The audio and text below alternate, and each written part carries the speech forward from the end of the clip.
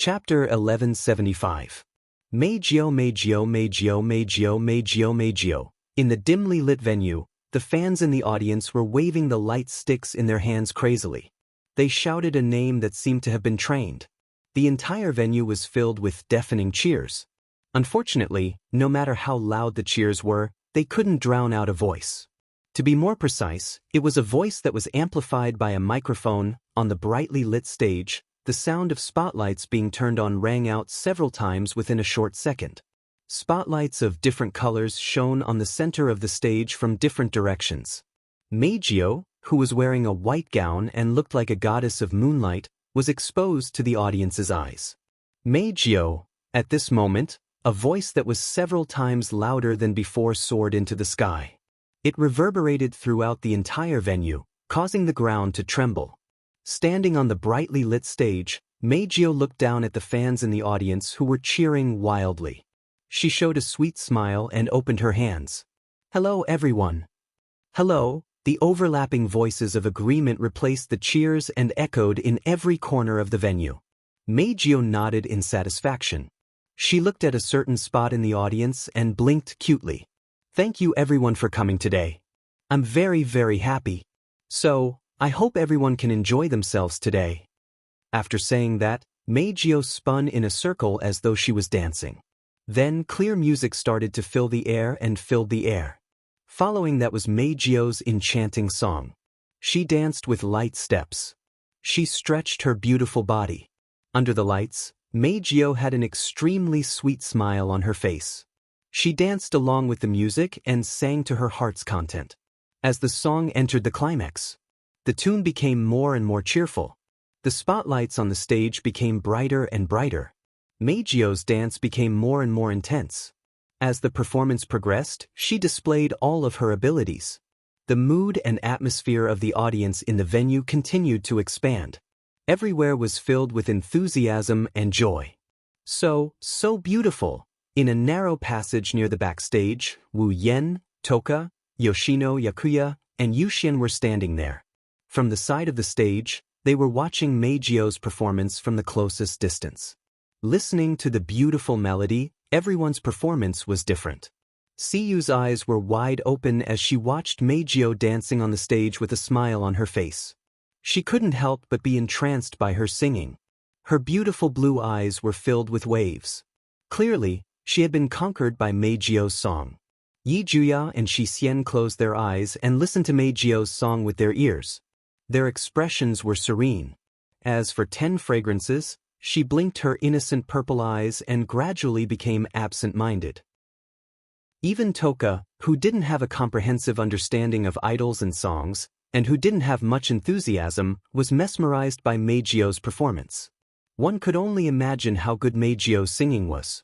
Whether it was her movements, her dance, her expression, or her melody, Meijio displayed her overwhelming strength. She instantly captured the hearts of the audience in the venue. Coupled with the support of the audience who were waving the light sticks in their hands and shouting deafening cheers with all their might, who could have imagined it?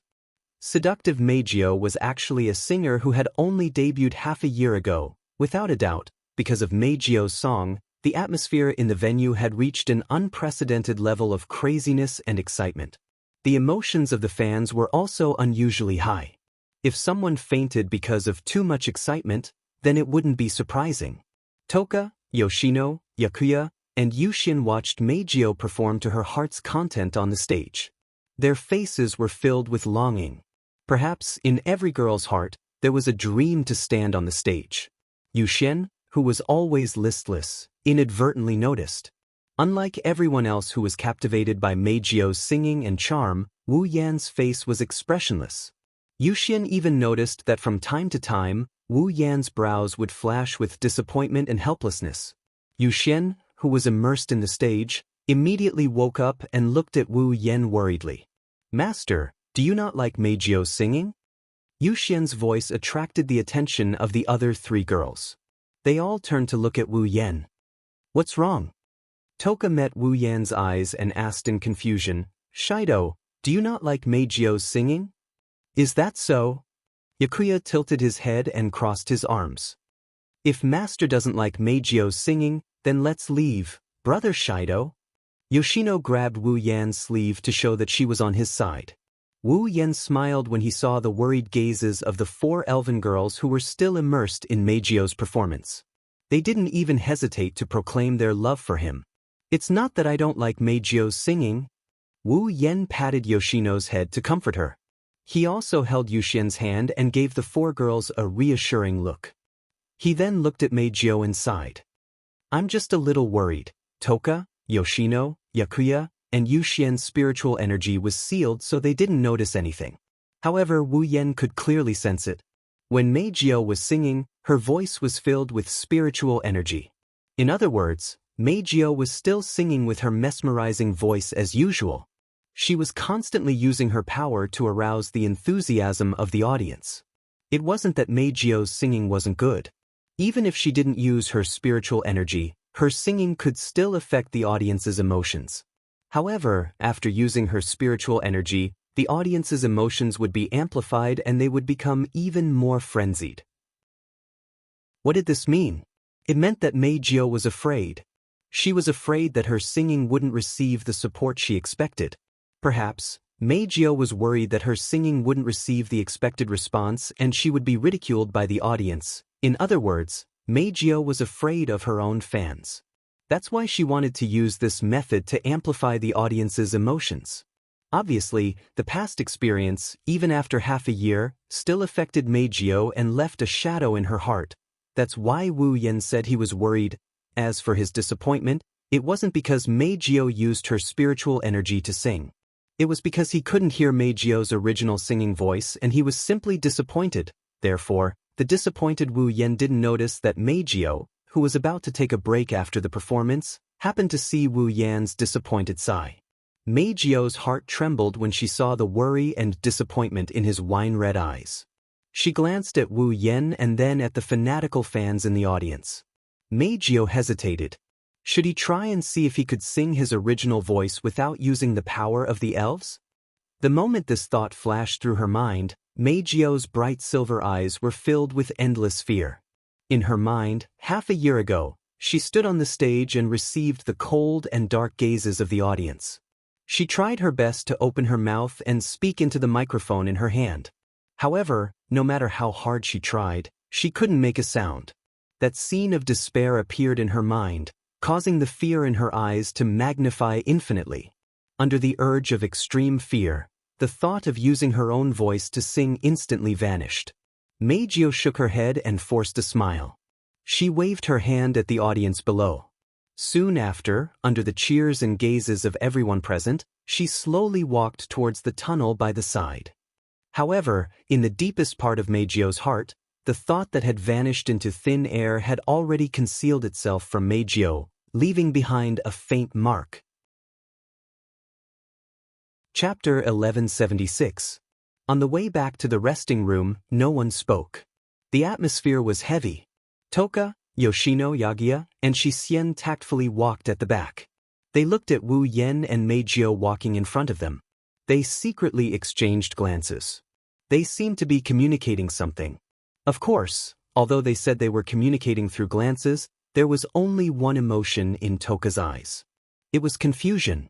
Although Fourth Aunt's face was not filled with confusion, her beautiful big eyes were filled with confusion. Clearly, she did not understand what the other 3 sisters were trying to say with their eyes. Only Yi Jushi and Xianxia were happily exchanging glances. From time to time, they would nod or shake their heads. They used extremely subtle movements to express what they wanted to say. Moreover, the other party seemed to understand what they were saying. It made people sigh in admiration. As expected of twin sisters, as for Wu Yan and Meijio who were walking in front of them, they didn't even look back. One raised her head and looked at the ceiling while the other lowered her head and looked at the floor. A heavy atmosphere fluctuated between the two. It was very depressing. Meijio secretly glanced at Wu Yan who was expressionlessly looking at the ceiling. She recalled Wu Yan's worried and disappointed gaze. She suddenly felt apologetic. She really wanted to apologize to Wu Yan. But then, Meijio realized she didn't do anything wrong. She didn't do anything to make him angry. Was there a need to apologize? Thinking of this, Meijio swallowed the apology that was about to come out of her mouth and lowered her head again.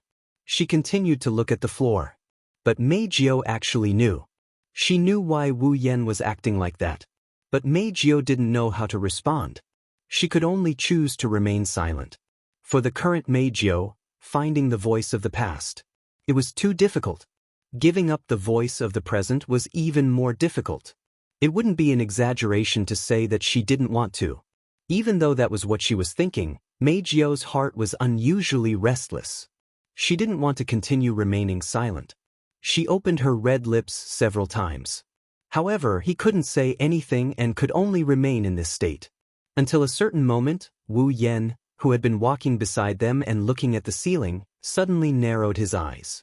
He grabbed Meijio's hand and stopped. Meijio was shocked. Looking at her hand being held by Wu Yan, in an instant, a reflexive resistance rose in her heart. That was Meijio's reaction to her disgust towards men. Obviously, even if the other party was Wu Yan, Meijio didn't want him to casually touch her body. "What are you doing?" Meijio couldn't help but struggle. "Let me go."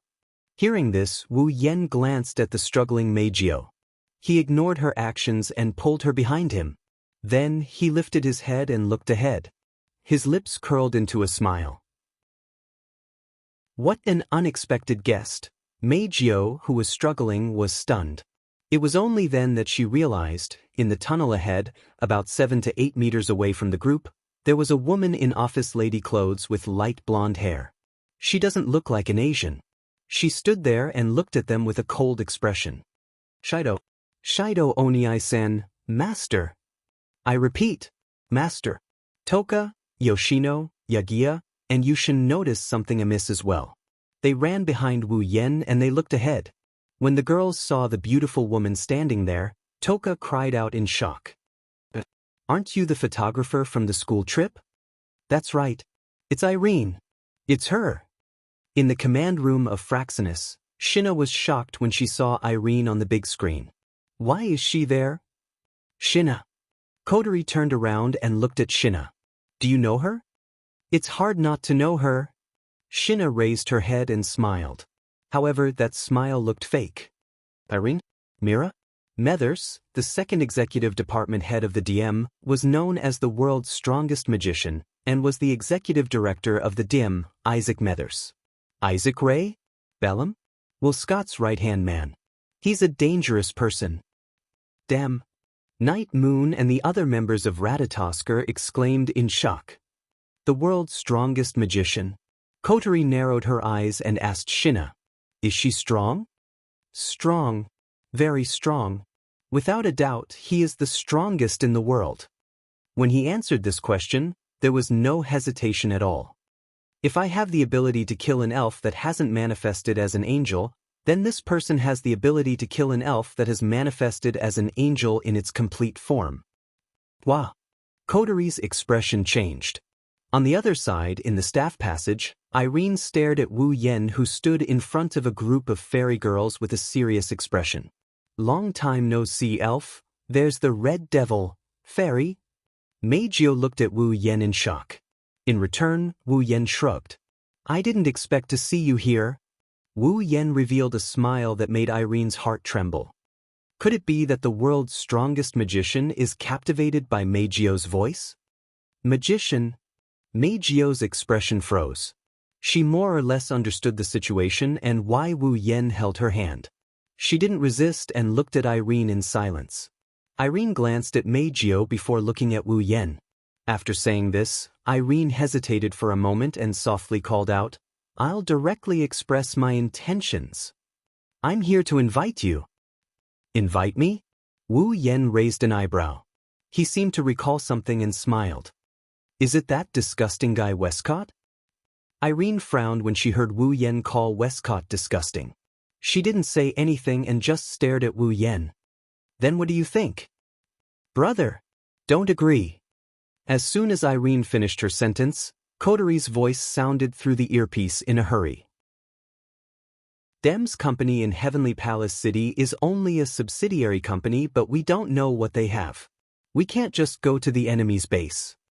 "Yeah, Onie-sama," Shina said. Although DEM is weaker than the parent organization of Ratatosker, Asgate Electronics, in terms of the manufacturing technology of the display device, they have been advocating the killing of elves for a long time. Therefore, their combat power is very strong. No matter how strong my brother is, he has no chance of winning against the entire DEM company. Captain, you also spoke. Be careful, it might be a trap. Wu Yan shook his head helplessly. Irene thought he was going to refuse, so she changed the topic. Didn't you say it before? If I survive, you'll come with me to meet Ike? Well, I did say that. Wu Yan shrugged and he chuckled after thinking for a bit. But I accept. Onye-sama. Kotori's sharp voice sounded in Wu Yan's ear. Don't worry. Wu Yan whispered into his earpiece. Don't forget, I still have familiars and ruby mode. Even if I can't get away, I can still teleport away. Kotori fell silent. Wu Yan glanced at Irene, who relaxed a little. He turned around and looked at the elven girls. That's it. Wait here, I'll be right back. The fairies wanted to say something, but Wu Yan interrupted them.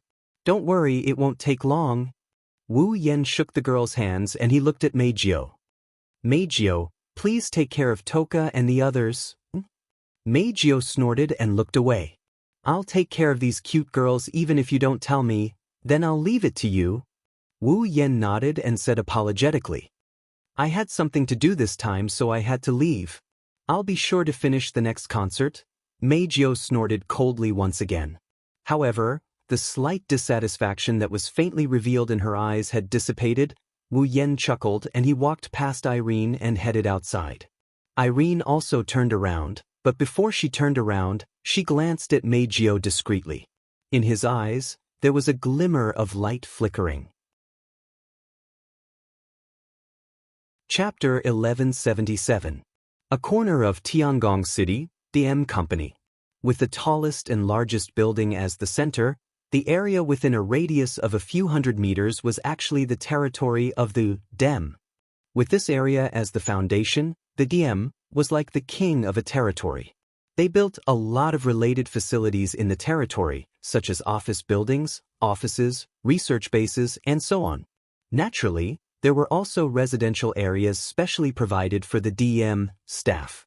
The building that stood in the middle like a giant pillar that supported the sky was the first office building of the DEM branch company. It was also the most important building in the DEM branch company. Under Irene's lead, Wu Yan walked through the spacious hall and walked along a rather glorious passage to the top floor of the first office building. According to Irene, Will Scott is waiting for his arrival there. Glancing around, the magicians dressed in all kinds of CR units, armed with weapons and looking at him with vigilant gazes, Wu Yan curled his lips lazily and looked at Irene. I say, Miss Irene, is this DEM company usually so heavily guarded? Or is it so grand because of my arrival? Hearing Wu Yan's words, Irene's footsteps imperceptibly paused. She seemed to be thinking about how to answer Wu Yan's question, but this pause didn't even last for a second before she continued moving. Irene answered truthfully. This is the first office building of the DM company. Many of the DM's top secrets are kept here. Moreover, there are also DM's higher-ups moving around here. Therefore, the first office building is usually in this state of security. It has nothing to do with your arrival. Nothing to do with it? Irene didn't know whether to believe it or not.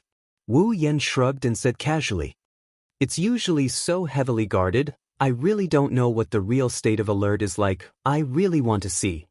The current DM is very powerful. In the whole world, they were the ones with the highest right to speak. Plus, it has the technology to create a display device. I believe that in this world, no one wants to offend the DM for no reason. No one wants to offend the DM either. Irene glanced at Wu Yan, as if she was referring to something. It's been many years since a true state of alert has appeared. Is that so? Wu Yan put his hands behind his head and followed Irene. Then why did you invite me in so openly? Do you think I don't have the ability to make the DM go into alert? You misunderstood. You've misunderstood. Irene's expression turned cold. With your strength, the security here is nothing more than a facade. If you intend to force your way in, this level of security won't be able to stop you." Wu Yan chuckled as he shook his head. "You speak as if I don't want to force, you really do trust me." "You won't do that," Irene said expressionlessly. "After all, this is just fulfilling the bet of our game. That's why I said you really do trust me." Wu Yan turned to look at Irene and smiled meaningfully. "Are you that confident that I'll fulfill the bet of our game? What if I go back on my word? Or maybe they'll just kill you, who came here alone." "You won't do that." Irene's expression didn't change in the slightest, and the look in her eyes began to sharpen. "At least, if it were me, I wouldn't do that. You're stronger than me, you wouldn't do that either." Irene suddenly paused and her voice became softer. "Of course, if it's Ike's order, then it's a different story." "How loyal." Wu Yan didn't say anything else after that. He ignored the vigilant gazes of the surrounding guards and followed Irene through a series of dizzying corridors and special elevators to the top floor. 10 minutes later, Wu Yan arrived at a dimly lit floor under Irene's lead. It wasn't an exaggeration to say that it was very dim here. Only some faint light shone out from some rooms with doors. From here on out, the number of guards on alert decreased. Of course, with fewer guards, the danger level increased by quite a bit.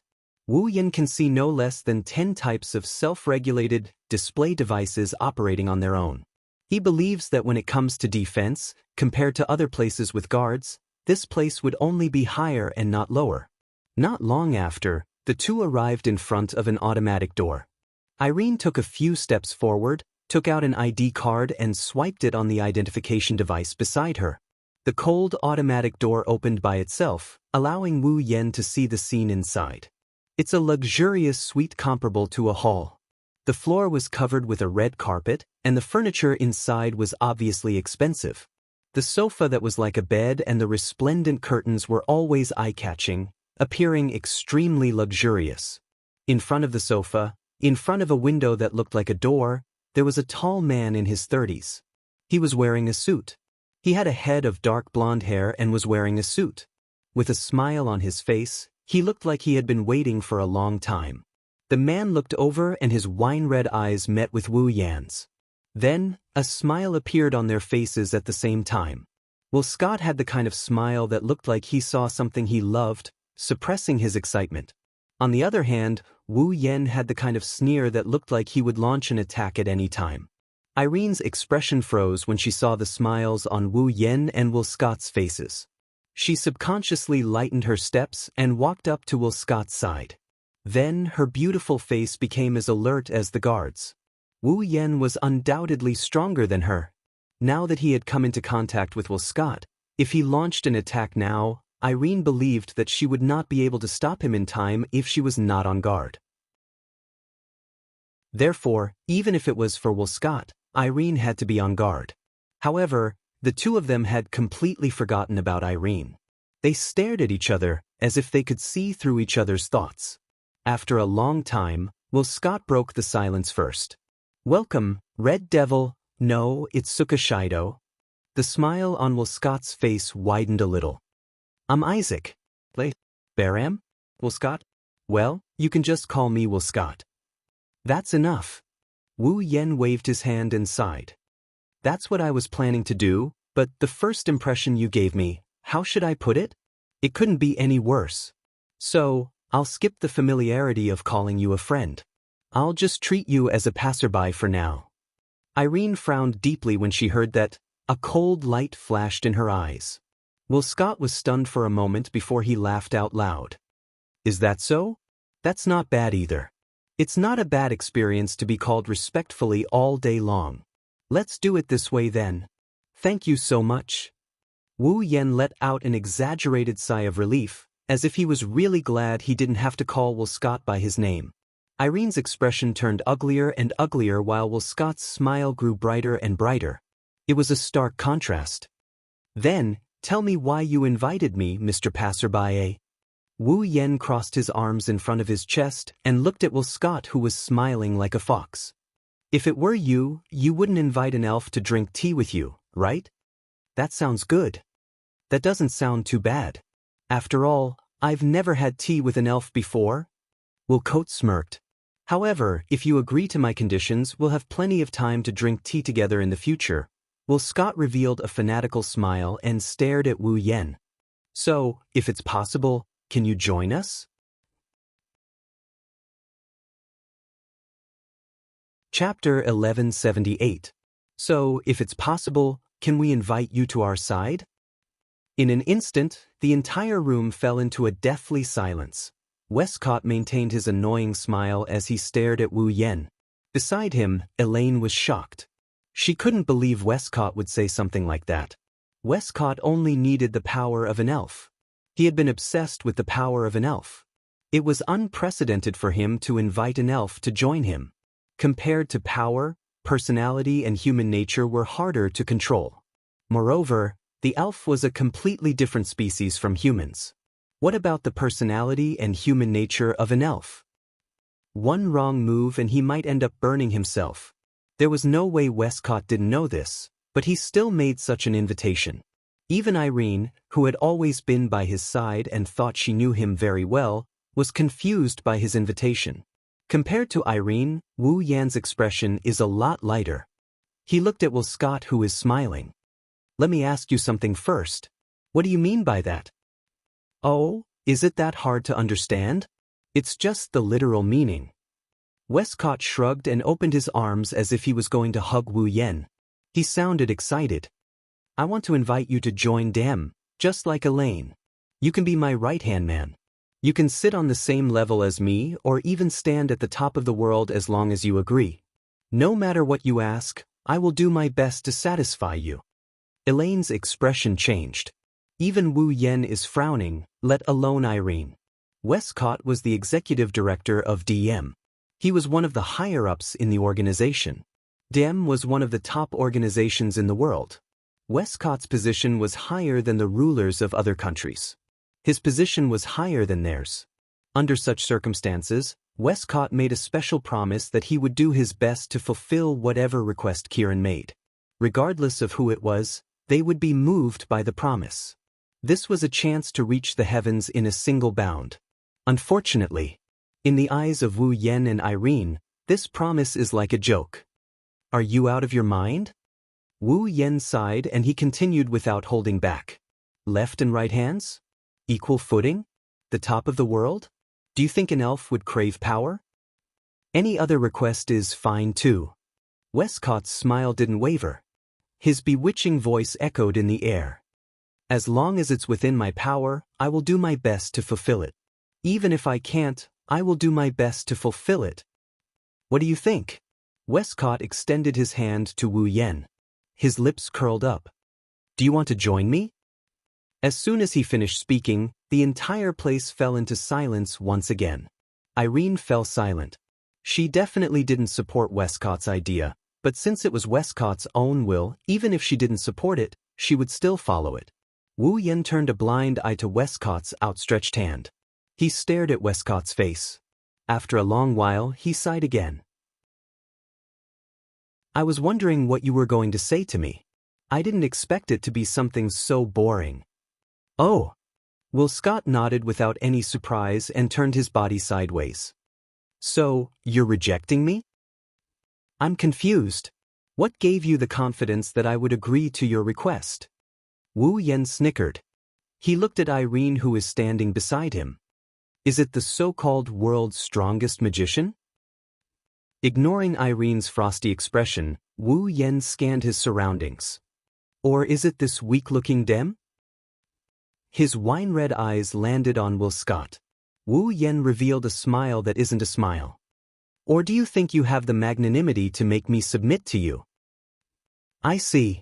In other words, you can't find a reason to stay? Will Scott held his forehead helplessly as if he was having a headache. However, he suddenly smiled when he thought of something. How about something else? Will Scott said as if he had found something fun. For example, if you don't agree, the girls around you. Before he could finish his words, Will Scott's pupils shrunk. All his words seemed to be stuck in his throat, and he couldn't say a word. Because the figure that was originally standing in front of him had suddenly vanished from the spot under his gaze. What replaced it was a somewhat scorching and somewhat ice-cold feeling that came from his back, causing him to freeze on the spot. What? Elaine was shocked. She jumped away. With a flash of brilliance, the special CR unit, called Pandaragon, appeared on her body and covered her body. When Elaine turned around and looked in the direction of Westcott, her hand that was about to pull out the laser light sword on her back froze in the air. The expression on her face changed drastically. Although I more or less know that you are very annoying before I came. Like a close friend, Wu Yan leaned on Westcott's back. His eyes looked straight at the scene of Tiangong City outside the window. His voice was indifferent, but it gave the two people a cold feeling. But after I really got in touch with you, I realized that you are not annoying but disgusting. The smile on Will Scott's face slowly disappeared. His sharp eyes couldn't help but waver. For the first time, indifference appeared in his tone. Really? That's really a pity. I really want to have a good relationship with you. It's really a pity. Keeping his back to Westcott, Wu Yan shook his head, ignoring Elaine, who was worried that he would suddenly attack. Unfortunately, in the end, you can only be a passerby in my life. You don't even have the qualification to be remembered by me. After that, Wu Yan stepped away from Westcott's back and came to the window under Elaine's gaze. Let me give you a piece of advice. Turning his head, Wu Yan looked at Westcott. A dangerous bloody light flashed in his eyes. Don't touch people you shouldn't touch. It's best not to do things you shouldn't do. Usually, this kind of person will die faster, Mr. Passerby. After leaving such a sentence, an abnormal wave rose from Wu Yan's body. Then he disappeared on the spot. Ike. Elaine's eyes swept across all the corners of the scene and then looked at Westcott. Are you all right? I'm fine. I'm fine. He won't even bother to attack me. Westcott shook his head and laughed. However, Irene, your previous evaluation of him seems to have been too low. Hearing this, Irene fell silent and clenched her fists tightly. At first, Elaine thought that even if she wasn't Wu Yan's match, she could at least escape with Westcott when he attacked. In the end, she didn't even know when the other party had moved or when he had run behind Will Scott. If Wu Yan had attacked Will Scott just now, Elaine's face paled at the thought. Seeing this, Westcott took a deep breath and laughed bitterly, which was rare for him. Looks like I can't act rashly before I know his exact strength. Westcott walked to the window and looked at the sky outside with a frown. If that's the case, the people around him who look very similar to Princess, Nightmare, Berserker, and Hermit won't be able to move as well. This is going to be a little tricky. Hearing Will Scott's words, Irene was silent for a moment and suddenly raised her head. Then what about Diva? What about Diva? Diva? Westcott was taken aback. He looked at Elaine in confusion. What do you mean? When I went to invite Shido, I detected a psychic wave in a concert venue. Irene narrowed her eyes. The song performed at the concert seemed to contain spiritual energy. Westcott's eyes lit up and he smiled. Chapter 1179. In the morning, the sky was clear and clean. Passing through the layers of floating clouds, the sunlight was like strands of golden threads, crisscrossing in the snow-white clouds, sewing the scattered clouds into an incomparably beautiful pattern, emitting a dazzling halo, causing people's eyes to brighten.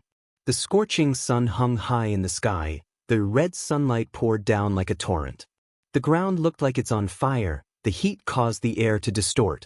It had already been 2 months since the end of the last cultivation trip. Traveling to the seaside during the summer was undoubtedly a very beautiful thing. The memories of the trip to Huimei Island were still more or less lingering in the minds of the students and teachers of Lai Chan High School. During this period of time, many students in the school frequently talked about it and yearned for it. After all, even though 2 months had passed, summer was still not over. On the contrary, the weather was getting hotter and hotter. After 2 months, the temperature in Heavenly Palace City was even higher than when they went on a study trip to Heim Island, so some students who were afraid of the heat did not want to go out. Of course, that's because they don't know how hot it was on Itagami Island during the blood-sucking frenzy. Otherwise, they would think they're in heaven. Compared to the temperature on Itagami Island, the highest temperature ever recorded in Heavenly Palace City was only room temperature on Itagami Island. The two are not on the same level. This point could be seen from a certain person who was still sleeping under the scorching sun. Master, get up. You're going to be late for school. Wake up. If you don't wake up, Xianxia is going to prank Master.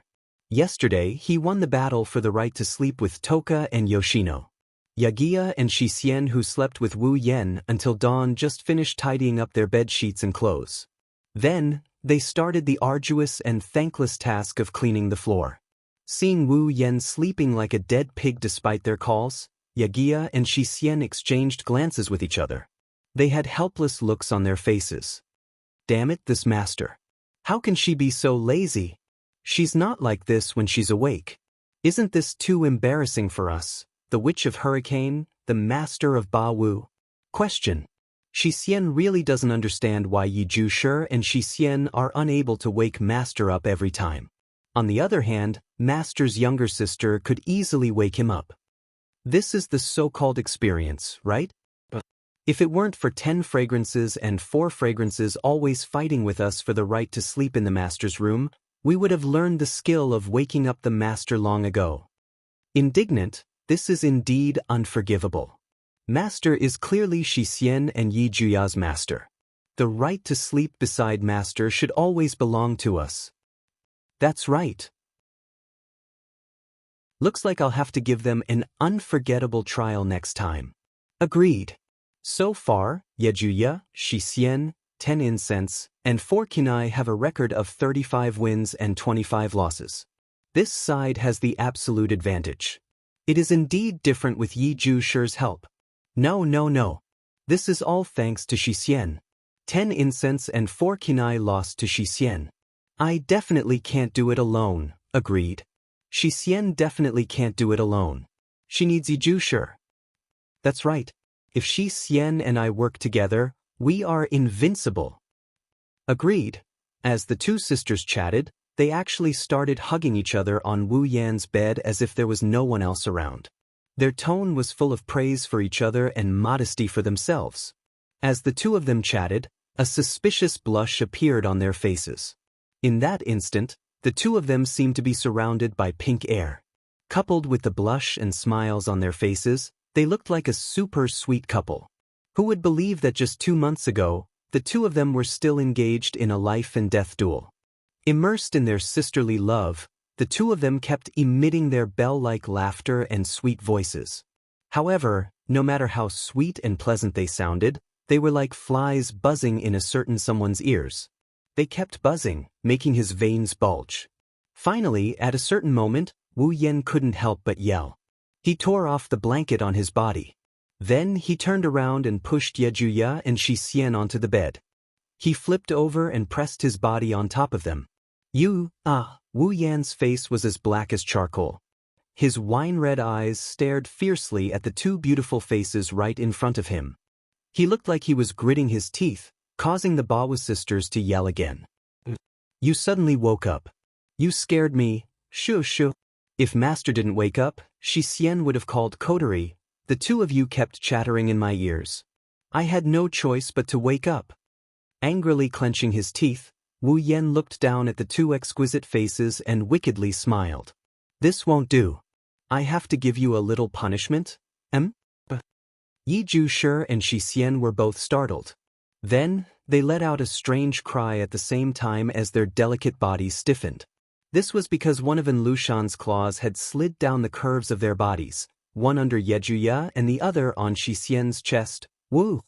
The Bawa sisters instantly blushed. Sensing the strange sensation coming from their bodies, they couldn't help but begin to struggle. But rather than saying that they were struggling, it was more accurate to say that they were twisting and turning. Their somewhat uncomfortable bodies even began to breathe faster. The Bawa sisters were no longer the foolish elves from 2 months ago who only knew half of what was going on. After 2 months of the Temptation Special Training video that no one knew about, Yi Zhuya and Xianxia had already acquired a certain level of knowledge. But it was precisely because they had gained a certain level of knowledge that the two elven girls no longer dared to seduce Wu Yan. It wasn't that they didn't want to do it with Wu Yan, but that they were simply shy and timid. Thus, whenever Wu Yan touched the Bawa sisters, the Bawa sisters would react like young girls in love, becoming extremely shy. They were no longer as open as they had been 2 months ago, when they had used the 3 seduction steps provided by the kind-hearted person on Haimai Island. Alas, the 2 elven girls had no idea that this sort of reaction would only arouse the filthy thoughts in the heart of a certain wolf. One on each hand, one on top and one on bottom, he rubbed the soft parts of the 2 girls. He licked the corner of his lips and sighed. As expected, one focuses on being soft and slender while the other focuses on being full and voluptuous. Hearing that, the redness on Yijia and Xianxia's faces grew even stronger. However, Yijia soon voiced his dissatisfaction. Ugh, why does Master like to touch Xianxia's breasts every time? While holding back his breath, Yeguia continued to speak in a fragrant voice. I have something to say too, sigh. Xian also has the same question. With a blush on her face, Xian couldn't help but twist her upper body that was being rubbed up and down by Wu Yan. Why does Master like to touch Yejuya's entire body but only touch Xian's breasts? Well, it's your fault for having your own merits. Wu Yan's hands moved faster, causing the Bawa sisters to moan. Then he smiled and said, as for me, of course, I would focus more on the areas that I like. After rubbing a few more times, Wu Yan withdrew his hands with some regret, allowing the Bawa sisters who had almost reached the peak to catch their breath. Ha! Yejuya's eyes were slightly dazed, his clothes were extremely messy. Is it already over? Opinion. Xian panted, her watery eyes turned to Wu Yan. Xian thinks it's not over yet, although I really want to continue. If we make too much of a fuss and Shirori finds out, it would be very scary. It's better to leave the beautiful things for the future. Wu Yan sighed and stood up. All right, you girls should quickly tidy yourselves up. We have an important meeting to attend today. A meeting? Did you forget? Wu Yan shook his head when he saw the confused looks on the sisters' faces. The large-scale cultural festival held by the 10 high schools in Tiangong City, the Tianyang Festival, will be held soon. Our class will also have to discuss the Tianyang Festival. After saying that, Wu Yan glanced at the Bawa sisters. What? You don't want to participate? How is that possible? Repeat. That's impossible. Yagoya and Dushin jumped down with excitement on their faces. Wu Yan couldn't help but chuckle at their excitement. Chapter 1180. 30 years ago, Heavenly Palace City was an area formed by the devastating destruction caused by a huge space earthquake. It was redeveloped and born from that. Although the current Heavenly Palace City was not very prosperous, it still maintained a considerable population. However, at the beginning of the redevelopment period, due to the threat of the space earthquake, not many people were willing to live in Heavenly Palace City. As a result, the population of Heavenly Palace City was very small compared to the area of the area. Under such circumstances, at that time, both the number of schools and the number of students were very small. It was absolutely impossible to hold a cultural festival that would be lively. Therefore, at that time, the cultural festival that was born was an event that was planned to be lively together. Because the population of a single school was very small, at that time, the cultural festival was decided to be jointly held by the schools in Heavenly Palace City. With the number of people, the cultural festival could be really lively. This was the origin of the large-scale cultural festival jointly held by 10 high schools, including Laichan High School, the Tianyang Festival. At first, the purpose of the birth of the Tianyang Festival was just to make the cultural festival more lively with the joint efforts of various schools. But later, as more and more schools participated in the Tianyang Festival, it developed to the current 10 schools. The Tianyang Festival had become a famous large-scale event in Heavenly Palace City. This small celebration was held by high school students in a sparsely populated area at the beginning. Now, after about 30 years of development, It had become a large-scale event that had to be held in the central square of Heavenly Palace City for 3 consecutive days. Such a large-scale event, even in Heavenly Palace City itself. Now, because it was impossible to cancel the Tianyang Festival, which had grown into a huge event, they could only acquiesce and let the Tianyang Festival continue to this day. Every year, when the Tianyang Festival was held, TV stations would come to interview and report, and there would also be many tourists from outside the city. There were even many junior high school students who decided their high school choice according to the grand occasion of the Tianyang Festival, so the Tianyang Festival evolved into a cultural festival not only limited to high schools, but also had great significance in driving economic development. Therefore, in Heavenly Palace City, every high school attached great importance to the holding of the Tianyang Festival. The fact that the Tianyang Festival could attract junior high school graduates meant that the high schools in Tiangong City had to pay attention to this event. Because of this, even though there was still some time before the Tianyang Festival, every high school in Tiangong City was already busy preparing for the Tianyang Festival. Naturally, Laichan High School was among them. Today, Laichan High School would be closed for the day. The school allowed all students to go to the gymnasium to participate in the meeting about the Tianyang ceremony. From this, it could be seen just how much importance did the school place on the Tianyang ceremony. Of course, it wasn't just the school. The students also attached great importance to the Tianyang ceremony. After all, it was the largest annual event in Heavenly Palace City. High school students who were still at the age where they liked to play would not miss such a lively event. They were all full of interest. As a result, by the time Wu Yan brought Toka, Yejuye, and Xianxia to Laichan High School's gymnasium, it was already packed with people. If they hadn't attended the Qixi Festival and Meijio's concert, Toka, Yejuye, and Xianxia would have cried out in shock. At this time, although there were many people in the gymnasium, it had not reached the level of the first 2. There weren't that many students in Laichan High School. However, Wu Yan's arrival attracted the attention of all the students in the gymnasium. Each and every one of the students directed their resentful gazes at Wu Yan. It's as if they're practicing a godly art that can kill people with their gazes. Wu Yan, who was walking towards his class, stopped in his tracks. The expression on his face became resentful. However, there was no other way. After all, Wu Yan was so famous in Laichan High School. He had a beautiful girlfriend and an equally beautiful fiancée. How could he not attract attention? On top of that, the recently transferred twin sisters who are equally beautiful to the point of suffocation called him Master in front of the whole class on their first day at school. It's impossible for him not to become famous when he has to carry around these 2 super beauties with him every day. Wu Yan smiled bitterly as he felt the sharp gazes coming from all around him. No wonder Shiji didn't wait for us and went out today. She should have expected this situation long ago, right?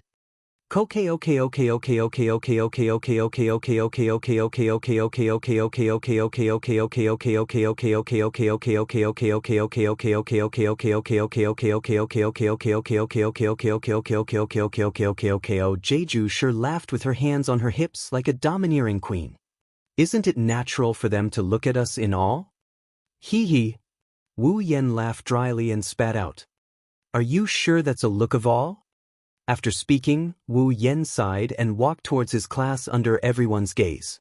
He glared at Shiori, but she rolled her eyes in return. Not long after, the meeting about the Tianyang ceremony officially began. On a high platform in front of them, the principal of Laichan High School finished his speech. Then, a director went on stage to explain the Tianyang ritual. The Tianyang Festival is an event jointly held by 10 high schools in Tiangong City. It is different from ordinary cultural festivals. In addition to making preparations for the festival activities of the school, there must also be a person in charge to supervise the progress of all work and communicate with other schools. Here, we must first elect a committee member to take charge of the Tianyang ceremony. At this moment, the students in the gymnasium quieted down. The purpose of participating in the Tianyang ceremony is to have fun. If one becomes a committee member, they'll be able to have less time to play. Plus, there's a lot of work to do. Who would be willing to be a committee member? The director seemed to have sensed something was wrong and quickly explained. Actually, most of the work regarding the Tianyang festival has already been completed. The responsibility of the executive committee member is to supervise the progress of the follow-up task and negotiate with the executive committee members of the other high schools about the Tianyang festival to avoid any conflicts. Hearing the headmaster's words, the enthusiasm of the students was not aroused. All of them looked at each other and remained silent, causing the entire place to be silent. Seeing this situation, Wu Yen curled his lips before opening a can of drink and drinking it. It has nothing to do with him, right? Unfortunately, Wu Yen was wrong. Maybe it had nothing to do with Wu Yen before, so the director wouldn't have chosen him. However, Wu Yen did something wrong. He shouldn't have opened the can of drink in such a quiet environment. As a result, the crisp sound of a can being opened echoed throughout the stadium, attracting the attention of everyone present. When they saw that the one who caused the commotion was Wu Yen, the eyes of all the boys lit up with a scheming glint in their eyes. Director. Suddenly, a cold voice sounded in the gymnasium. I recommend Itsuka Shido to be a committee member of the Tianyang ceremony. Pfft. The sudden voice made Wu Yen widen his eyes and he spat out the drink in his mouth without leaving a single drop behind. At the same time, all the boys in the gymnasium shouted loudly. I agree. I vote for Itsuka Shido. I agree too. Itsuka Shido is the only one who can take on such an important role. I absolutely agree. How can we let this bastard live a life of having girls on his left and right every day? That's right. We have to make him a coolie. That's right. That's right. The shouts at the front could barely be brushed off perfunctorily, but the voices at the back were practically shouting out all the thoughts in their hearts. The girls seemed to think that they should drag Itsuka Shido down with them, so they all joined the chorus. Suddenly, the gymnasium was filled with the words, Itsuka Shido. Ahem! On the stage, the director coughed into the microphone to suppress the noise. Then, he glanced at Wu Yen and smiled. In that case, Itsuka Shido from Grade 2 Class 4 will be the committee member of the Tianyang ceremony. Oh? The cheers that were loud enough to shake the gymnasium resounded through the clouds. A stark contrast to Wu Yan's stunned expression, the cheers lingered for a long time. Chapter 1181. Heavenly Palace City, Dragon Gall Temple Women's Academy. Looking at the dignified school gate made of red bricks, the road paved with red bricks, and the castle-like school building at the very front, Wu Yen sighed as he stood at the school gate. In the end, it still ended up like this. The private Dragon Gall Temple Women's Academy was one of the best high schools in Heavenly Palace City. It was like the Tokuwadai High School in the world of Magic Catalog and the White Emperor Academy in the world of Butler Whirlwind. In Tiangong City, basically, no one did not know such a super famous school. Naturally, Dragon Gall Temple Women's Academy was chosen as the venue for the joint meeting of the 10 high schools during the Tianyang festival. Wu Yen, who was scammed by almost all the students of Lichang High School and became a committee member of Lichang High School's Tianyang festival, came here to participate in the joint meeting of the Tianyang festival while everyone else was having a good holiday. Perhaps it was because there were club activities or because they were preparing for the Tianyang festival. Students could be seen everywhere at the gate of Dragon Gall Temple Women's Academy on the weekend. Young ladies in white and blue sailor uniforms walked into Dragon Gall Temple Women's Academy one after another. As soon as they entered, they scattered in all directions. Obviously, they all had their own things to do. In addition to the students of Dragon Gall Temple Women's Academy, some students in uniforms from other schools also entered Dragon Gall Temple Women's Academy. They were probably committee members of the Tianyang festival like Wu Yen. Like Wu Yen, they were also here to participate in the joint meeting. Going to another school to hold a meeting on the weekend made the committee members of the Tianyang ritual speechless. They sighed along the way, their faces full of laziness. But the difference was that they were sighing about the busy work ahead of them. Wu Yen was different. The reason why Wu Yen sighed the first second he arrived here is because, in this prestigious school, he is the only one who can do this. An acquaintance. Oh, what an amazing place. Is this also a school? But it seems like we've come to an incredible place. While Wu Yan is still lamenting over his fate, Wu Yan decided to leave. Behind him, Yijia and Xixian, who were standing side by side a step away from him, let out surprised gasps. A place like this is where Ba Wu, the son of Hurricane, should be. Yijia's silver eyes were already glowing as he turned to look at Wu Yan. Why didn't he transfer here? Why did he choose to study in that shabby Lichang high school? Agreed, Xixian thinks so too. Xixian's eyes were half open as she tilted her head and said eloquently, studying in such a school must be a wonderful thing. Unfortunately, it's an all-female school.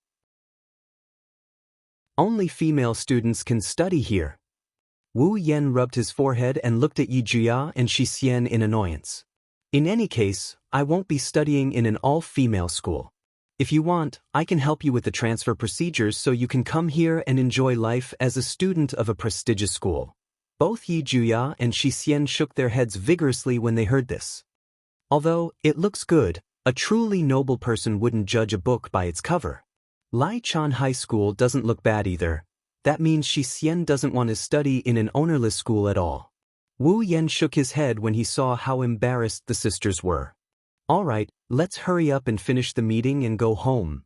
Leaving these words behind, Wu Yan walked towards the school gate. The Baku sisters quickly followed behind him like two adorable attendants. If they were to wear maid outfits, they would definitely be mistaken as genuine maids. Unfortunately, the sisters always thought of themselves as slaves. Wu Yan couldn't be bothered to correct them. It's not a bad thing to have two super cute girls following behind him. Inside a meeting room in Dragon Gall Temple Women's Academy, a lot of students in different uniforms gathered in the meeting room. They sat down on the seats with their school's name on them and waited for the meeting to begin. Perhaps they were intimidated by the name prestigious school, but the committee members of the Tianyang ritual sat up straight. They didn't even dare to breathe too loudly. Only Wu Yan, Yijia, and Xixian behaved as usual. It didn't take long for the committee members of each school to arrive. As if on cue, the door to the meeting room opened the moment all the committee members arrived. A group of Dragon Gall Temple Women's Academy students in sailor outfits swarmed in. They stood in 2 rows as if they were welcoming a distinguished guest. The students were stunned. They looked at each other with question marks written all over their heads. Even Yijia and Xixian started whispering to each other. Wu Yan was the only one who couldn't bear to watch and covered his face. While everyone was whispering to each other, a student in sailor outfits walked into the passage between the 2 rows of Dragon Gall Temple Women's Academy students. She looked like a queen. Her footsteps were light and graceful. Her wavy, violet long hair fluttered in the wind. Her sparkling silver eyes were filled with arrogance and a noble and elegant confidence. Although she was wearing the same uniform as the 2 rows of girls around her, the overwhelming presence and voluptuous figure emitted from her body instantly became the most eye-catching existence in the scene. All the students in the conference room collectively fell into a deathly silence.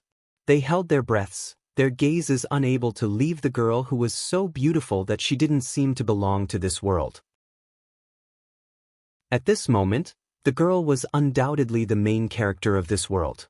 Welcome to Dragon Gall Temple Women's Academy, committee members of the Tianyang ritual. Walking up to the front stage, the young girl faced everyone present with a leisurely smile on her face.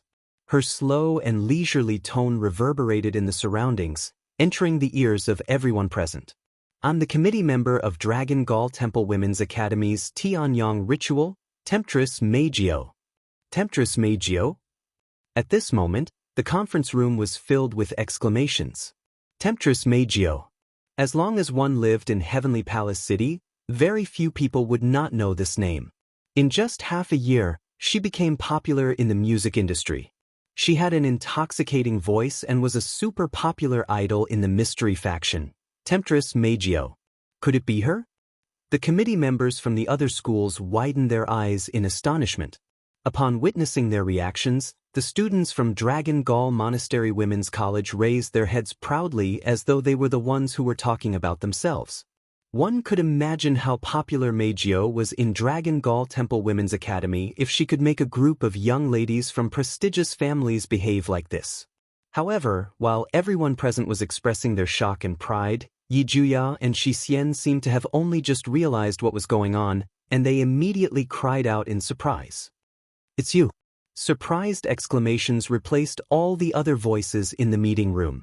Everyone in the room also looked over in surprise, including Meijio herself.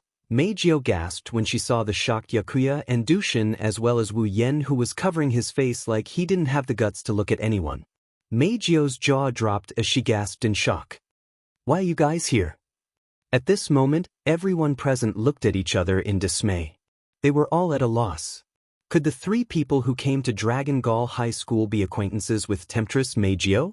When they thought of this, they looked at Wu Yen Yagia and Xianxia with curiosity, and disbelief. It seems like they are trying to figure out something from the trio. Of course, those executive committee members wanted to see if this seductress Meijio was the super popular idol. On the other hand, the ladies of the Dragon Gall Temple Women's Academy wanted to see if the man and two ladies before them were acquaintances of their noble elder sister. Wu Yen sighed when he sensed the gazes directed at him.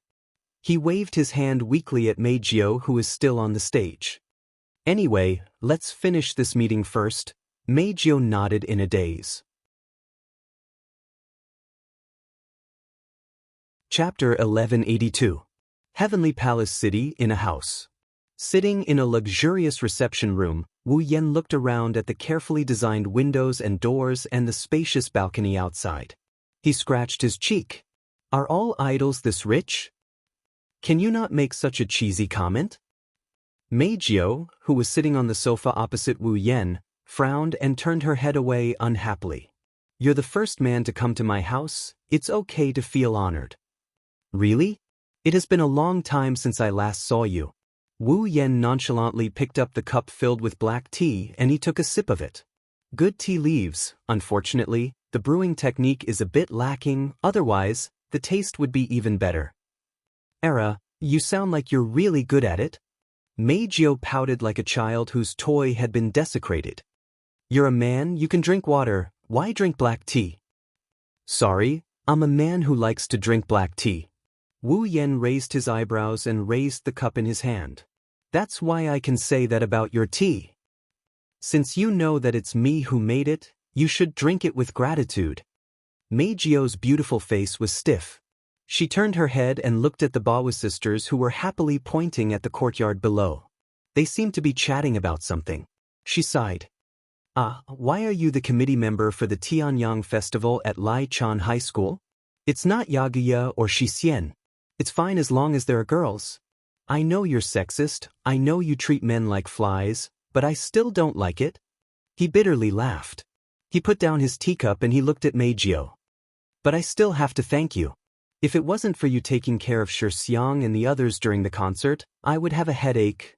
If you don't mind, I can take care of them for the rest of your life." "No, I mind. I mind very much." Wu Yen refused without hesitation. This made Meijio unhappy again. She glanced at Wu Yen and hesitated for a moment before asking. "That woman last time was a human magician, right?" His hand that was about to reach for the cup paused. Wu Yen looked up. His gaze directly met the other party's somewhat serious gaze. He smiled. "What's wrong?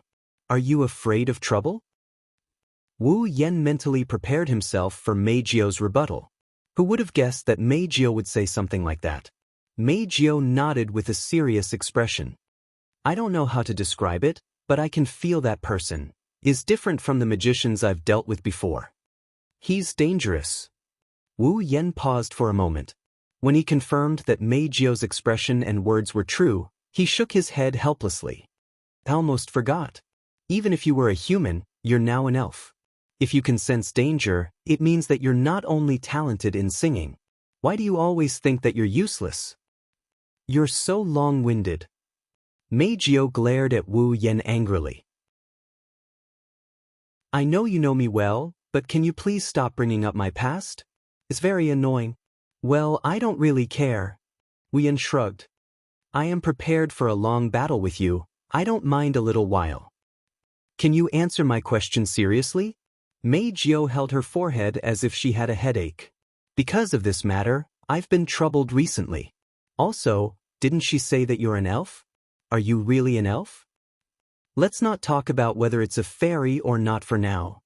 Wu Yan waved his hand and he interrupted Mei Jiao. But it's true that she's very dangerous. If you go against her, you have almost no chance of winning. Mei Jiao wanted to refute. That's only natural. In this world, the elves had the power equivalent to a natural disaster. Although Mei Jiao hasn't been an elf for long, she has fully grasped the power of an elf. Therefore, Mei Jiao knew how powerful an elf is. Mei Jiao had fought against magicians equipped with CR units before, but in the past, these magicians could barely protect themselves even when they attacked her in groups. How could they be as strong as an elf, or even stronger than an elf? In addition, because of her own experience, Mei Jiao looked down on humans from the bottom of her heart. Of course, she didn't want to believe that a human could defeat her. However, the pressure she felt from Irene that day made Mei Jiao unable to refute even if she wanted to. Ever since she became an elf, other than the first time she met Wu Yan, this was the first time Mei Jiao felt this way. She couldn't help but be concerned.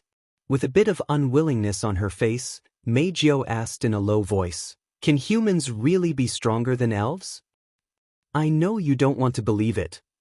Wu Yan bitterly smiled. But in fact, in this world, there are 3 humans who possess strength and talent comparable to or even greater than the elves. 3. The Bao's sisters who were playing outside the balcony walked in. They seemed to have heard the conversation between Wu Yan and Mei Jiao. Are there really humans who are stronger than elves? Jejuya's face was full of disbelief. And there are 3 of them? I doubt it. Xian also doesn't believe it. Xian frowned and tilted her head with her hands behind her back. Yagushir and Xian immediately entered duel mode when they arrived in the modern realm and left the modern realm. That's why they haven't encountered any human magicians. The humans they've seen recently are all toothless paper tigers. They're not strong at all. You said it yourself, you just haven't encountered them yet. Wu Yan took a deep breath of the black tea. He pondered for a moment and looked at the 3 elven girls. Since you don't know, I'll tell you today. Don't wait until you encounter them. If something happens due to carelessness, it'll be troublesome. Mei Jiao, Jejuya, and Xian held their breaths. 3 pairs of eyes locked onto Wu Yan. They were serious. Wu Yan nodded in satisfaction. The reason why human magicians can have extraordinary power is that they are equipped with a display device that can reproduce magic through scientific means, the CR unit. Since it is a piece of equipment, the skill of controlling the equipment and the talent of the individual are the fundamental factors that determine one's strength. Among the humans, there are 3 people who are extremely skilled at controlling the CR unit. He tapped his finger on the surface of a cup of black tea on the table, and the surface of the black tea in the teacup immediately rippled. Not long after, the image of a petite girl with a blue ponytail and a mole under her eye appeared in the tea. Her name is Chonggong Zhina. She's one of the 3 people who are good at manipulating CR units. Her body has been processed with a lot of magic power, which is why she's much stronger than common magicians when she's equipped with CR units at such a young age. Even when she's fighting against elves, if the elves are relatively weak, she's definitely capable of killing them. But now, Zhina has become a member of Ratatosker. She's on our side, so you don't have to worry about her. Wu Yan tapped the surface of the tea again. The image on the tea rippled again. It was replaced by a girl with short white hair and a cold expression. Her name is Toichi Origami. She's a member of AST. Her strength isn't that outstanding, she's only a little stronger than a normal magician. However, her skills and talent in controlling the CR unit are top-notch.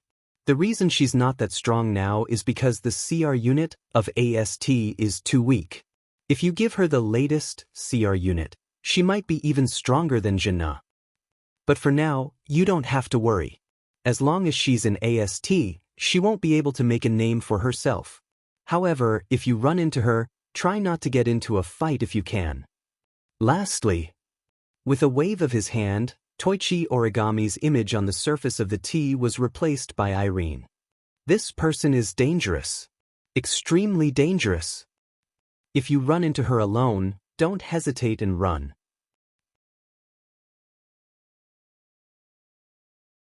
Chapter 1183. If you run into her alone, don't hesitate and run.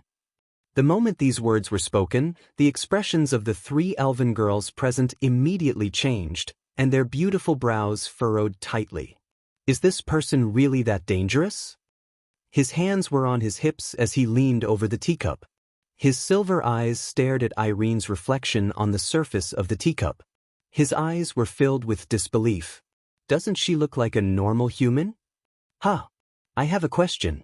Is this woman the one who invited Master to the concert last time?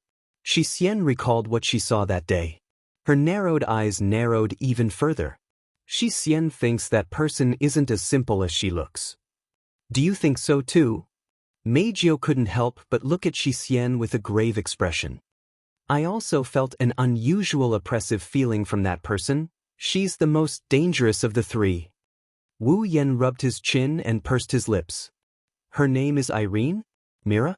Methers is the best at CR unit technology in history, and no one can surpass her. Moreover, she also has her own personal CR unit. With both of them combined, her strength can be said to be far beyond Shina and Kite Origami. In fact, she might even surpass most of the elves. She can definitely fight alone and kill the elves. So strong. Yijuya couldn't help but bite his thumbnail. His expression was a little ugly. I'm sure she's strong. At least, I don't think the 3 of you are a match for her even if you work together. Wu Yan sighed as he ignored the elven girl's expressions. That's not the most important thing. The most important thing is, this Elaine was still the person from the Dem company who advocated the killing of the elves. Moreover, she was currently loyal to an ambitious guy who was eyeing the elves covetously.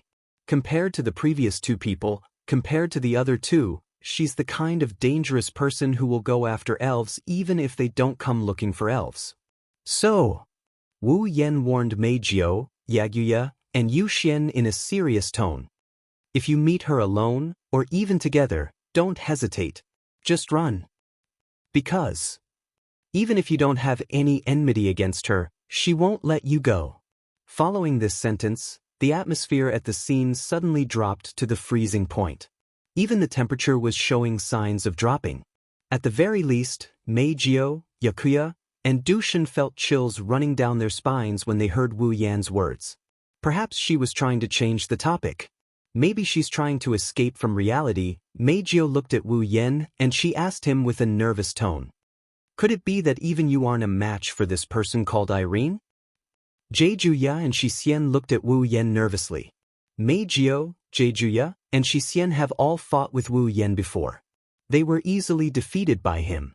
Jejuya and Xianxia even joined forces and used their strongest skill, Angel. They couldn't even hurt Wu Yan. If even Wu Yan wasn't a match for this person called Irene. They don't dare to imagine how strong this magician named Elaine is. Wu Yan smiled when he saw the nervous expressions on the 3 elves' faces. He could more or less guess what they were thinking. Don't worry, although Irene is strong. She's stronger than most elves, but she's still not a match for me. Wu Yan shrugged and said to the 3 elves, I fought her once on Homie Island. It's not hard to take care of her. Otherwise, she wouldn't have invited me that day. She would have taken me away by force. The 3 elves sighed in relief when they heard that. The heaviness in their hearts dissipated. Well, then this Elaine isn't that strong either? Yaguya raised his chin, a domineering smile appeared on his face again. Even if I'm not a match for her alone, Xianxia is here. If we work together. She's invincible, I know. Wu Yan rolled his eyes at Jejuya. Perhaps you're Raphael, Sky Racer, Elkanaf, that you and Xianxia can use to threaten Ellen, but if you want to defeat her, just that attack alone is not enough. For this reason, it's best that you don't let your guard down. What? Jejuya mumbled and stopped talking.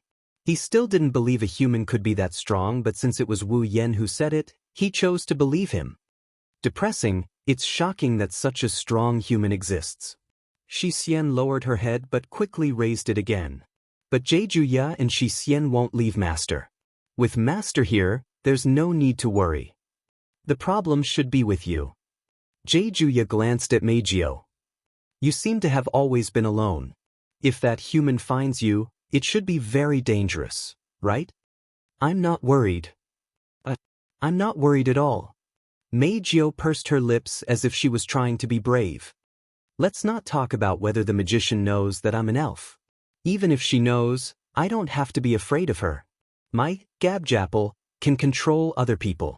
If I really meet her, even if I can't control her, I can control her companions to stall her and then escape. What if she doesn't bring her companions? Xianxia hit the nail on the head. Won't you still be in danger? Meijio. Under the gaze of the three people present, Meijio opened her mouth, but she couldn't say a word. She could only shake her head in despair. We'll talk about it when the time comes. Wu Yan, Zhuya, and Xianxia smiled bitterly. Wu Yan, in particular, had a troubled expression. He did not have to worry about the elf girls around him. Kotori, Toka, and Yoshino were all as strong as Irene, if not stronger. If Irene finds them, the telepathy spell on them will be triggered. Wu Yan can remove the seal and let them fight Irene. Zhuya and Xianxia are just like what they said.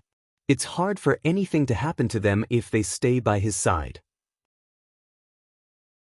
Even if there was an accident and the Bawa sisters weren't by his side, with their combined strength, they should be able to resist Irene for a while. If they used Elkanaf, they might be able to counterattack and hold on until he arrived. Meijio, on the other hand, is isolated and helpless. If he was really found by the DM, then it would definitely be very dangerous. Hey, do you want to live with us? Zhuya reminded Meijio out of kindness. Not only do we have Master here, we also have Kotori, Toka, and Yoshino. In addition to us and you, that's a total of 6 elves. No matter how powerful that Irene is, she can't possibly be more powerful than 6 elves working together, right? Consider it. Think about it. Yijia is right. Xianxia tilted her head. There are no more rooms in the house, but there are still sofas. We can barely fit one more person. You want me to live on the sofa? Meijio was shocked. Why would I want to live in someone else's house? Why would I have to sleep on the sofa? Yes. We're worried that you'll be in danger. No. I'm not in danger. I've been an elf for half a year and I'm still fine. What danger could I possibly be in? Refute. What if your identity is exposed? Yes. All right. Stop making wild guesses. Wu Yan stopped the 3 elves from making wild guesses. I'm just warning you about the danger of the magicians. Why do you all look like they're about to come knocking on our door? That's right. That's true. At the end of the day, I still have some doubts about whether humans can really be that strong. No, there's no need to make wild guesses.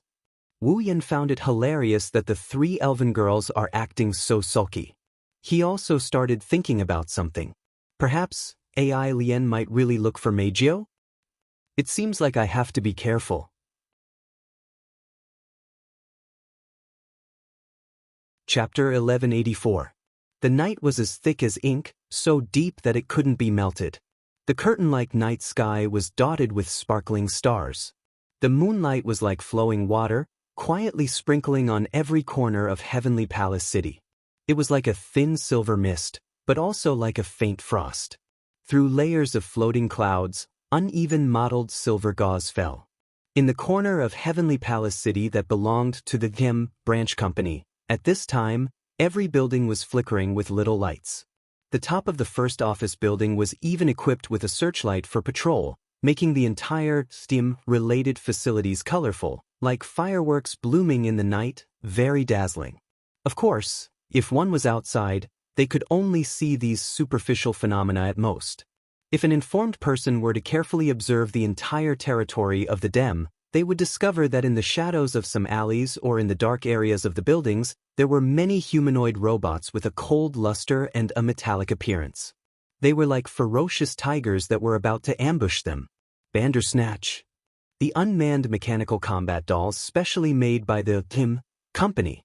In a corner that no one could find, these mechanical puppets were quietly lurking. While rotating the red light that looked like eyes to observe the surroundings, they moved their positions without anyone noticing, loyally guarding the entire territory of the company. These Bandersnatch. Although in terms of combat power, they couldn't even compare to a person from AST, they won in numbers. With the Bandersnatch troops guarding the company's territory, even if it couldn't be said to be foolproof, at least there would be enough spies to find the enemy and resist the foreign enemy for a certain period of time, allowing the magicians of the company to rush over. The defense could be said to be tight. Unfortunately, humanoid robots would always be humanoid robots, no matter how many there were. There would still be opportunities. In a dark corner, the shadow of the building bathed in the moonlight suddenly swayed, slowly extended out, and then twisted, turning into a swamp. A black shadow with specks of colorful starlight. In the black shadow, a figure gradually emerged. She quietly appeared here, waiting for the twisted black shadow to turn into her shadow and return to her feet. Her full appearance was faintly exposed in the moonlight. It was a very beautiful girl. She was so beautiful that it made people shudder. A black ponytail of different lengths swayed as her body appeared. Wrapped around her slender body was a gothic gown dyed with blood and the night sky. It was dazzling under the moonlight and the lights. However, the most dazzling part was still the girl's eyes. It was a pair of dual-colored eyes of different colors. If one looked closely, they would discover that the girl's right eye was wine red, and there would occasionally be a flash of bloody light. Her left eye, however, was golden, and it looked like a clock carved into it. The needle was still spinning, making one's hair stand on end. With a bloody smile that could easily give people goosebumps hanging on her delicate face, the girl raised her head slightly and looked at the first office building of the branch that seemed to have no end in front of her. The corner of her mouth curled up into a somewhat ferocious arc. After the Origin's original elf, the second elf in the world to be confirmed, coquettish laughter, accompanied by words without a hint of a smile, echoed in the corner. Is it right here? The person who came was Kurumi, who left Itsuki's house and is looking for the second elf in history. Looking at the tall building in front of her, then at the complex of buildings around her, Kurumi's expression became slightly helpless. There are so many places, it's going to take a lot of effort to find it. Looks like we can only rely on this. After these words were spoken, the shadow under Kwang San's feet instantly swelled and spread to the surroundings.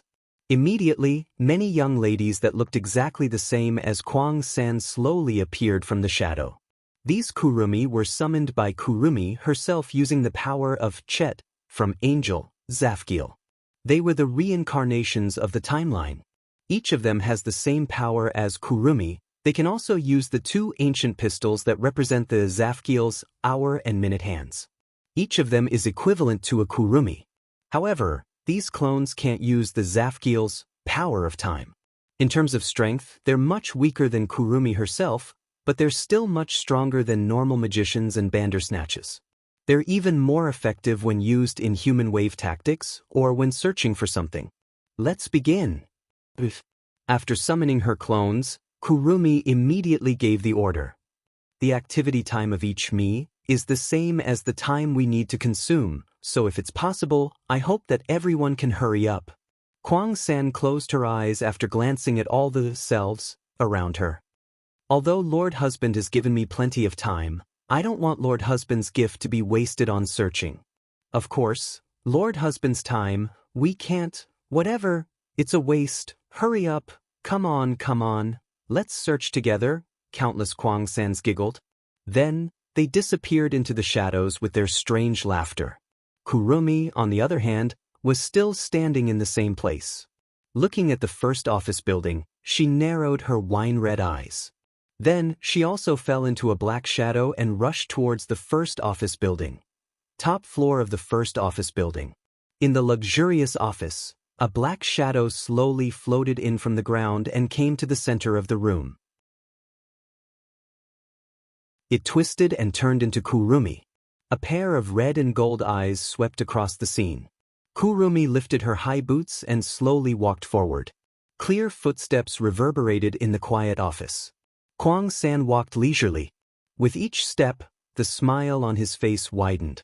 Until a moment, a ferocious light flashed across his wine-red eyes. Kwang-san abruptly stopped. Buzz. Almost at the same time, a slight vibrating sound resounded through the air above the office.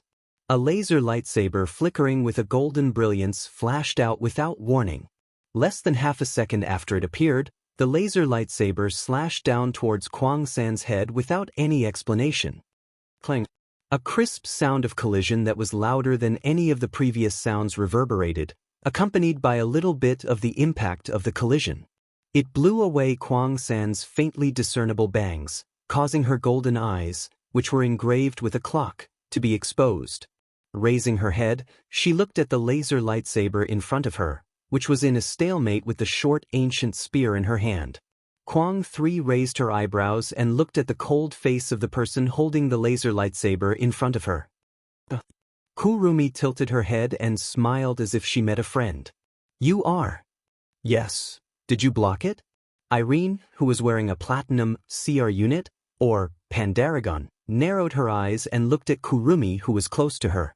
Looks like an amazing mouse has come. Eee. A bone-chilling laughter instantly rippled out, causing Irene to frown. Her eyes turned cold as the laser light sword in her hand violently slashed horizontally at a speed that even the neuron transmission could not match. However, it cut empty air, causing Irene to be slightly startled. Then, a playful laughter sounded in front of Irene. Are you the strongest magician in that world? Do you know me? Irene put away the laser light sword in her hand and looked at Kurumi, who was not far away from her. Her eyes rippled. As an elf, you're the second one to confirm my identity. After saying that, Irene sized up Kurong-san and narrowed her eyes. Your nightmare, aren't you? It's really hard to find you. Am I exposed? Kurumi smiled gracefully. She lifted the sides of her skirt and bowed slightly. Then, let me introduce myself. Nice to meet you, I'm Tokisaki Kurumi.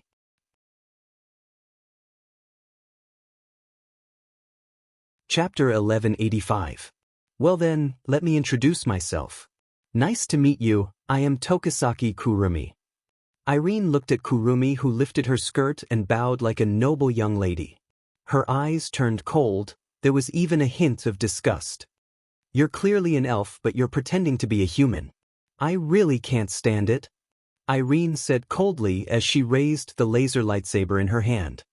However, seeing that you deliberately delivered yourself to my doorstep, I will treat you a little more gently. I think Ike will be happy to see you. Era. How rude of the dem to treat a guest like this. Kurumi shrugged her shoulders. Her red and gold eyes scanned Irene's body from top to bottom before she suddenly licked the corner of her mouth. You look delicious too. It's great that you came here, for me. Grabbing the laser sword in her hand, the ejector on her back suddenly shot out of violent airflow. It turned into a storm and blew in all directions. When the storm stopped, Irene had already appeared in front of Kwang-san. In the next moment, the laser lightsaber, which was flashing with a golden luster, slashed down towards Kwang-san's body with a force that made the air tremble. It's the same. Hee. Looking at the sharp light blade mercilessly slashing towards her body, Kurong-3 not only didn't panic, but instead laughed excitedly. Then, a tearing sound resounded throughout the entire office, accompanied by a splash of scarlet blood. Irene's laser sword cut through Kurumi's spiritual equipment like a hot knife through butter. It left a deep gash on Kurumi's body. From her shoulder to her ribs, blood gushed out. Irene wasn't happy at all. Instead, she frowned and looked at Kwang-san coldly. Why didn't you dodge? Why didn't you block? Yes.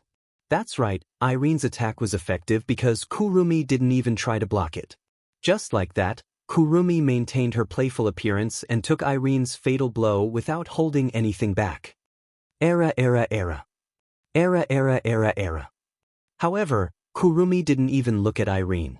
She touched the huge wound in front of her body with a calm expression. She looked at her own blood on her hand as if it wasn't her own. She didn't look like she was in pain, she just looked surprised. You actually cut open my spiritual equipment so easily and even gave me such a huge injury.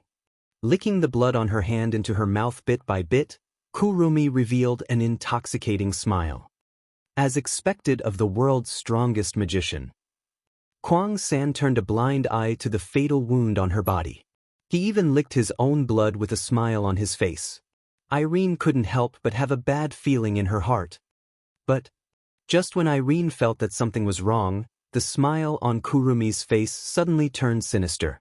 It's time to stop here. She raised her hand, and the golden clock in her left eye suddenly flashed. Come here, King of Carving, Zafgil. As soon as he finished talking, an illusory clock appeared. It was much taller than Kwang-san, and it looked like it was drawn on the wall. From inside to outside, it rapidly formed and floated behind Kwang-san at a speed visible to the naked eye. This is an angel. Irene's pupils constricted as she slashed with her laser sword again. I won't let you get away with it. Era. Don't worry. With a smile on her face, Kurumi directly used her hand to block Irene's laser sword. She ignored the blood splattering around her arm and her broken fingers. She only had one hand left. He held an ancient short spear in his hand. Now it's time to enjoy. After saying this, Kurumi pointed her antique handgun at the Roman numeral 4 on the huge clock behind her. Bullet of 4, Dalit. A chant-like voice reverberated in the surroundings. Soon after, a stream of black-red airflow slowly floated out of the Roman numeral 4 on the clock and instantly drilled into the muzzle of the antique handgun in Kurumi's hand. Irene thought Kurumi was going to fight back. Her body tensed up and her brain started sending commands to the CR unit to prepare for a counterattack. Wow! However, Kwang-san's next action shocked Irene.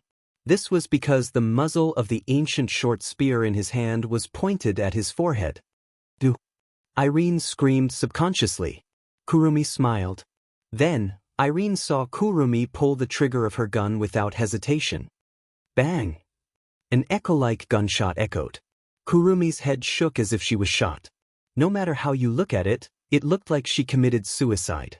But, in the next second, even Irene could not help but begin to doubt her own eyes. Under Irene's attentive gaze, the huge wound on Kurumi's body, as well as the hand that was dripping with blood due to catching the laser lightsaber with his bare hands, actually recovered rapidly. In less than a second, Kwang-san was perfectly fine. Under Irene's gaze of disbelief, Kwang-san once again let out a horrifying laughter and raised her recovered hand high. A long-barreled rifle appeared on top of the building.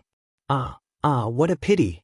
Although I really want to try what it feels like to be killed by the world's strongest magician, I can't waste the time given by my husband. Shaking her head regretfully, Kurumi looked at Irene with a bloodthirsty smile on her face. Let's end it here.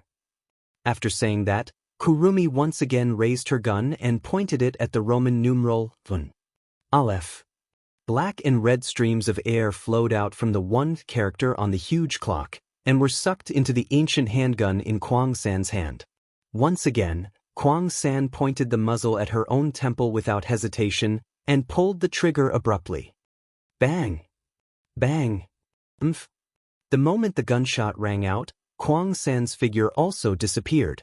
Before Irene could react, a muffled sound rang out. A sharp pain came from her body, causing her to let out a muffled groan. Her body was sent flying without any warning. Feeling the sharp pain coming from her body, Irene's mind went blank. However, she quickly adjusted her body. The propellers behind her operated violently, pushing her forward. She took a step in the air and rushed forward. Bang! However, just as Irene stabilized herself, another muffled sound rang out. This time, Irene felt a sharp pain from her back and a strong force. She was directly knocked down and smashed into the ground, creating a hole in the fragile floor. However, Kurumi, who had appeared at Irene's original position, frowned slightly. On his body, A bleeding wound appeared out of nowhere. Raising her eyebrows, Kurumi touched the wounds on her body and said in a praising manner, "You used your Tori to capture me and launched an attack at the same time I attacked. You're pretty good." "Same here?" Irene stood up and stared at Kurumi. Her face was solemn. "I didn't expect Nightmare to possess such a level of power. I've really underestimated you, but..." Irene pointed her lightsaber at Kurumi and said expressionlessly, "If this is all you got, you have no chance of winning." "La, it seems like I've been underestimated." Kwang-san covered her mouth in surprise. She couldn't help but laugh. Her golden eyes flashed with a little bit of light. "Looks like we'll have to rely on you if we want to kill you in a straightforward manner." "Us?" Irene frowned and narrowed her eyes. "Did you bring a companion?" "What do you think?" Kwang-san put a finger on his lips and smiled evilly. "Take a guess." "Umph." Irene snorted. She waved her lightsaber and raised her free hand. "What a pity. If we're comparing numbers, our side seems to have the advantage."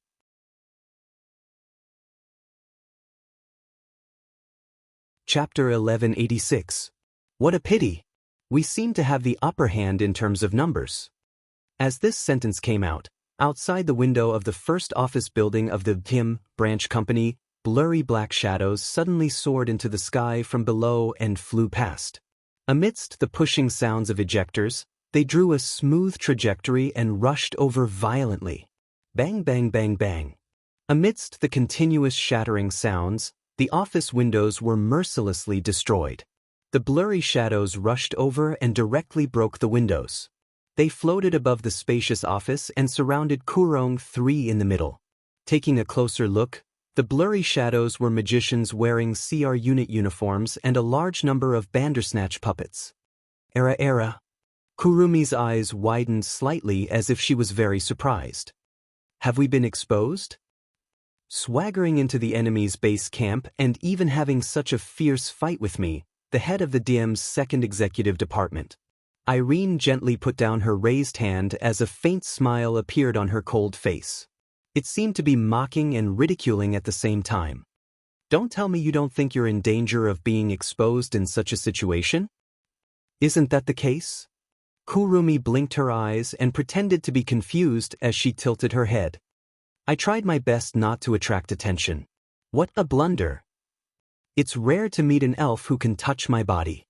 I really want to take you down myself." Holding the hilt of the laser sword in her hand, Irene closed her eyes. "But in that case, there will be many accidents. You don't look simple.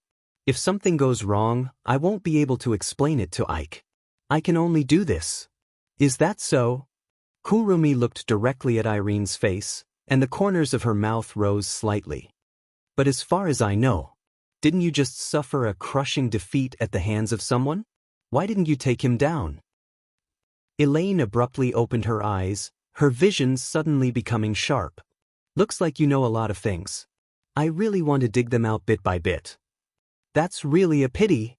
Kwang-san spread out her hands that were holding an ancient gun, seemingly helpless. "I'm afraid I'll have to disappoint you." "Oh," Irene sneered. "Do you think you still have a chance of winning? Even if the magician and Bandersnatch here were weak, they would still be able to defeat the magician. Even if they can only stall you, I can still kill you in an instant." Era. Even the strongest magician in the world can use this method? "Of course, this is not what I want, but if it's Ike, he will definitely let me do it." "That's really scary." Kwang-san patted her chest as her heart palpitated. She looked around at those floating in the air. Magician and Bandersnatch, who had surrounded their dem, suddenly started to laugh. "However, if it's a human wave tactic, we can also use it." Hearing this, Elaine was startled and her expression changed. Under Kurumi's feet, the shadow, which had a very weak presence, suddenly distorted and turned into a circle of black shadow with rainbow-colored spots. It suddenly spread out in all directions. A shockwave-like barrier expanded and instantly covered every corner of the field. Everyone seemed to have fallen into a world of darkness. The magicians of Dem were already slightly panicked, But then, an indescribable sense of exhaustion filled their bodies. Ugh! What's going on? Strength. The group of magicians who were floating in the air of the office let out panicked cries. Every part of their body was attacked by a feeling of collapse, making them feel as if their feet were bound by gravity. One by one, they fell to the ground. The moment Irene realized something was wrong, she immediately activated her territory to avoid the same ending as those dem magicians. However, her expression was not good either. What did you do? He. Kuang San grinned and laughed happily. This is my shadow barrier, the city of time eclipse. Since you're a member of the dem, I'm going to use it. You should have heard about it from Ms. Shina, right? A barrier that can devour other people's time? Irene clenched her teeth, but she quickly recovered. Not bad. Unfortunately, it doesn't seem to work on the Bandersnatch. Era, didn't I tell you? Kurumi tilted her head. We also have a human wave tactic on our side. As soon as he finished speaking, maniacs dressed in spiritual equipment appeared from the city of time eclipse with sinister smiles on their faces. Their numbers were more than the number of Bandersnatches that filled the sky. Irene's pupils shrank and her expression turned gloomy. I see. Is this what they mean? Yes. That's how it is. Kurumi kissed the musket in her hand and smiled. What do you plan to do? Ms. Magician. Irene's body floated up as she was shrouded in Tertori. Her eyes were cold and murderous. I don't know what's going on, but since it's your doing, these things will disappear if I kill you, right? How rude of you to call us things. Kurumi's eyes turned into crescent moons as she shrugged helplessly. However, let's call it a day. Kuang San looked out of the window of the office building. Looking at the black shadows that were flying over like locusts, she smiled. It'll be bad for me if this continues. I have plenty of time, but there's no need to waste it here. Trying to escape. Nightmare. A sharp glint flashed in Irene's eyes, and the territory that enveloped her body suddenly expanded outward. Don't even think about it. Kurumi giggled nonchalantly. Her body sank into the city of time eclipse at a speed faster than Irene's territory and disappeared from the spot. At the same time, the Curasins were all trapped in the city of time eclipse. The expanded territory couldn't capture any of the Curasins. Instead, it enveloped all the magicians, allowing them to catch their breaths. I haven't accomplished my goal yet, Ms. Irene. A voice echoed from the bottom of the abyss. It reverberated in the office and entered Irene's ears. One day, we will meet again. She narrowed her eyes and quickly scanned the area with the detection function of the CR unit. Naturally, she found nothing. Did they escape? She turned her head away and looked out of the window. She could vaguely see black and red figures rushing out of the building that belonged to the dem. They hid in the shadows and disappeared. Taking a deep breath, Irene lowered her body and retracted her CR unit. She glanced at the dem magicians who were moaning in pain and fell silent. Thank you for your hard work. At this moment, Will Scott, who was wearing a suit, walked in from the door. He raised his eyebrows when he saw the magician lying on the ground. What a big fuss. It's a pity. Irene shook her head. In the end, she still managed to escape. It's fine. At least we know Nightmare is still active in Heavenly Palace City. That's enough. Will Scott waved his hand and glanced at Irene. What do you think? Can we defeat her? Of course. Irene didn't even hesitate for a moment before answering decisively. She's much stronger than the intel said, but if she's only at this level, defeating her is only a matter of time. That's good. Will Scott nodded. He looked out the window. A trace of cunning flashed in his eyes.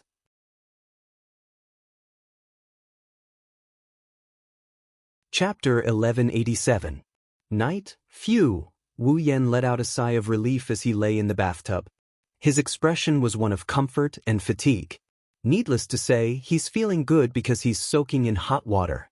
It's like he's in a hot spring. Of course, he's also tired because of the Tianyang ritual, During the Dragon Gall Temple Women's Academy joint meeting, Wu Yan was tired after discussing the location, type, requirements, and budget allocation of the various activities with the committee members of the Tianyang ritual. Even though he did visit Meijio's place to rest for a while, he still had to report to the teachers and the people in charge of the various activities in Zen High School about the matters that were decided during the joint meeting and his arrangements for the Tianyang ritual.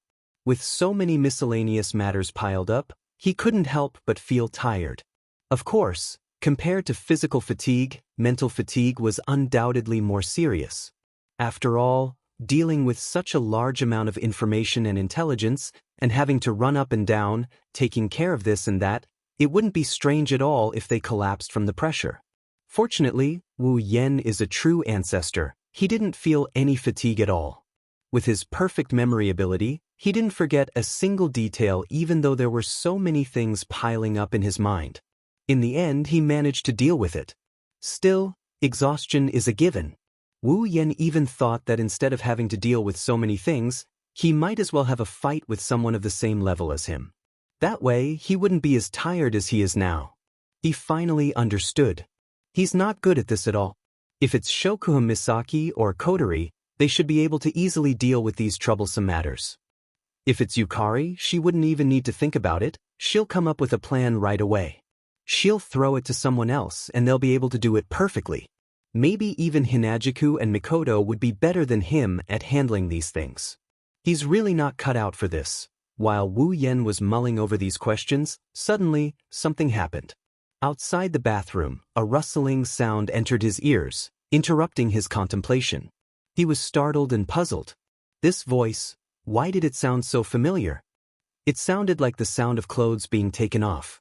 Just as this thought rose from the bottom of his heart, a series of footsteps echoed. As they gradually approached, Wu Yan cried out in his heart, "This is bad." Among the members of the Wu Yan family, there were 7 of them: Wu Yan, Kotori, Toka, Yoshino, Yakuya, Yuhin, and Shirori. Other than Wu Yan, the rest were all women. No matter who came in, if they caused a commotion, the only one who would be injured would be Wu Yan. Immediately, Wu Yan hurriedly said, "Who is it? There's already someone in the bathroom."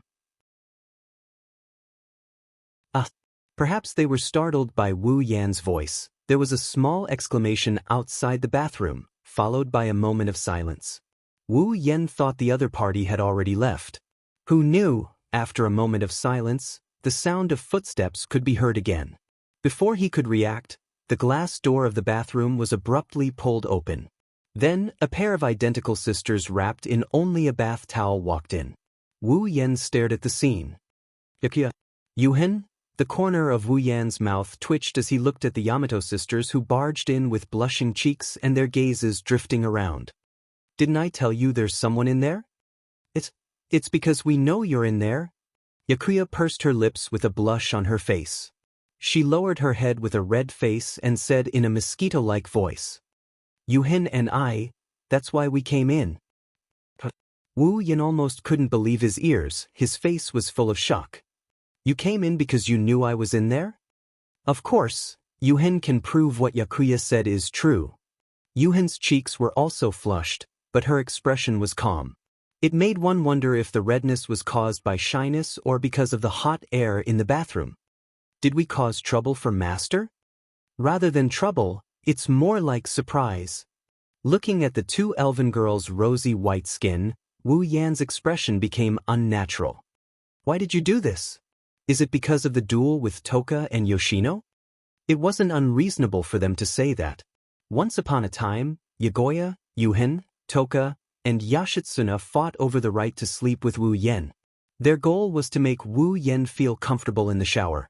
Wu Yan didn't know why there was such a duel, but at that time, the 4 elven girls attacked him in pairs while he was bathing. They did everything they could to make him feel comfortable. They massaged his back, they washed his back, they even wanted to wash his entire body, forcing Wu Yan into an abyss of suffering.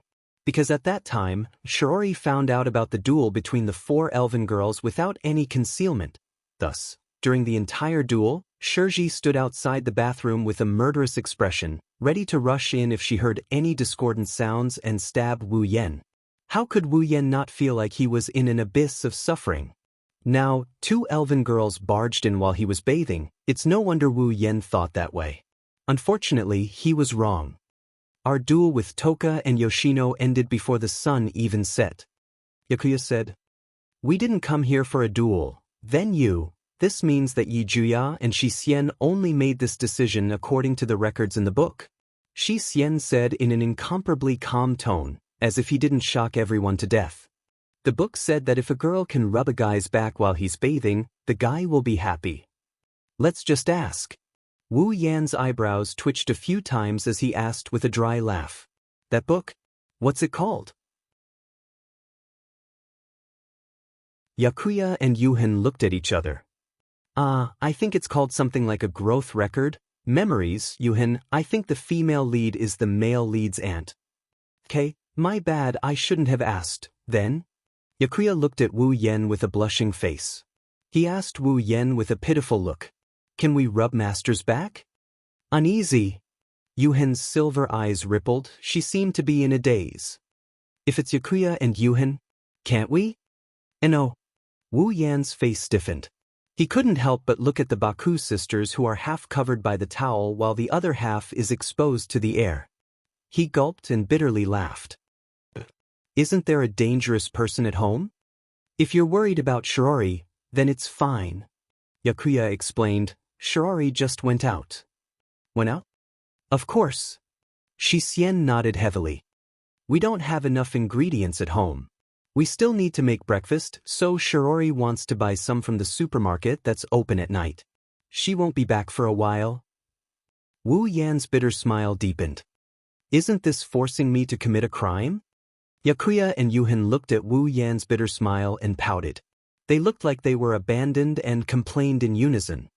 Well, could it be that everything in that book is fake? Master isn't happy at all. Reflect on yourself. Even if it's a book, some of its contents are lies. Yuhan thinks it's better to change to another one. Change to another one? Are there any other books? Remind me, Yakuya, did you forget? There's another one called Ventriloquism in the Dark. This time, Wu Yan couldn't keep quiet anymore. I know. He quickly raised both of his hands and made a surrendering gesture. Wu Yan revealed a smile that's uglier than crying. Then back rub it. Back rub is good. I like back rubs. Yakuya and Yuhan looked at Wu Yan again and tilted their heads in confusion. Really? Really? Wu Yan answered weakly. It can't be helped. That ventriloquism in the dark can be easily guessed by just listening to it. If Yi Juya and Shi Xian were to really do it, they might as well take advantage of Shiori's absence to take advantage of it. It's less risky, isn't it?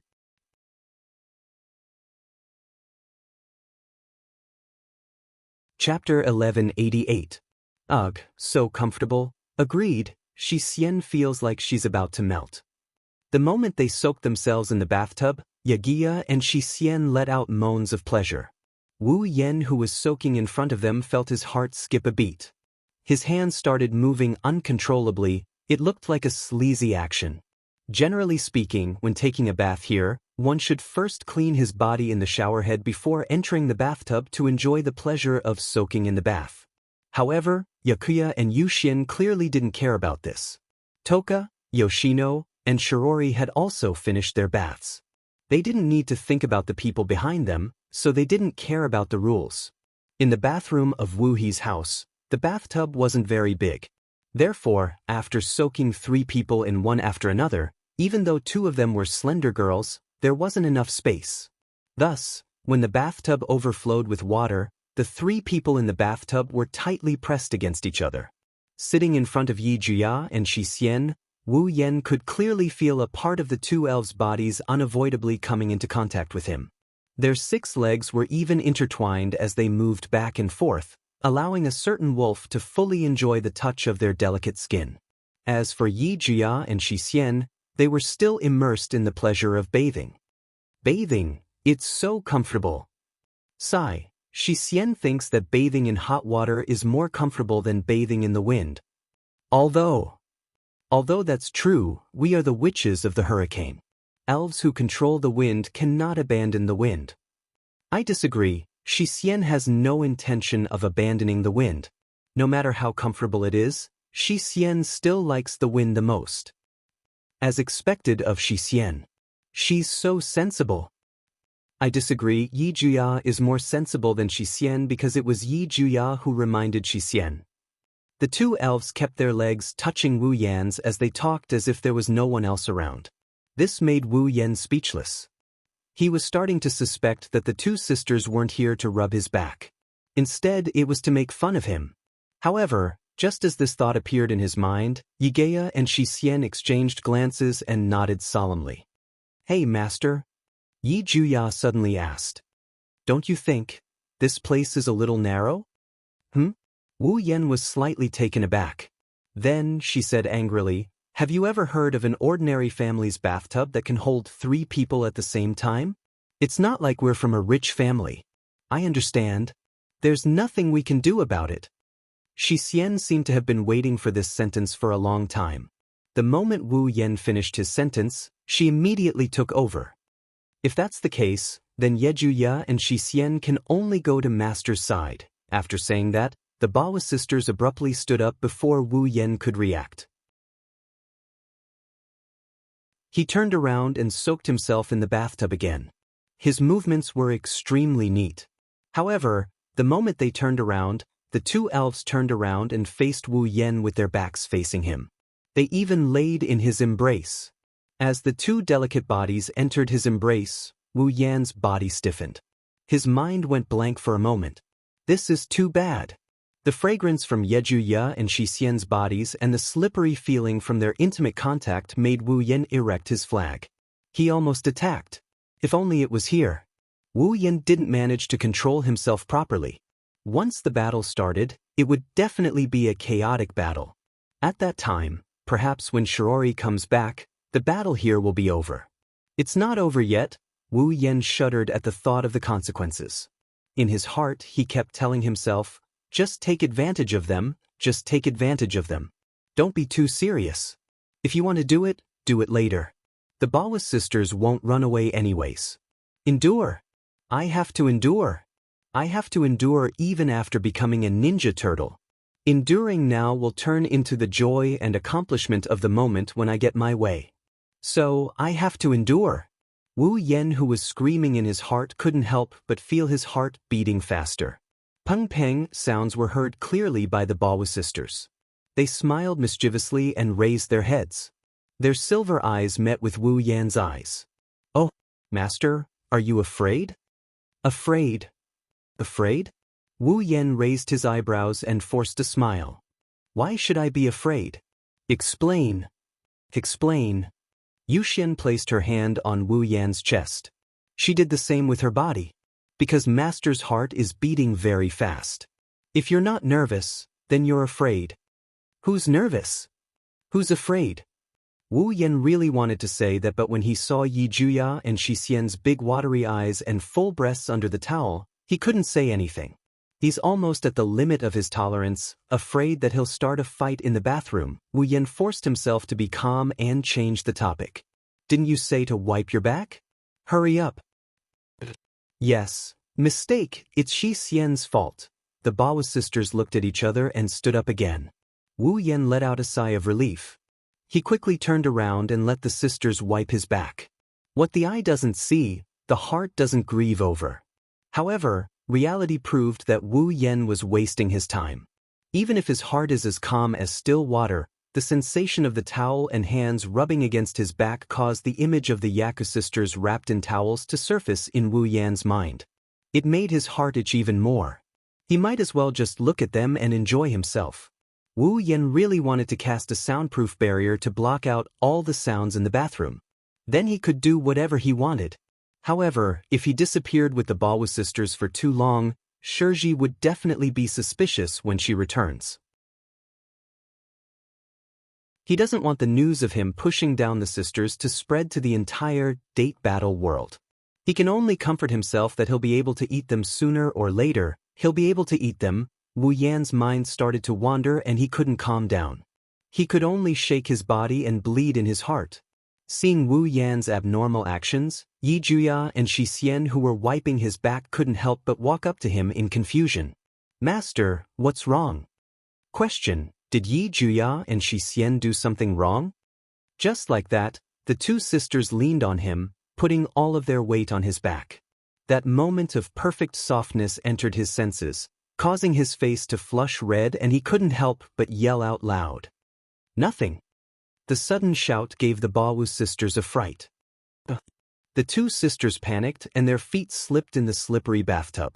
They cried out and fell straight down. Along with the exclamation and the sound of water, 2 bath towels floated down from the Bawu sisters' bodies. "A pair of idiots." Wu Yan finally couldn't help but curse. He quickly reached out to help them up, but what he touched were 2 lumps of softness of different sizes. Wu Yan blanked out for a bit before he subconsciously pinched her. In the next moment, an overlapping moan came from the 8 Wu sisters' mouths, echoing in the bathroom. In this situation, if Wu Yan still didn't know what those lumps of different sizes were, he wouldn't be able to show his face. Such a melodramatic scene made Wu Yan open his mouth wide in shock. For a moment, he was stunned, but his hands continued to pinch her cheeks a few more times. Yi Juya and Xianxia moaned again. Under Wu Yan's actions, it was as if all the strength in their body was sucked out. The two fell into Wu Yan's arms and pressed their bodies tightly together with Wu Yan's. Then Wu Yan felt his clone had entered a very warm place, just a little bit. On the other hand, Xianxia felt a foreign object enter a certain part of her body.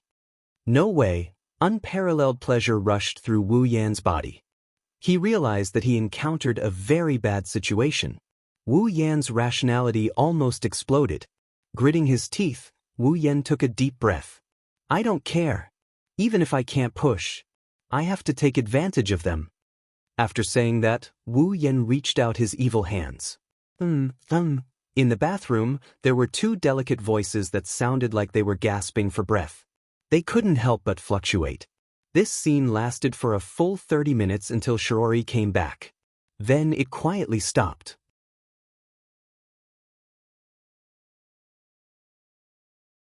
Chapter 1189. Heavenly Palace City, Dragon Gall Temple Women's Academy. Mei Jiao was sitting at the head of a conference room. She was listening to the lively debate among the committee members of Dragon Gall Temple Women's Academy. She sighed reluctantly. Unlike Lichang High School and other schools, Dragon Gall Temple Women's College was a prestigious school, so they prepared more for the Tianyang ceremony than other schools. Therefore, there were more committee members. Mei Jiao, on the other hand, was in charge of the executive committee. Her responsibility was to lead the executive committee of the Tianyang ritual. Therefore, as the chairman, Mei Jiao had to participate in the meeting about the Tianyang festival. However, Mei Jiao had no talent in dealing with these matters. She could only let the committee members discuss among themselves. Secondly, the number of committee members increased. It was inevitable that there would be more arguments. Therefore, this meeting had been going on since school was over. It was almost dark, but there were still no signs of it ending. As for how much of the content discussed in the meeting was useful, Mei Jiao still remembered at first, but under the discussion of the executive committee members, Mei Jiao had forgotten all about it. In other words, the topic and content of the discussion among the committee members had gradually deviated from the main topic and became somewhat similar to a quarrel. Glancing at each and every one of them who were frowning, he tried his best to raise his voice. Mei Jiao finally started to feel impatient as the committee members were arguing with each other. Mei Jiao took out her phone and looked at the time displayed on it. She then looked at the dusk that was gradually being replaced by darkness. She frowned slightly and stood up. "It's getting late. We'll discuss the rest tomorrow. Let's call it a day." Hearing Mei Jiao's words, the committee members who were arguing in the meeting room couldn't help but become restless. But big sister, we have other work tomorrow." "Yes. Sister, if today's work and tomorrow's work pile up together, we won't make it in time." The committee members all spoke with a difficult expression, but it made Mei Jiao raise her eyebrows. Mei Jiao narrowed her eyes. "Since you know you have work to do tomorrow, you know it will be too late if you continue like this. Why do we have to engage in so many meaningless quarrels?" This. The committee members looked at each other in dismay and lowered their heads in shame. Seeing this, Mei Jio's expression became better. No matter what. It's getting dark. We have to call it a day. Let's work harder tomorrow. Yes. Sister. The committee members glanced at the sky outside the window. When they saw that half of the sky was dark, they could only reluctantly nod their heads. They packed up their things and left the conference room. Mei Jio walked in the middle of the crowd and headed home under the protection of the students of Dragon Gall Temple Women's College who acted like bodyguards. Her house was very close to Dragon Gall Temple Women's Academy. It would only take 5 minutes to get there on foot. Therefore, after walking for a short while, Mei Jio vaguely saw the roof of her house. Let's call it a day. Mei Jio stopped and faced the students of Dragon Gall Temple Women's Academy who were traveling with her. You all should go home. Yes. The girls in sailor suits respectfully replied. Soon after, they turned around and scattered in different directions, returning to their own homes. Looking at this scene, Mei Jio felt a little depressed. Although these students from the same school and class as Mei Jio respectfully called Mei Jio Big Sister, and became her loyal fans because of her status as a popular idol, no matter what, they weren't to the extent that they would protect her like a guard every day. The reason why they were so fanatical about Mei Jio was that Mei Jio could use her spiritual power to make her voice sound, making them listen to her orders. These so-called fans didn't support Mei Jio out of sincerity. At least, not all of them. Mei Jio was able to command them to gather for her. She was also able to command them to be at her beck and call. Similarly, she was able to command them to leave without any reluctance, just like what they were doing now. If one day, Mei Jio lost her powers as a fairy, then this scene would no longer continue. When that time comes, Mei Jio will become a person again, just like half a year ago. A person who only has fans and supporters but no friends. In the end, Mei Jio has always been a person, even if she has a lot of fans by her side every day. Mei Jio's bright silver eyes dimmed a little as she stared blankly at the supporters who disappeared without looking back. However, she quickly shook her head and her gaze became sharp again. I don't need friends. They will only betray me. Men are lowly, dirty, and ugly. They are filthy creatures that make me want to vomit just by looking at them. Women are the same. They only need to listen to me obediently and become my toys. That's enough. Humans are not to be trusted. That's why I can't have any expectations. I must distance myself from them. From the beginning, Mei Jio only has her voice. Mei Jio kept telling herself that in her heart. Her gaze became sharper and sharper. However, at this moment, a black-haired, red-eyed figure flashed through her mind. At the same time, a string of words flashed through her mind. Before you choose to believe me, I will always have hope and wait for you to believe me. That's why, Mei Jio, you must help me. Before you use your real voice to sing, I will always wait. As these words surfaced, Mei Jio's sharp gaze suddenly froze. It gradually shattered in an uncontrollable wave, and her heart was also in a mess. Ugh! Damn it! Mei Jio stomped her feet angrily as if she didn't want to admit that she was in such a state of mind. She was exasperated that she didn't meet her expectations. He's just a man. What right does he have to say that and help me? Do you think I'm a philanthropist? Acting so cool? Why do you care about a man's words? Don't you look pitiful? I don't need you to wait. Damn it. Damn it. Damn it. Mei Jio kept stomping the ground as she muttered. After a long time, she let out a sigh of relief as if she had vented her anger. Her heart also calmed down. Mei Jio didn't realize that her emotions were completely affected by one person, sigh. Mei Jio sighed faintly as if she was tired. She closed her eyes. Let's go home. After saying this, Mei Jio lifted her feet and wanted to walk home. Just as Mei Jio lifted her foot, a sudden warning in her heart caused her to stiffen abruptly. She stopped in her tracks. At the same time, Mei Jio also felt a strong sense of danger. It caused her to jump back a few steps. Kaboom! The next moment, the spot where Mei Jio was standing was suddenly hit by a dazzling laser. With a loud explosion and a cloud of dust, a hole the size of a person was blasted out. Without a doubt, if Meijio was still standing there just now, then the one who would be blown up would be Meijio's body. What? Meijio's expression changed drastically when she saw this scene. However, she quickly put on a cold expression and raised her head to look at the sky. In the night sky, figures wearing the same style of bodysuit and body parts covered by mecha entered Meijio's eyes one after another. Meijio's expression froze when she saw this scene. In Meijio's memory, only one type of person had that kind of body and equipment. Magician. It wasn't just magician. Among the numerous figures, a large portion of them had bodies that flickered with a cold metallic luster. Their limbs were clearly different from that of humans. Their entire bodies were cold machines. On their heads, where their eyes should have been, there was only a single round lamp that flickered with red light. That was Bandersnatch.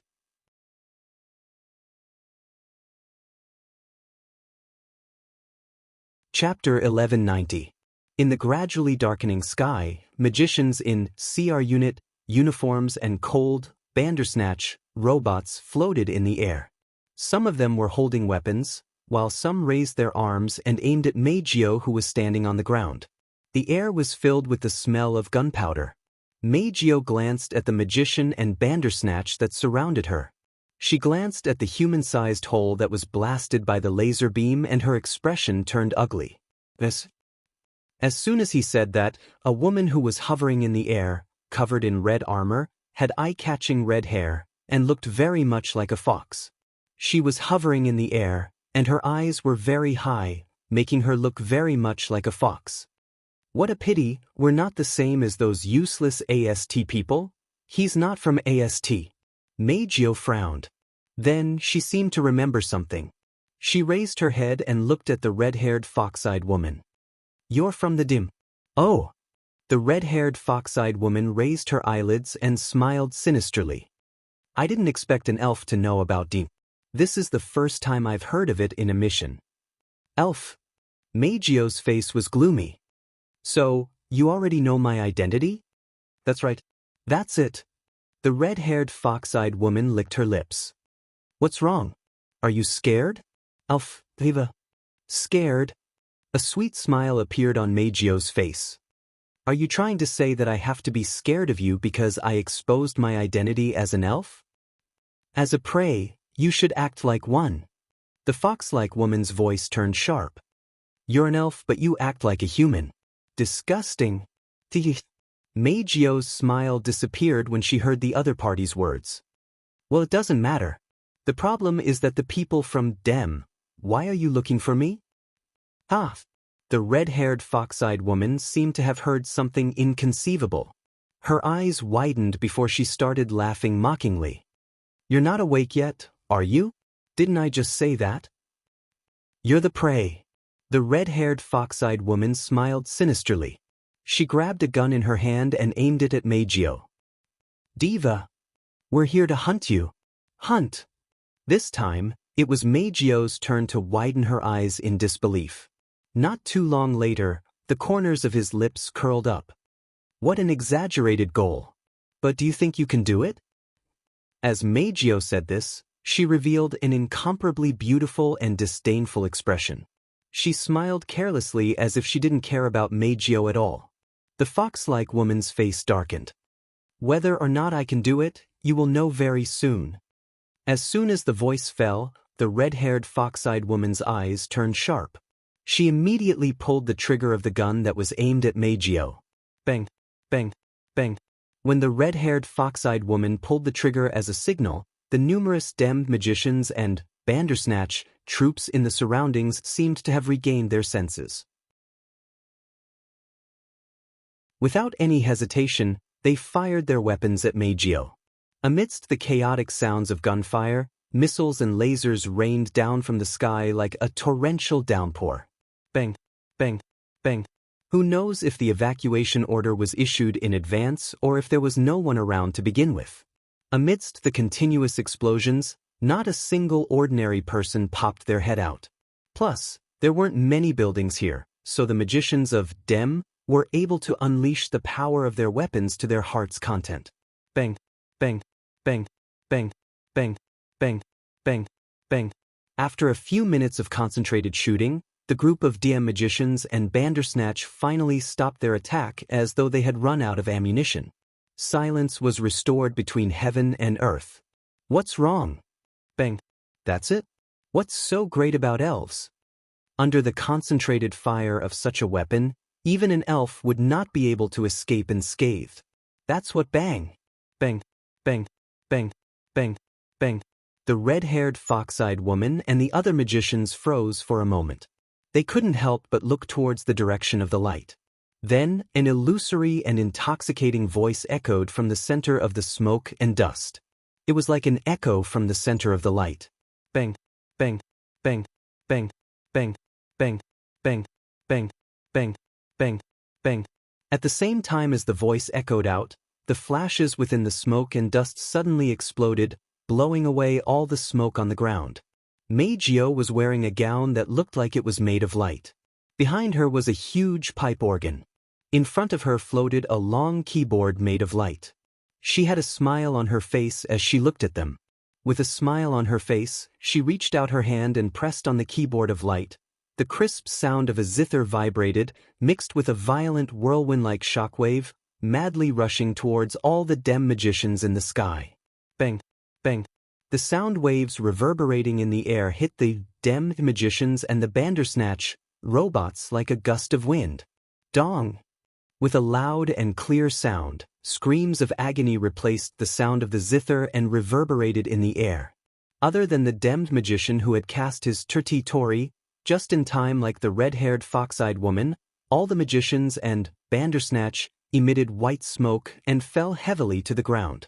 The Bandersnatch, which had no ability to make decisions on its own, fell to the ground. From beginning to end, Meijio only used one attack to defeat more than half of the dem magicians, and the Bandersnatch team was completely wiped out. Although it was a result of using the full power of an angel, the difference between an ordinary magician and an elf could be seen. Needless to say, the brainless Bandersnatch robot soldiers that could use the display device sounded very powerful, but in terms of individual combat power, they were far inferior to human magicians. In terms of precise control and control of the display device, the difference between the Bandersnatch and the human magicians was very obvious. They weren't strong, but they were much weaker. They could be considered trash. To the elves, Bandersnatch was the best target. The red-haired fox-eyed woman, who clearly knew this, had an extremely ugly expression on her face. Her gloomy eyes stared at the smiling Meijio below as she screamed sharply. Bang, bang, bang, bang. The remaining dem magicians were shocked. They quickly aimed their weapons at Meijio and pulled the trigger. Bang, bang, bang. Another round of gunshots reverberated in the surroundings. A large number of cannonballs filled the entire field of vision and flew towards Meijio on the ground. No matter how many times this level of attack came, it would be the same. Meijio thought to herself. Her hand once again reached for the keyboard of the Guqin of Light. Suddenly, a dazzling sword light whizzed out and cut towards Meijio's outstretched hand.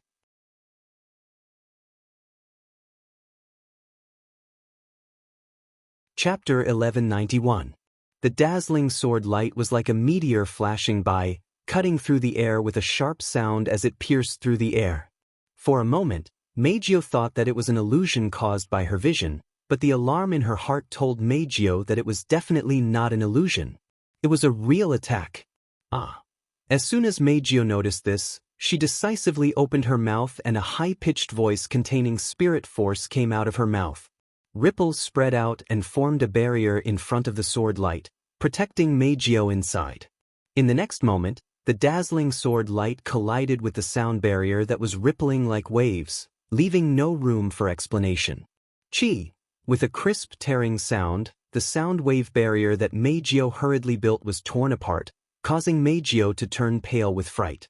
However, that dazzling sword light clearly didn't know how to be gentle with a woman. It cut through the sound barrier in a sharp manner and cut through space. Meijio was shocked as it heavily slashed into her abdomen. Ping! Mei Jiao felt a sharp pain in her abdomen. Then, she flew out and crashed into the army destroyer singer behind her. She let out a cry of pain. Oh! At this moment, a slightly dissatisfied voice sounded in front of Mei Jiao.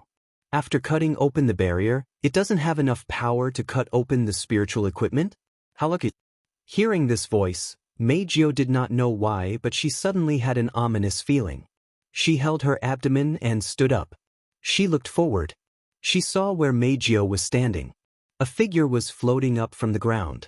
Holding a golden laser lightsaber in his hand, he stared at her with an incomparably cold gaze as he slowly descended to the ground. It was a young girl whose entire body was covered in platinum armor. Light blonde hair. Dark green eyes. Dignified face. Her appearance was outstanding. After taking in the other party's appearance, Mei Jiao's bright silver eyes suddenly shrank and her pretty face changed drastically. Knows this person? No, to be precise, Mei Jiao only saw this person twice. The first time was during the concert not long ago. This person appeared in front of her and took away Wu Yan who came to the concert. The second time was not long ago. When Wu Yan introduced her and the Bawu sisters to 3 human magicians who were a threat to the elves, he projected the other party's appearance on the surface of the teacup. In addition, when they met for the first time, she felt an unusual feeling from the other party. Also, Wu Yan's introduction of the other party made it impossible for Mei Jiao to forget this person. Holding her abdomen, Mei Jiao's eyes fluctuated and her face was full of seriousness. Irene? Mira? Irene's brows raised. She looked at Mei Jiao's hesitation and narrowed her eyes. The elves we met recently more or less have information about me.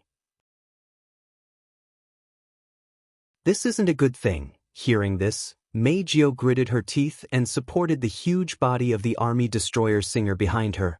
Feeling the pain from her abdomen, she couldn't help but feel her heart palpitate.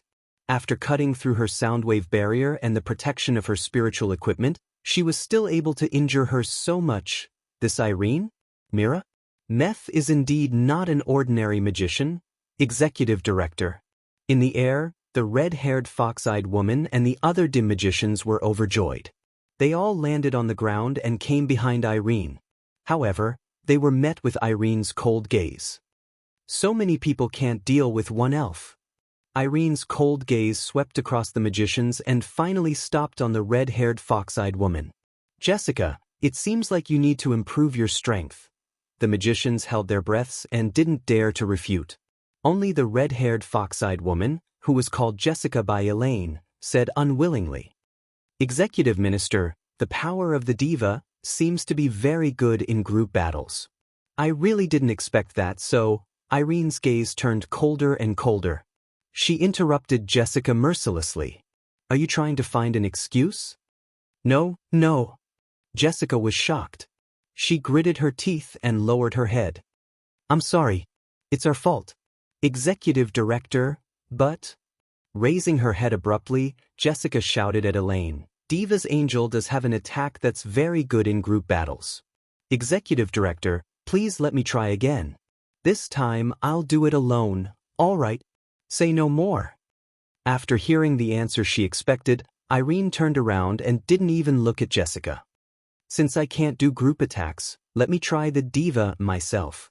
Elaine had her own reasons for saying that. These dim magicians had the advantage of being in a favorable position. Compared to the AST magicians or the magicians from other regions, the CR magicians were at the very top of their game.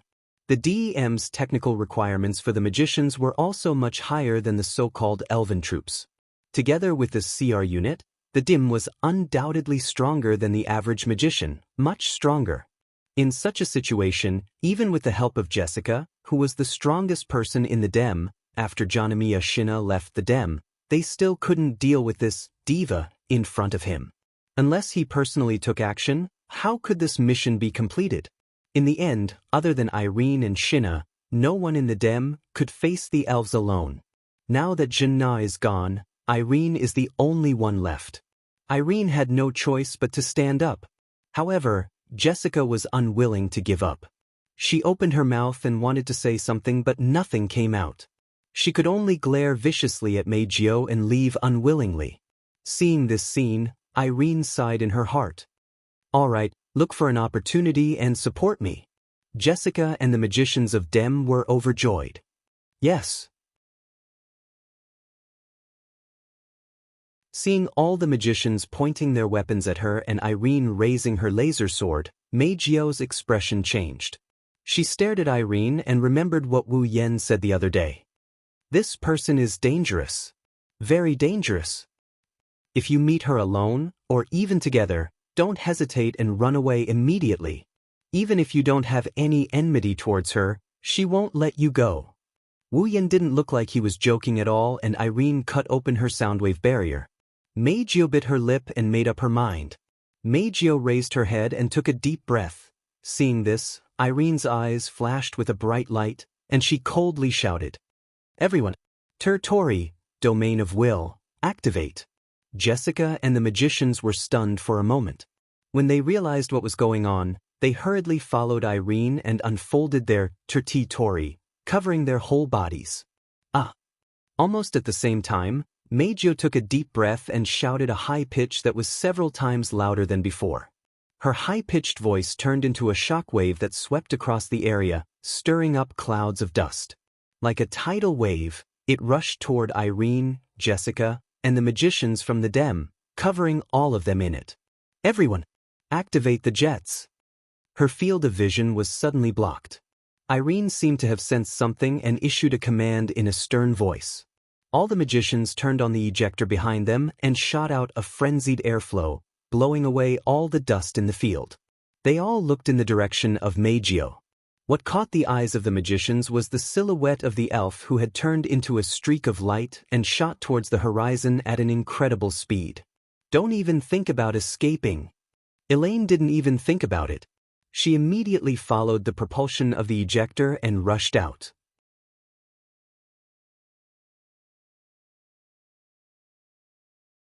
Chapter 1192. There were no stars, no moon, no clouds. There was only darkness left in the night sky tonight. In the darkness of the night, a stream of light flashed past like a scar in the sky, dragging a long tail of light. It flashed from one side of the sky and disappeared from the other. The whole process lasted less than a second and was extremely difficult to capture.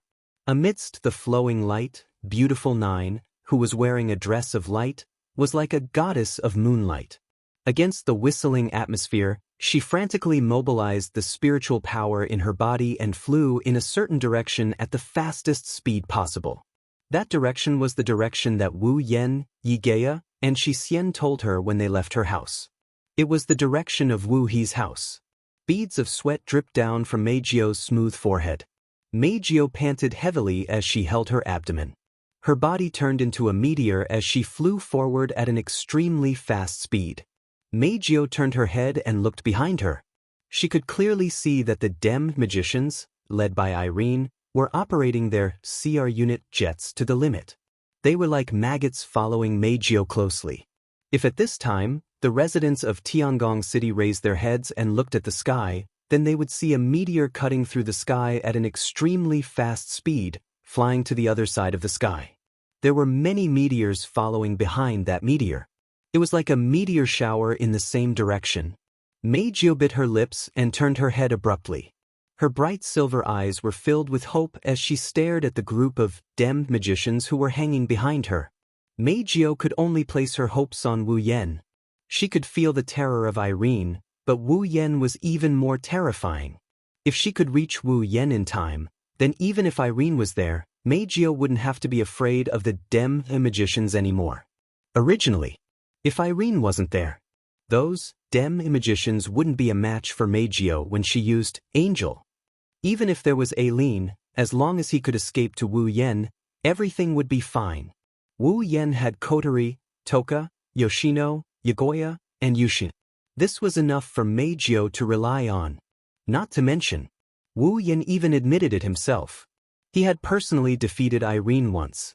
Therefore, if Meijio wanted to escape from Irene and the other Dem magicians, she could only ask for help from Wu Yan. Thinking of this, Meijio couldn't help but show a self-deprecating expression. She clearly said that she wouldn't trust anyone, but now she was going to ask for help from the man she hated the most. She clearly felt that the entire world had betrayed her, but now that she was in danger, she actually wanted to ask for help from the man who had disturbed her mind countless times. She had already been abandoned once, but she still wanted to entrust her life to someone else's help. At this moment, Meijio realized that this man was different from the rest. She couldn't help but care about him. He made her subconsciously trust, ask for help, and entrust her life to him. Perhaps it was because her voice was sealed the first time she met him, so she had to rely on him for a while. Or perhaps it was because he said, "wait," to her on the phone that day. Regardless, at this moment, Meijio couldn't treat Wu Yen as the man she hated the most and the untrustworthy human being. Would he save her? With this thought in mind, Meijio couldn't help but slow down a little. It was only a brief moment, but Irene managed to grab hold of it. "Everyone!" Irene shouted with a sharp glint in her eyes. "Fire!" A loud response rippled through the dark night. Then, in the sky, a rain of cannonballs turned into shooting stars. In the silent night, they flew from all directions, baring their fangs and brandishing their claws as they enveloped Meijio's body. The gunshots that resounded through the sky and the sound of cannonballs flying through the air entered Meijio's ears, causing her expression to change. She forcefully endured the discomfort and panting caused by flying at an extremely high speed. She opened her mouth and released a clear syllable. Then, a ripple-like sound wave spread out, quickly forming a barrier behind Meijio at a speed visible to the naked eye, blocking all the incoming cannonballs. Bang bang bang bang bang. Continuous explosions sounded in the night sky, like fireworks, causing a series of chaotic explosions. Unfortunately, these fireworks weren't beautiful, only smoke and fire bloomed. At the back, Irene saw Meijio's sonic barrier blocking all the cannonballs. Her expression turned cold. A heavy cannon suddenly extended from under her arm and placed under her arm. "Go for it." Irene did not even need to aim. She already knew where to shoot and pulled the trigger of the heavy cannon in her hand. In the dusky night sky, a dazzling flash of light pierced through the horizon, like a pillar of light, instantly filling the entire night sky. The intense flash of light, if one looked at it directly from a close distance, it is very likely to directly burn one's eyes. The dense magic turned into a pillar of light hundreds of meters long, annihilating everything in front of it in nothingness. Meijio's sonic barrier was like the weakest piece of paper. It couldn't even last a second. Without any suspense, it was destroyed without any suspense. The pillar of light didn't slow down at all, exploding forward at light speed, exploding and rushing behind Meijio. Army Destroyer Singer, Gabjapple. Feeling the terrifying attack coming from behind, Meijio turned around. Her expression was instantly filled with horror. She didn't think twice before summoning her angel. A huge pipe organ directly appeared from the void, standing in front of the pillar of light like a shield. The tyrannical pillar of light violently rushed forward. Boom! In an instant, an unprecedentedly large firework blossomed in the night sky, accompanied by intense light and terrifying impact. The magicians rushing forward, including Irene, were all caught off guard by the intense light and impact. They hurriedly used their terti-tori to rush through the shockwaves that didn't subside for a long time, violently rushing towards Meijio. As for Meijio's Army Destroyer Singer, Gabjapple, it already collided with the pillar of light and turned into ashes. Army Destroyer Singer, Gabjapple. Meijio almost couldn't believe her eyes. The strongest weapon of the elves, their strongest reliance, the angel, was actually shattered by a single attack from the enemy. That person called Lillian was countless times more terrifying than Meijio imagined. Did Wu Yen really defeat such a terrifying person once? Meijio's heart couldn't help but waver. At this time, several missiles passed through the layers of smoke and flew towards Meijio. Staring at the missiles flying towards her, Meijio knew now wasn't the time to waver. She shook her head, opened her mouth, and was just about to construct a sound barrier again. However, when Meijio made a sound, what echoed under the night sky was no longer the crisp and beautiful sound of the past. It was a broken and inaudible whimper. Meijio widened her eyes in disbelief, but on second thought, she understood. Even the angel was smashed to pieces. How could his spiritual energy not be consumed by a huge amount? At this time, apart from maintaining her spiritual equipment and flying, she couldn't use her spiritual energy in other aspects, including the sound she was most proud of. Meijio looked on helplessly as the missiles flew towards her. She couldn't do anything. Finally, under Meijio's gaze, the missiles landed on her body. The explosion and impact enveloped Meijio's back. Even though her spiritual equipment blocked the damage, Meijio was still shaken by the impact and fell from the sky like a plane. Light smoke came out from her back as she fell from the sky. Whoosh! At the same time, a sonic boom came from behind Meijio, causing her to endure the pain and look back. What entered her vision was the laser sword in Irene's hand, slashing down with all her might.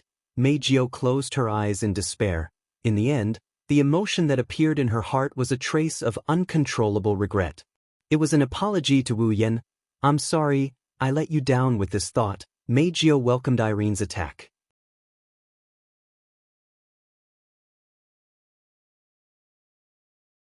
Chapter 1193. In the dark night sky, Jessica and the magicians of Dem levitated in the air with the thrust of the CR unit ejector on their bodies. They looked ahead in a daze, and their eyes were filled with disbelief. Meijio closed her eyes and waited for Irene's killing blow. She clenched her teeth and prepared herself for the pain that was about to come. However, after she closed her eyes for more than a minute, the pain that she had been waiting for did not come. Instead, she heard a shocked cry. Meijio reflexively opened her eyes. She raised her bright silver eyes and looked above her. Meijio was stunned. Because she saw the back of a person, the word petite wasn't even appropriate to describe her back. In the dark night sky, the figure's body was covered by a black, gothic dress. The knee-length skirt fluttered beautifully in the breeze, fluttering with the wind. At the same time, there were tornadoes at the end of the skirt and long, black hair that reached her waist. Just by looking at her back, Meijio could guess that the other party must have a face that was not inferior to her own. Of course, this wasn't the main reason why Meijio was stunned. What really caused Meijio to be stunned and even her mind to go blank was that the person in front of her was not more than 1.5 meters tall, and her figure was as small as a young girl's. One of his hands was holding a black parasol, making him look like a maverick in the night. His other hand was slightly raised in front of him. She raised her laser sword towards Aileen, who had slashed towards Meijio not long ago. Meijio could clearly see that Irene was holding a laser lightsaber with a stunned expression on her face.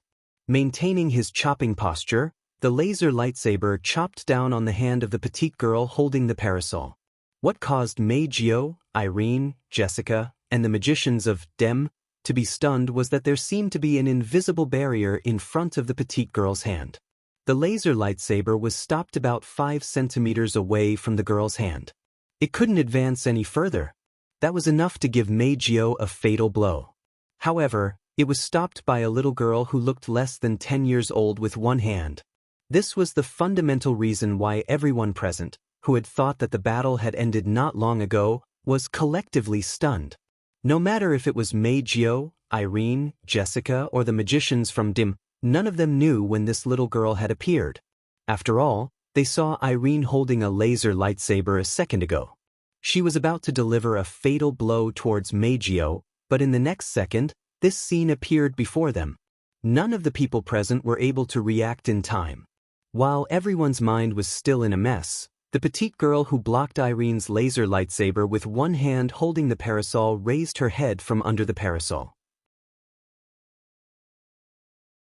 A beautiful face that was as delicate as a doll and a pair of eyes that were as deep as the sea was exposed to the air. In the next moment, a childish voice containing incredible majesty came from the girl's mouth and entered everyone's ears. "It's about time to put away this eyesore of a sword, right? Little girl." No matter how one looked at it, it was very obvious that the petite girl should be the smaller one. However, the words that were full of dignity from the other party's mouth caused everyone present to have the illusion that Irene was the smaller one. At the same time, they were awakened from their stunned state one after another. Irene's expression tensed up when she reacted. She subconsciously put away the laser lightsaber in her hand. With the propulsion of the ejector on her back, she instantly flashed in front of Jessica and the others, creating a distance between them. Looking at the beautiful little girl who was as beautiful as a doll, Irene didn't look down on her at all. Instead, her face was full of seriousness. It wasn't just because she casually blocked her full-powered attack, it was also because Irene felt suffocated from the girl's body. She felt suffocated when she encountered someone who completely suppressed her in terms of strength. Irene has only felt this suffocating feeling from one person before. Now, this little girl who had mysteriously appeared without her noticing and blocked her attack gave Irene a second terrifying experience. Irene tightened her grip on the laser lightsaber. She spoke in a deep voice. "For you." "Me."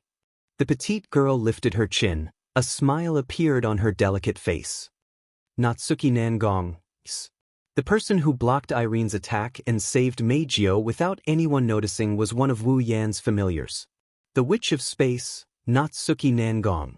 However, this demon killer, who was known by everyone in the world of blood-devouring frenzy, was nowhere to be found in the world of date battle. Natsuki Nangong? Irene frowned. She started searching for information in her mind. Of course, she couldn't find anything. She could only stare at Natsuki. "I've never heard of you before. You're also an elf?" "Elf?" "Oof." Natsuki pursed her lips and nodded in a non-committal manner. "Let's assume that for now. You're not human, an elf that has never appeared before?" Irene gritted her teeth, her eyes filled with uncertainty. An elf that hasn't been confirmed isn't anything to be surprised about. To Irene, whether or not she's an elf doesn't mean that she's an enemy. What surprised her the most was Natsuki's ability to casually block her full-powered attack. Could it be that this was an existence whose power was comparable to that of the Red Devil, Itoshido? Jessica and the magicians from them looked at each other. They didn't know what to do. They all stood behind Irene and didn't do anything. Natsuki seemed to be happy with this. She stepped into the air, turned around, and looked at Meijio, who was looking at her in a daze. "Well, with your strength, it is not easy for you to work so hard." Looking straight at Meijio's unfocused eyes, Nayu nodded. "Leave the rest to me. Who are you? Why did you save me?" Hearing Nayu's words, Meijio really wanted to ask, but she had lost her voice and could only stare blankly at Nayu, unable to say a word. "There's no need to doubt it. I did come to save you. No, I should say that I've been watching over you all this time." Natsuki seemed to have seen through Meijio's thoughts. She raised her expressionless face. "Ever since that fellow explained to you how dangerous that Elaine fellow is?" Hearing this, Meijio's eyes widened slightly. Uncontrollable ripples appeared in her eyes. At this point, no matter how stupid Meijio was, she could understand the general meaning of Natsuki's words. In other words, during this period of time, Natsuki had been by his side looking after him and protecting him. She was entrusted by that guy Natsuki mentioned. As for who that guy is, there's no need to guess. Because, from the beginning to the end, there was only one person who had explained to Meijio how dangerous AI Lien was. Wu Yan. So, from that moment onwards, Wu Yan has been protecting her in disguise. Ever since, including now when she lost her voice. She's completely useless. Wu Yan's figure flashed through her mind. An indescribable feeling rose in her heart. It's like joy, it's like apology, it's like guilt, it's like the clouds have parted and the moon has risen. That man is really protecting me. When she thought of this, Meijio's eyes couldn't help but water. She opened her mouth as if she wanted to say something, but she had lost her voice. Even if she didn't, she would only be able to choke on her sobs. Sigh. Seeing this scene, Natsuki sighed. She was connected to Wu Yan, so she knew about Meijio's situation. That's why Natsuki felt helpless. That's why I hate this little girl. She cries so easily. She's so annoying. Natsuki turned around and looked at Irene, Jessica, and the dim magicians in front of her. She said impatiently, "What are you waiting for?" "That's all for today. Little girls, you can leave now.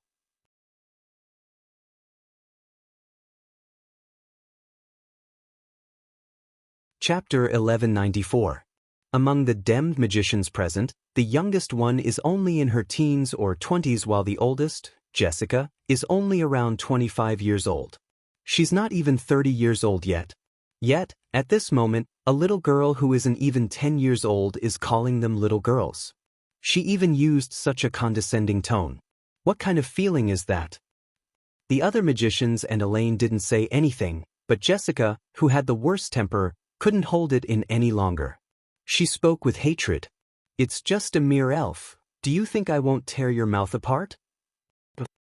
Natsuki narrowed her eyes and laughed. Then, who was the one who led a group of little girls to attack a mere elf, only to be humiliated by a mere elf and have no choice but to be rescued by others? That's because that monster's angel has an advantage in group battles. Jessica gritted her teeth. Her fox-like eyes revealed a deep sense of resentment. If I'm alone, Natsuki glanced at Jessica and sighed. You look older than me, but you don't even dare to admit your failure. Your temper is also like a brat, that's why I call you a little girl. You. Enough. I don't have the time to bicker with a little girl. Looking at Jessica's gloomy appearance, Natsuki said expressionlessly with one hand holding the umbrella and the other on her waist. If you're not satisfied with the way I address you, I can change it. Old hag. You do. Jessica's entire body trembled. Her foxy eyes that were filled with haze were immediately replaced by dense killing intent. Not even an old hag? Natsuki's lips curled up upon seeing Jessica's reaction. Or is it better to call you ugly bastard? Jessica's expression instantly turned ferocious. Without thinking, she aimed the gun at Nayu. Don't get too carried away. Stupid girl. As the cursing voice was heard, a voice rang out. Jessica wanted to pull the trigger on the spot. In the end, before she could pull the trigger, the gun in her hand was cut into two by a fierce sword light. Wow! Jessica looked at the gun in her hand in shock. Before she could react, a cold voice sounded beside her. I gave the order. Did I ask you to do it? Jessica shuddered when she heard the familiar voice. How could she not know who had unleashed that sword light? Jessica turned her head and looked beside her. She immediately saw the laser lightsaber in Elaine's hand. A cold and emotionless face. Executive. Executive head. Jessica's forehead dripped with cold sweat. How could you fall for the other party's provocation so easily? Jessica, to think that you're still the only person who's inferior to me in the current dem. Elaine shifted her gaze away. Her voice no longer contained any emotion. I will report this to Ike. You should prepare to train for a few more years. Don't go on missions for the time being. Executive Minister. Jessica turned pale with fright, but it attracted Irene's unquestionable words. What? Do you have a problem with that? Elaine's emotionless tone made Jessica understand. I'm afraid there's nothing I can do about this. Immediately, Jessica lowered her head. Her fox-like eyes were filled with hatred and killing intent as she glared at Nayu in front of her. Her heart was filled with hatred. It's all because of this damn brat. Jessica made up her mind. Even if she can't go on missions after returning, she will make a hole in Natsuki's body. Unfortunately, Jessica had already forgotten about it. That damned brat in her eyes had just blocked an all-out attack from the executive director that she was so afraid of with his bare hands. He saw the resentment in Jessica's eyes. However, Natsuki's expression didn't change at all. Instead, she looked at Irene with a hint of approval in her beautiful eyes. Looks like the magicians in the dem are not all undesirable, even if the so-called magician name is just a fake. Fake? Elaine frowned. Her gaze sharpened. What is the meaning of this? Who knows? Natsuki didn't deny it. She raised the parasol in her hand with a provocative look in her eyes. Instead of wasting time explaining, why don't I let you see it with your own eyes? A real magician. As she spoke, Natsuki's petite body emitted a magical ripple that was different from the one used to power the display device in this world. True magical ripples surged out from her body and swept across the area like a gust of wind. The sudden gust of wind made the magicians of Dem a little confused. They all exclaimed, but they didn't dare to move their eyes away from Nayu's body for even half a second. Natsuki was strong, but her mana wasn't strong enough to cause a gust of wind. However, ever since she became Wu Yan's familiar, her mana has completely disappeared. Natsuki didn't lose her power. She's just a collection of mana. Even though she has a physical body, she's still Wu Yan's familiar. No matter how much mana Wu Yan used to release her, as long as Wu Yan didn't cut off Wu Yan's supply of mana, Natsuki would be able to use Wu Yan's mana. In other words, if Wu Yan wanted, Natsuki would be able to obtain an endless amount of mana from Wu Yan until Wu Yan ran out of mana. In other words, Natsuki possessed mana that surpassed the level of a true ancestor. Of course, it was impossible for the DM magicians to know this. These so-called magicians were different from real magicians. If they didn't have the equipment on them, then they were just ordinary people. It was impossible for them to sense magic. However, just because they couldn't sense mana didn't mean they couldn't detect it. Almost at the same time as Natsuki's mana rose up, the magicians behind the Demta magicians who were in charge of providing support and carrying large instruments on their backs screamed out. We detected a strange reaction from the front. This reaction. It's not spiritual energy. It's not mana either. It's not spiritual power or mana. Irene, Jessica, and the magicians from the Dem changed their expressions. Apart from elves and magicians, could there be a third type of existence in this world that had supernatural power? No, that was absolutely impossible. It's very likely a reaction from the angel ability. Irene calmly gave an answer and quickly gave an order. She might have already used angel, everyone be alert. However, the moment Irene finished speaking, Natsuki elegantly closed her parasol and snapped her fingers. Hum. The next moment, in the vast night sky, ripples spread out without warning, bringing with them the sound of water droplets falling into a lake. They formed a high-density purple magic array. This is... Irene's pupils shrank when she saw this. Her voice seemed to freeze the air as she shouted. Everyone. Tori, Domain of Will, activate. Irene took the lead and activated her Tori to protect herself. The magicians around her also activated their Tori as well. At the same time, the purple magic formations turned and shot out shackles flickering with purple light. Like pythons with consciousness, the shackles whizzed through the air and coiled around the magicians of the Dem at an extremely fast speed. Ding ding ding. Amidst the crisp sound of chains clanging against each other, the Dem magicians who were holding up the Tori were all tied up. Even though they still have their Tori, the shackles bound them along with their Tori. All of a sudden, the magicians who were holding up the Tori were all bound by the lock of discipline together with this Tori. They were all confined inside the Tori. Irene's expression changed.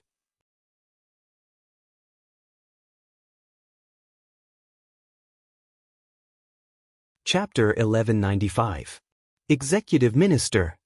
Looking at the Tori that surrounded them being bound by the lock of commandment, the Dem magicians all exclaimed in shock. Although they were in the Tori and wouldn't be in any danger, the lock of commandment had tied up the Tori, and their position didn't change. They could either remove the Tori or maintain the status quo. But as soon as the Tori was removed, the chains with purple light would bind them without any hindrance. But if they maintained the status quo and maintained the state of the Tori, these Dem magicians would be no different from being directly bound. They were in a dilemma. From the moment the lock of commandment burst out to the moment the Dem magicians were all bound and cried out in alarm, the whole process was less than 5 seconds. But Irene's brain instantly analyzed the situation. Her expression changed, and she directly removed the Tori that had just been released and retreated. If even Irene ended up like those damn magicians, then this hunting war would be over. The Dem would basically be declared a failure. Thinking of this, Irene immediately sent an order to her brain to control the ejector of the Pandaragon on her body. She displayed the maximum ejector thrust of the Pandaragon and turned into a flash of light, quickly breaking away from the lock of commandment that was entangling her. However, at the same time that Irene dodged, the lock of commandment that was originally binding her like a python instantly changed its direction and headed in Irene's direction. It shot straight towards her. If the lock of commandment at the beginning referred to a coiled python, then the lock of commandment now was a spirit snake that shot out of its hole like a hot knife through butter. It was like a flash of purple lightning. The lock of commandment violently shot towards Irene. In an ear-piercing sonic boom, it broke through the layers of atmosphere like an arrow and fiercely shot towards the retreating Irene.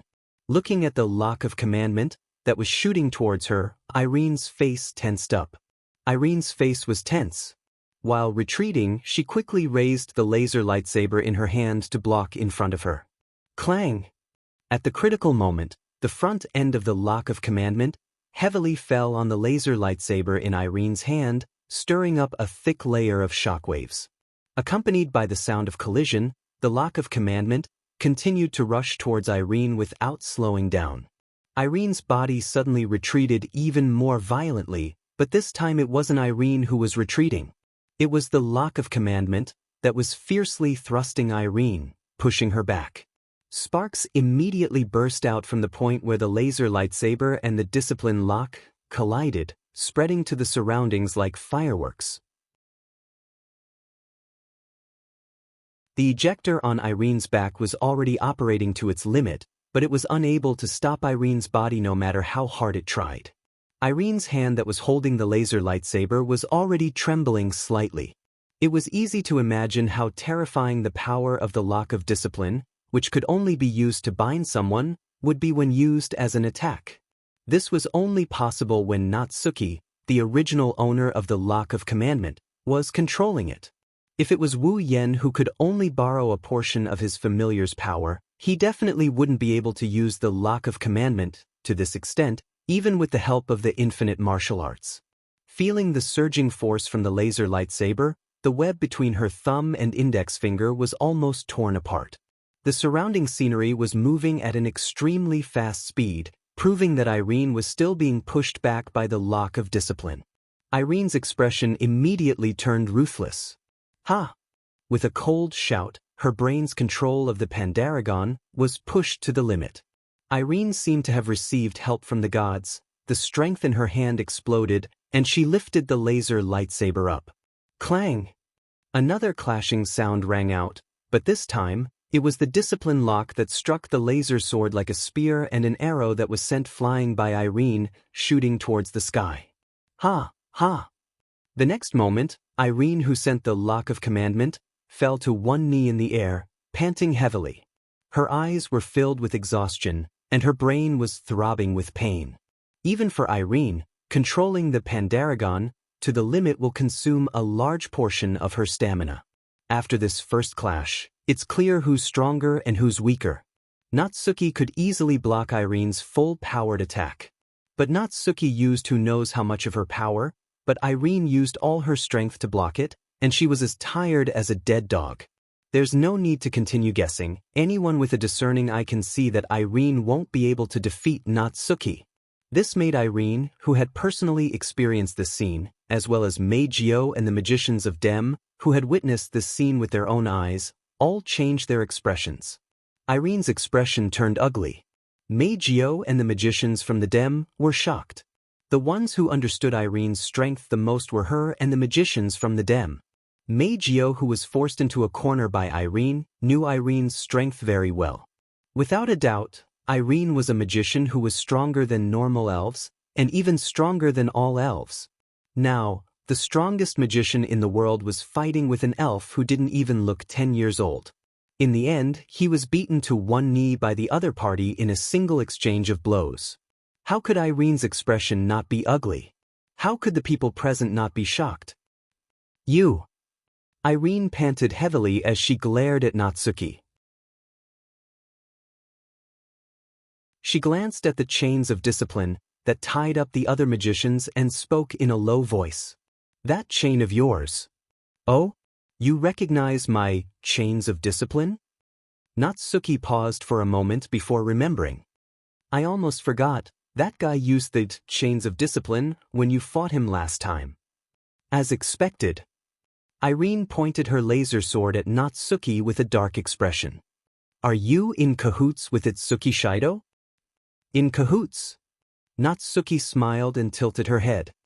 Rather than saying we're in cahoots, it's better to say we're one body. One body? This time, it was Irene's turn to be stunned. Let's put it this way. Natsuki raised her parasol again and looked at Irene expressionlessly. You can think of me as an angel, with consciousness and a body that can move on its own. Itsuki Shido is my master. An angel that has consciousness, a body, and can move on her own. The magicians held their breaths. Irene clenched her lightsaber tightly. She couldn't take her eyes off Natsuki anymore. No wonder you're so strong, you're Itsuki Shido's angel. Irene frowned. Even an angel is so special, is that why Itsuki Shido is so strong? If that's what you think, it's fine. Natsuki pursed her lips. After all, even for that guy, an existence like me can be considered as one of his trump cards. Hearing this, Irene felt relieved, but at the same time, she couldn't help but feel that this was a thorny problem. Wu Yan's terrifying power has always been a thorn in Irene's heart. Irene always thought she was the strongest existence in the world. The power that Natsuki displayed made Irene's heart palpitate. Fortunately, Natsuki was a wordless angel. Otherwise, the appearance of a second existence that was more powerful than her would be a huge blow to Irene. Natsuki's words made Irene feel better, but the problem isn't solved. Since Natsuki is that guy's angel, and has the same level of power as him, Irene won't be able to take the diva from Natsuki Shido. The mission this time could be declared a failure. Thinking of this, Irene couldn't help but feel a sense of unwillingness in her heart. As Will Court's most loyal subordinate, Irene has already failed to capture Wu Yan once. She won't allow herself to fail a second time. However, she can't get past Natsuki. What should she do?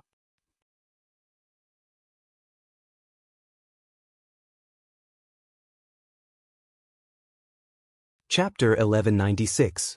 Irene slowly stood up from kneeling on one knee. She held the laser lightsaber and pointed it at Natsuki while looking around.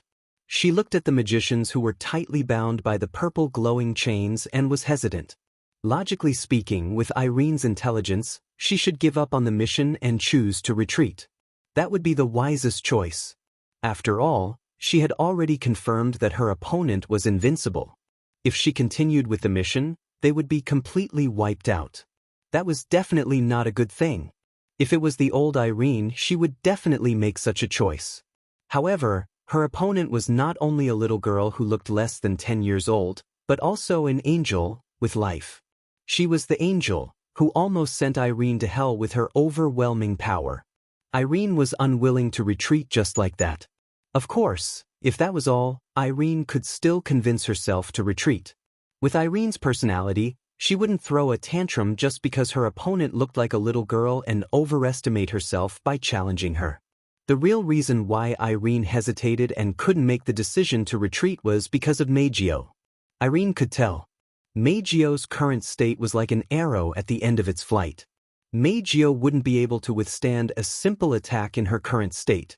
At that time, Irene could directly take Meijio and use her as a hostage to lead the Dia magicians to retreat smoothly. That was why Irene didn't choose to retreat immediately. After all, she only needed one attack, right? As long as Irene was given a chance, then everything could become a reality. What Irene needed now was a chance, a chance. Ripples appeared in Irene's eyes, indicating that her heart was wavering. She kept looking around. She was trying to find that so-called chance. However, the Dia magicians were all restrained. They couldn't support Irene, and the Bandersnatch were all destroyed by Meijio. How could Irene find a chance? Until this moment. Only then did Irene realize how troublesome it was to not have a capable assistant by her side. If she could have someone who was far more powerful than the average magician to support her, then even if the other party's strength was not as good as hers, she would still be able to find an opportunity to make this mission a success. If Chong Gongzhen was still in the dim, the situation would have been different. He didn't even need Chong Gongzhen's level. Even Jessica's help would be good. Thinking of this, Irene suddenly froze. Wait a minute, Jessica? Irene's eyes narrowed as she glanced at the bound magicians. Her lips curled into a smile.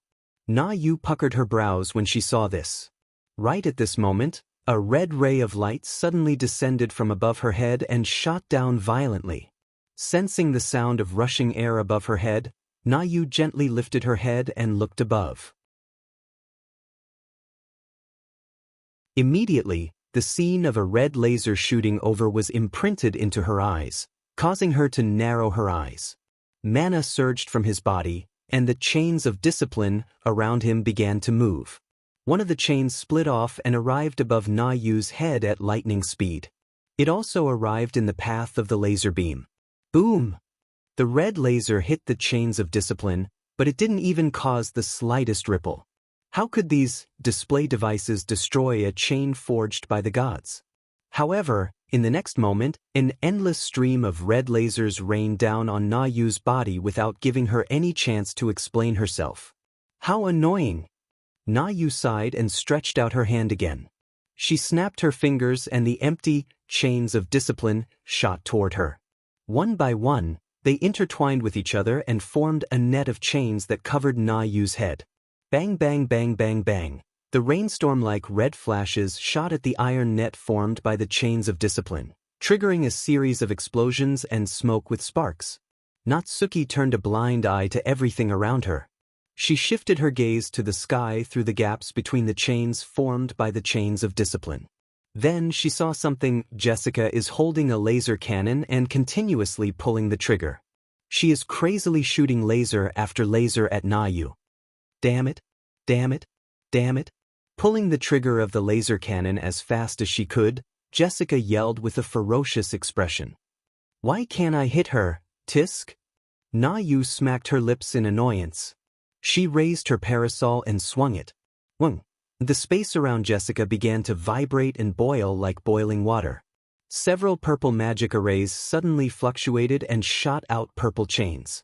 Like whips, they fiercely whipped Jessica from top to bottom with sharp whistling sounds. Bang! Bang bang bang bang bang. Following a clear shattering noise, Jessica's tutori, domain of will, was shattered cleanly. Then, after a series of muffled sounds, all the chains were whipped onto Jessica's body without missing a single one. After suffering such a heavy blow, Jessica spat out a mouthful of blood and fell to the ground like a kite with a broken string. Now's the time. Just as Jessica was about to receive the attack, Elaine's eyes flashed with a sharp light. The flamethrower on her back was activated at full force, and her figure shot out.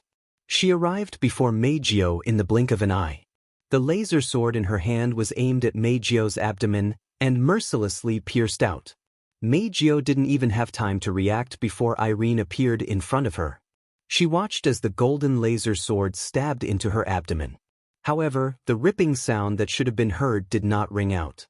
Irene's laser lightsaber also seemed to have pierced through air. There was no sense of substance at all. Both Irene and Meijio were stunned. The two of them finally saw what happened. On Meijio's abdomen, where the laser sword had pierced, there was a faint ripple that was rippling. As for Irene's laser lightsaber, it pierced right into the center of the ripples. The sword that should have pierced through Meijio's abdomen was sucked into the ripple. Not a bad tactic. If I wasn't proficient in spatial magic, you might have succeeded.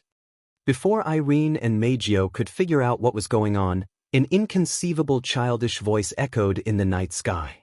Too bad, if you don't succeed, there's no meaning to it. Behind Meijio, who didn't know what was going on, a female knight who was 2 to 3 meters tall and was covered in golden armor suddenly appeared out of thin air and entered everyone's eyes. That's the guardian that only witches have. That was also Natsuki's guardian, The Guardian of Gold. The Guardian of Gold lifted his head that was covered by the helmet, grabbed the greatsword in his hand and swung it down at Irene. This time, the sound of flesh being torn apart reverberated clearly in the air, reaching the ears of everyone present. Scarlet blood dripped from the air, falling to the ground an unknown distance away. Ugh! Driven by the ejector, Irene, who had dodged to the back, groaned in pain and clutched her chest. There's a hideous wound that's bleeding profusely. Irene didn't have time to care about her wound. She dodged to the back and left her companions behind. She flew to the horizon without looking back. Executive Minister! The trapped magicians of the Dem cried out one by one. Na Yu coldly snorted as she watched the figure disappear into the horizon. Her face was filled with displeasure. She managed to avoid a fatal wound? She's pretty capable. Natsuki said this, but she had no intention of chasing after Irene. Otherwise, with her attainments in space magic, capturing Irene would be a simple matter. She cast her gaze on Meijio, who was still in a daze, and sighed faintly. Taking care of a little girl is harder than being an offensive magic officer. How did I end up with such a master?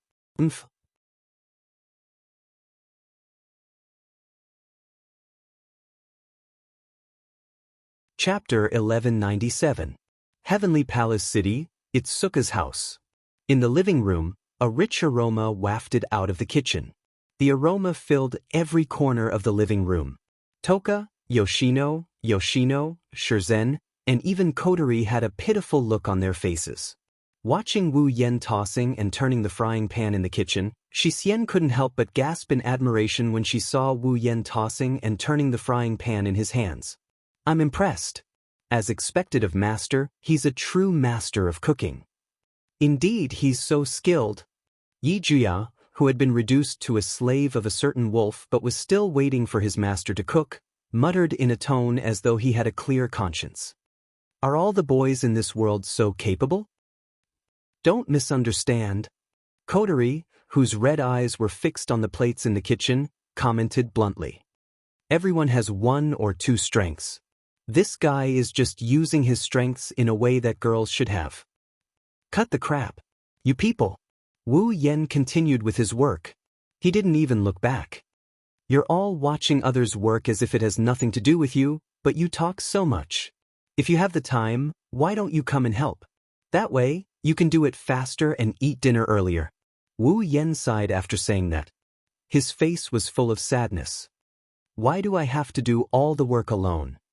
Kotori, Toka, Yoshino, and Shurzen were in disbelief. Kotori said, Are you really an idiot? Let's not talk about Yoshino and Shurzen first. If Toka, Yoshino, and I help, it'll only make things worse, right? Then why are you still able to say such a line with such a proud face?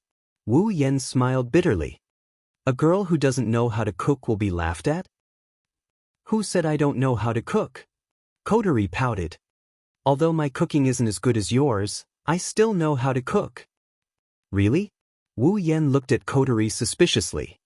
Then why haven't I seen you cook? Isn't it obvious? Kotori said in disdain. In this world, boys are the best at cooking. Wu Yan's mouth twitched and he sighed again. Who was the one who said that only girls should have this advantage of mine?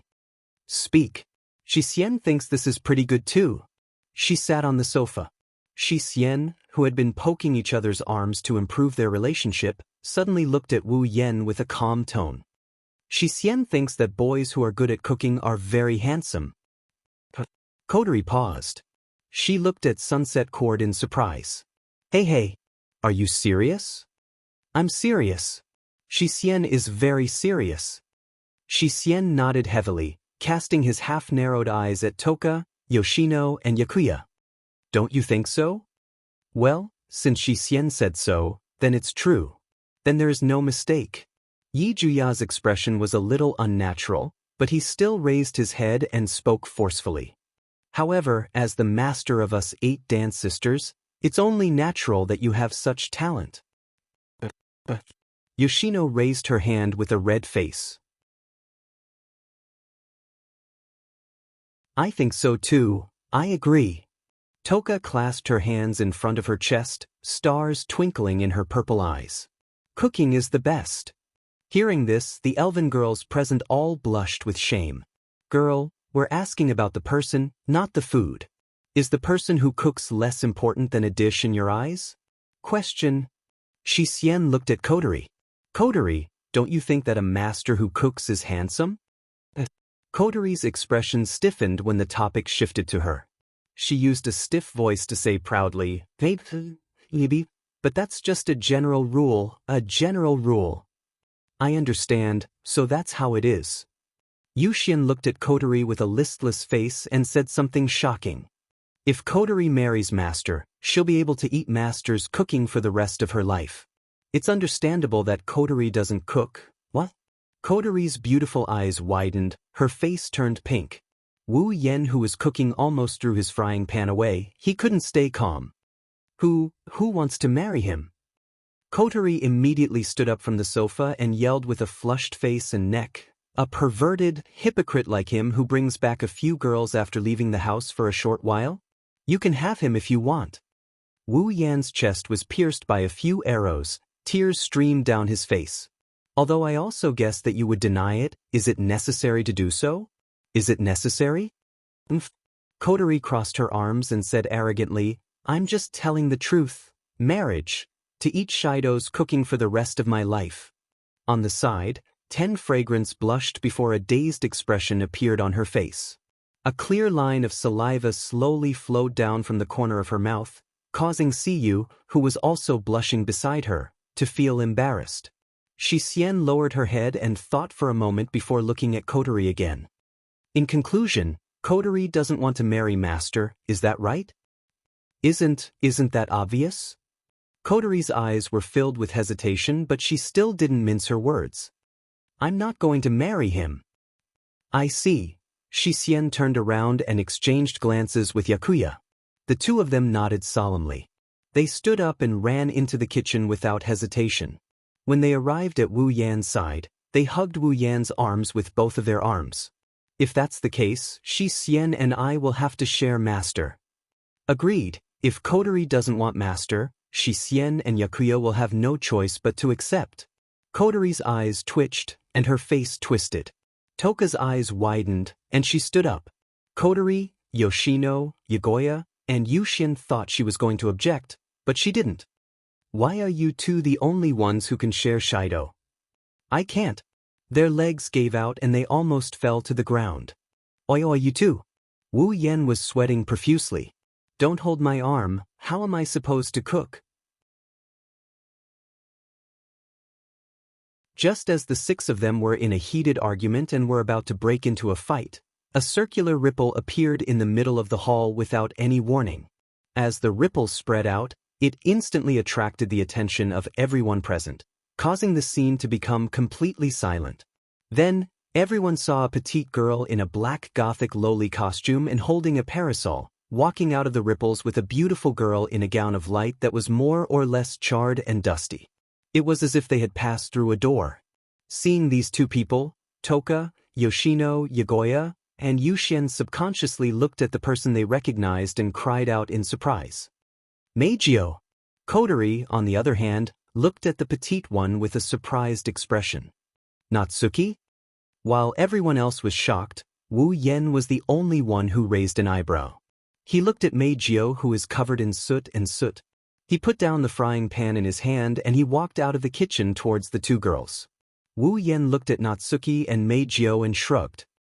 Looks like I've made the right decision this time. Meijio stared at Wu Yan. Her bright silver eyes started tearing up. She was filled with emotions. She felt like she just survived a calamity and she also felt like she was wronged. Wu Yan bitterly laughed when he saw Meijio trying her best to hold back her tears. He patted Meijio's head with a tender expression. You must have suffered a lot. Wu Yan helplessly laughed when he saw the charred marks and dust on Meijio's body. Anyway, go take a bath first. Meijio, who was always against Wu Yan, nodded obediently without hesitation.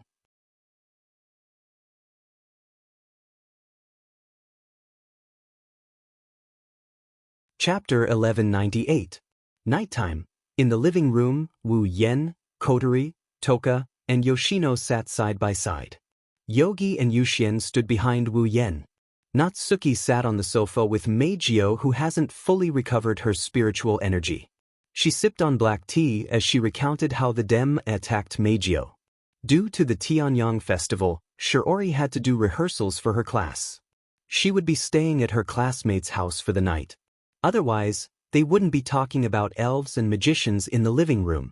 Other than Wu Yen, Toka, Yogi, and Yuxian's expression became more and more serious. Yoshino's pretty face also had a hint of fear.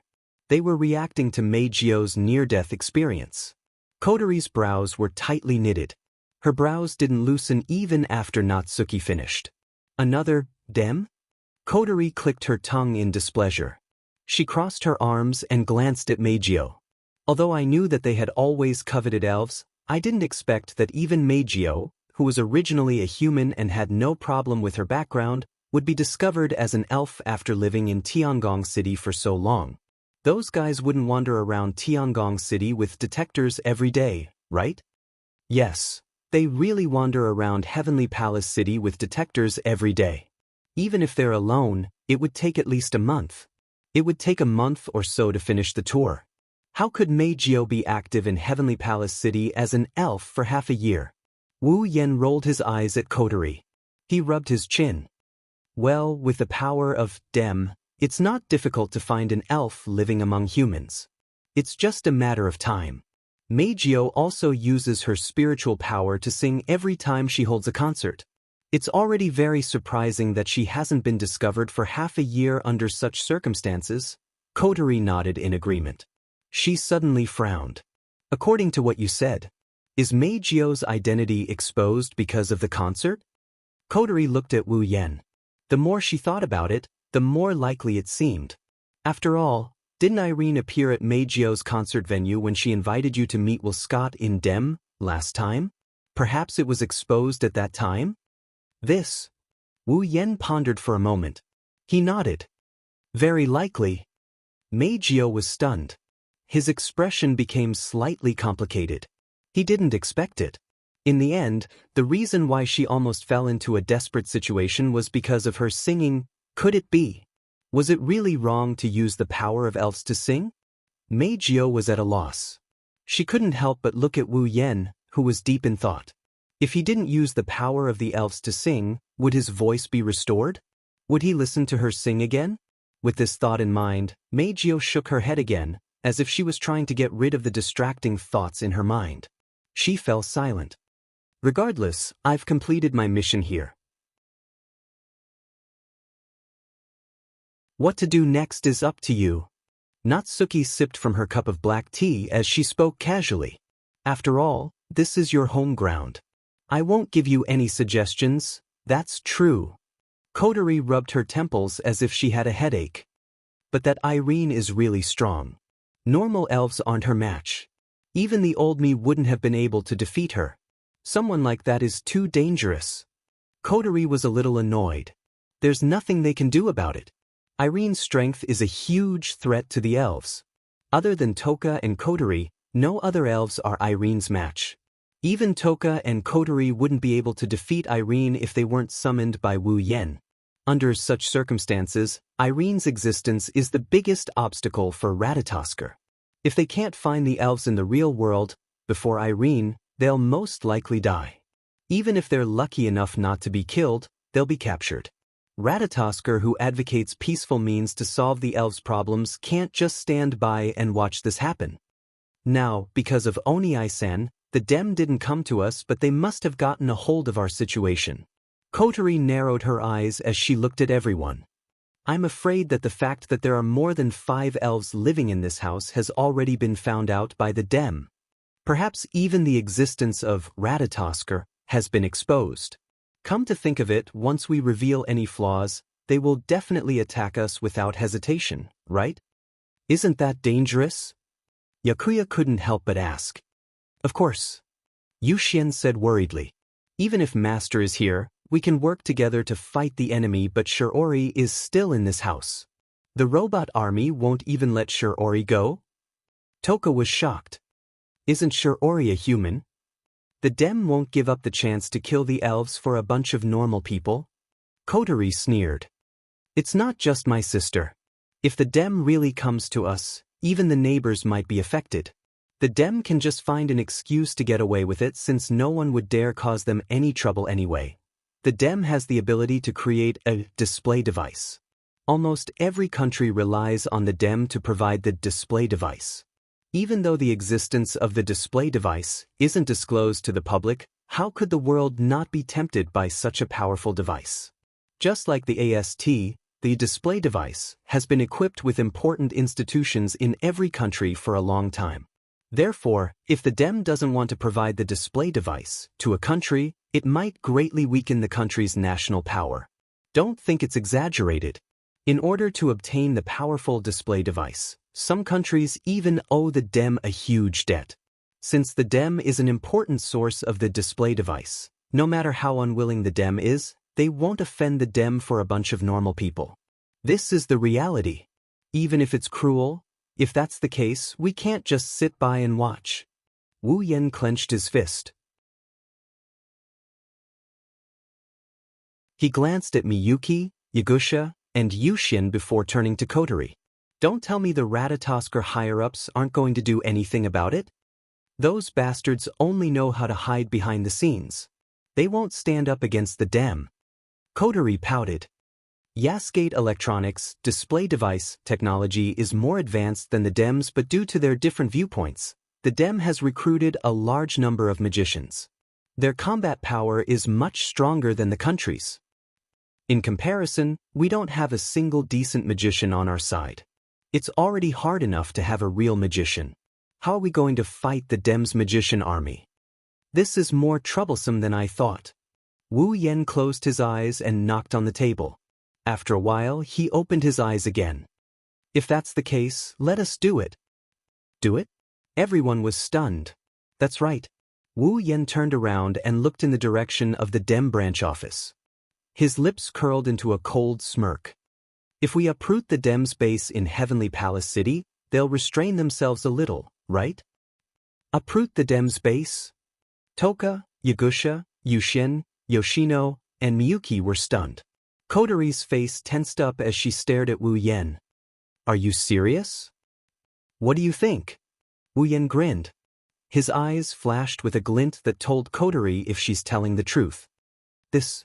Kotori hesitated. Isn't this a little too extreme? Let's compare it to the Dem. Wu Yan sighed. You'll realize that I'm already being merciful by not saying we'll kill all the magicians in the Dem. I agree with you on this point as well. At this moment, a figure suddenly appeared in the hall. He had a pair of different colored eyes, one red and one gold, and a bewitching smile appeared on his face. So, can I participate as well? Many people in the hall were shocked when they saw the newcomer's face. Kurumi.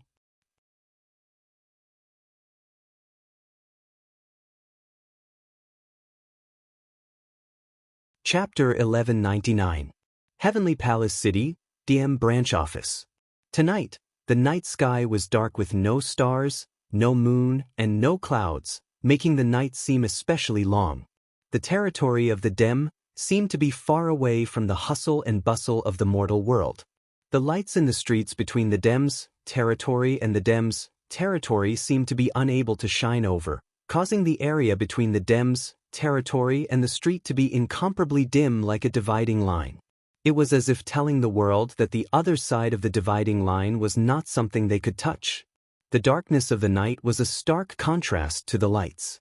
In the territory of the Dem, many of the Dem members loved the night. While others were sleeping, they were doing their own things in the buildings.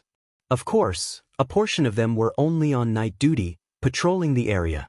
In the most luxurious office on the top floor of the first office building of DM's branch office, Westcott stood by the window, looking at the brightly lit buildings below. He then looked at the night view of Heavenly Palace City in the distance, seeming a little absent-minded. That's natural. This was because Westcott was listening to Irene's report on the operation to capture the diva. His sharp eyes narrowed, opened, closed, and curved as if they had been carved by a knife. His eyes changed along with Ellen's explanation, But unlike his eyes that were constantly changing, Will Scott's face had a different expression. From beginning to end, he had a meaningful smile on his face. This posture made it hard to tell whether Westcott was surprised or amused. The emotions in his heart were hidden very deep. People who weren't familiar with Westcott couldn't tell what he was thinking from his actions. Coincidentally, Irene was this kind of person who was familiar with Westcott and could see what he was thinking. Therefore, Ellen did not hide anything. She recounted the entire operation of capturing the diva, from the beginning to the end. She even told him the situation before and after she escaped. Irene believed that as long as Westcott could find even a little bit of useful information, then the next mission shouldn't be too far away. At that time, Irene will definitely do her best and won't let herself fail a third time. At least, that's what Irene decided in her heart. Even if she had to face the same situation again, she would still choose to escape. After Irene finished explaining the whole process of the operation, it was already more than half an hour later. Westcott's smile didn't change during the entire process. It was as if he wasn't the one who coveted the diva. He didn't care about the mission failure at all. Instead, he became interested in other aspects.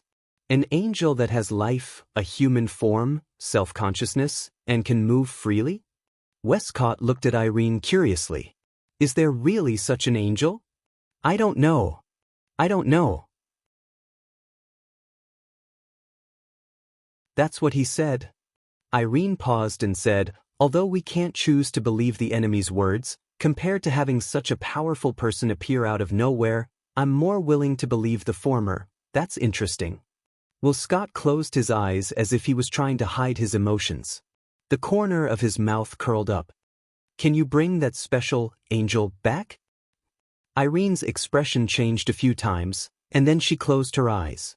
Based on the current situation, there's not much chance of success. What a strange answer. Will Scott couldn't help but laugh as he looked at Irene with a teasing gaze. In the past, you would have said, there's no target in this world that I can't bring back, right? I do want to say that. Irene opened her eyes and met Westcott's gaze. Unfortunately, it's the truth. I can't ruin Ike's plan because of my willfulness. This answer is more in line with your character. Will Scott shrugged and asked casually. What about the magicians who went on the mission with you? They came back not long ago. Irene replied expressionlessly. The angel didn't seem to want to do anything to them. They said the angel let them go and they came back. What about Jessica? She's heavily injured. Irene's expression didn't waver at all. She spoke as if the heavily injured magician was a mouse not worth mentioning. After being treated by the manifestation device, her injuries are almost healed. She should be yelling about tearing the angel who injured her into pieces, shouldn't she? Indeed, Jessica would do something like that. Will Scott seemed to be amused by Irene's words. He couldn't help but chuckle before glancing at Irene. What about you? I've also been healed by the manifestation device. Irene's face didn't change at all, but her hand had already involuntarily reached for her chest. Due to the severity of my injuries, I won't be able to fully recover if I don't have time to rest. This is the second time I've seen you with such serious injuries after the last time I came back from Homey Island. Will Scott frowned. Are you all right? I'm fine. Irene answered without hesitation. Although I need time to recuperate, I can still fight now and display my full strength. However, I can't fight for too long. That's good. Westcott nodded with a smile. He turned around and continued to look out the window. What about the diva? Seeing that Will Scott did not ask any more questions, Irene hesitated for a moment before asking her own question. Should we continue to monitor the angel's movements and arrange for the next capture mission? Since that person even sent his angel to protect the diva, it proves that he won't let us touch the diva. Will Scott shook his head. So, let's not think about the diva for the time being. It was Irene's turn to frown. Are we going to ignore the elves in Heavenly Palace City? For now. Westcott waved his hand at Irene without turning his head. His indifferent and calm voice drifted into Irene's ears. Tell the people below to keep track of the elves' whereabouts and situation at all times. Don't let them out of our sight, especially that person. He even has an angel that I've never heard of. I have a feeling that he's not an ordinary elf." Irene narrowed her eyes and her face darkened. "Toka Shidoha?" Westcott lowered his head, and a happy smile appeared on his face. "I'm getting more and more interested in him. Too bad I didn't ask him to join us." Towards Westcott's words, Irene was rarely non-committal. Irene didn't know Wu Yen well, but that didn't affect her judgment. He's an elf. The DM is an organization that kills elves. Under such circumstances, how could he possibly join the DM? She did not even need to think about it. Westcott should have understood this, but he did not seem to have given up on letting her join the Democratic. This did not match Elaine's understanding of Westcott. Elaine could only assume that Westcott had his own considerations and plans. In her mind, the faintly smiling face that seemed to be engraved in the depths of her mind appeared once again. When she recalled the other party's powerful strength and the equally powerful angel, Irene's breathing quickened a little. Because of her slightly hurried breathing, Irene raised her head and inadvertently swept her gaze to the sky outside the window. However, with this sweep, Irene's pupils violently shrank and her expression changed drastically. "Irene!" A shrill cry rang throughout the office. Irene suddenly pounced in Westcott's direction. A golden radiance flashed over her body, and the Pendaragon, Irene's special CR unit, appeared on her body. Irene immediately activated her Turde Tori barrier and rushed towards Westcott. At the same time, outside the window in the night sky, an overwhelming sea of red lotus flames that emitted intense heat shrouded down without any explanation. In an instant, it landed on the entire DM branch office and the office at the top of the first office building.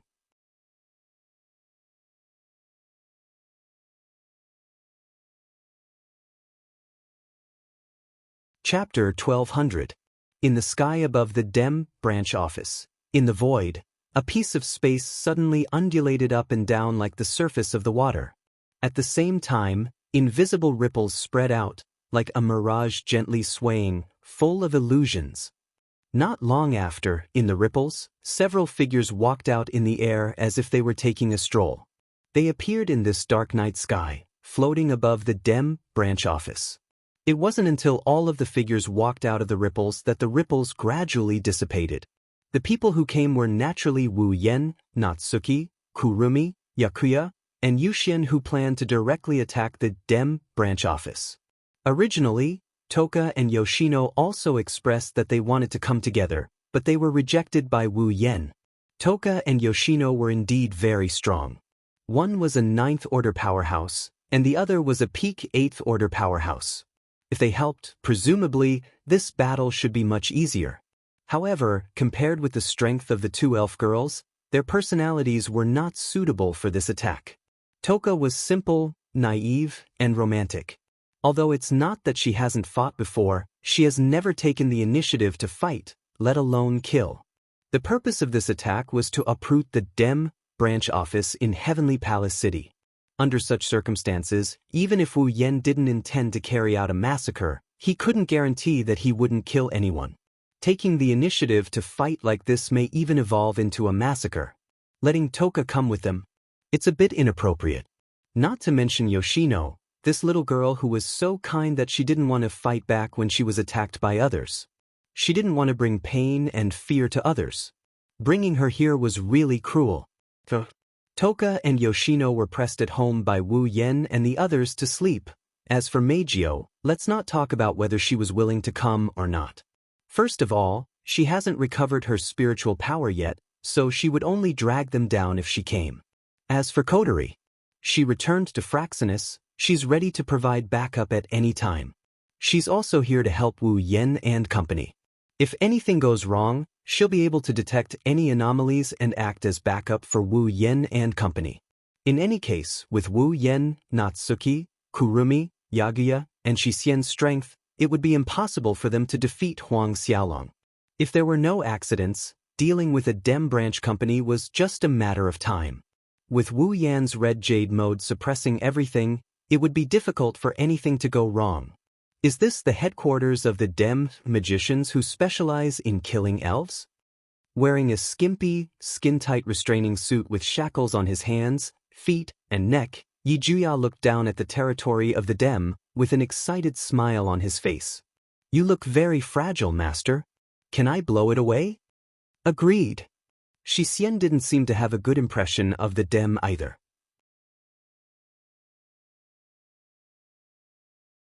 Her silver eyes were filled with a reckless desire to destroy everything. It looks like a wide area of effect, but if I work with Yi Juya, I should be able to blow away everything inside. Era, sounds interesting. Kurumi tilted her head and tapped her lips with a finger. She had a covetous expression on her face. It's a pity they don't have a wide area of effect attack. What a pity. Same here, I've never done something like demolishing a building. Natsuki held up her parasol. She glanced at Wu Yen. But a job as destructive as this should be the most suitable for vampires like you who can control familiars, right? I don't plan on releasing my familiars, at least.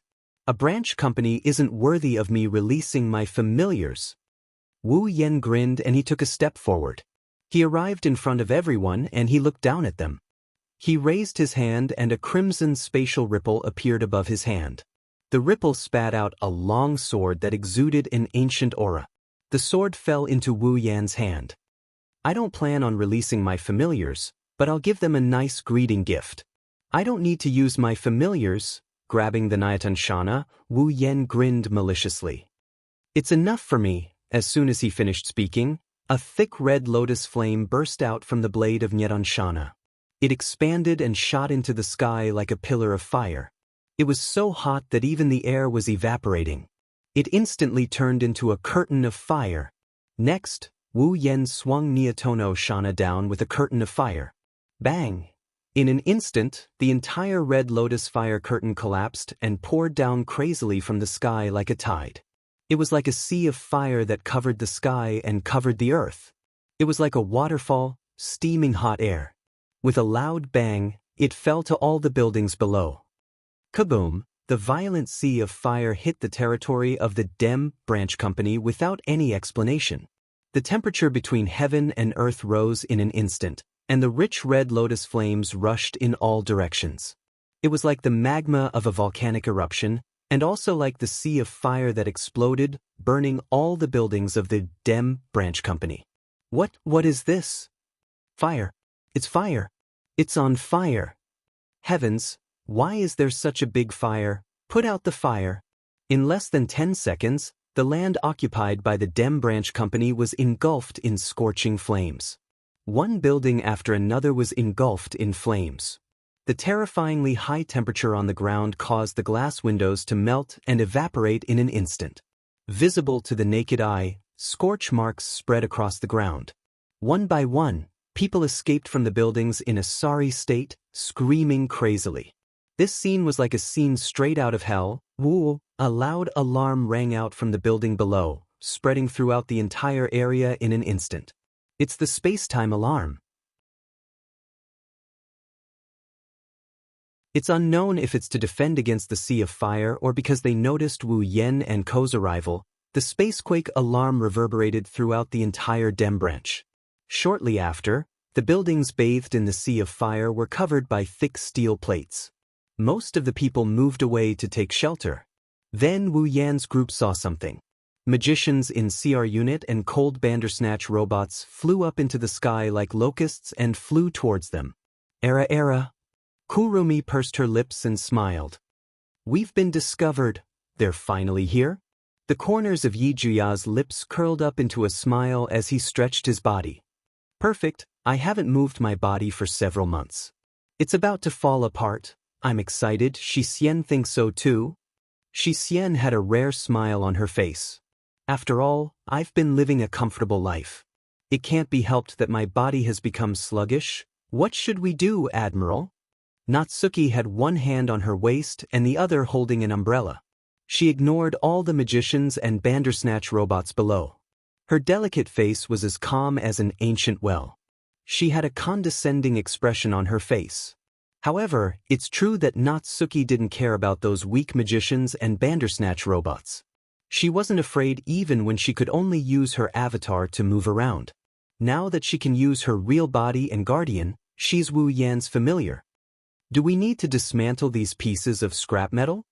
Wu Yan wanted to nod when he heard Natsuki's words. However, he stopped when he heard the sound of something breaking through the air. He looked over with the girls. In front of them, in the first office building burning with red lotus flames, a stream of light shot out from inside at an extremely fast speed.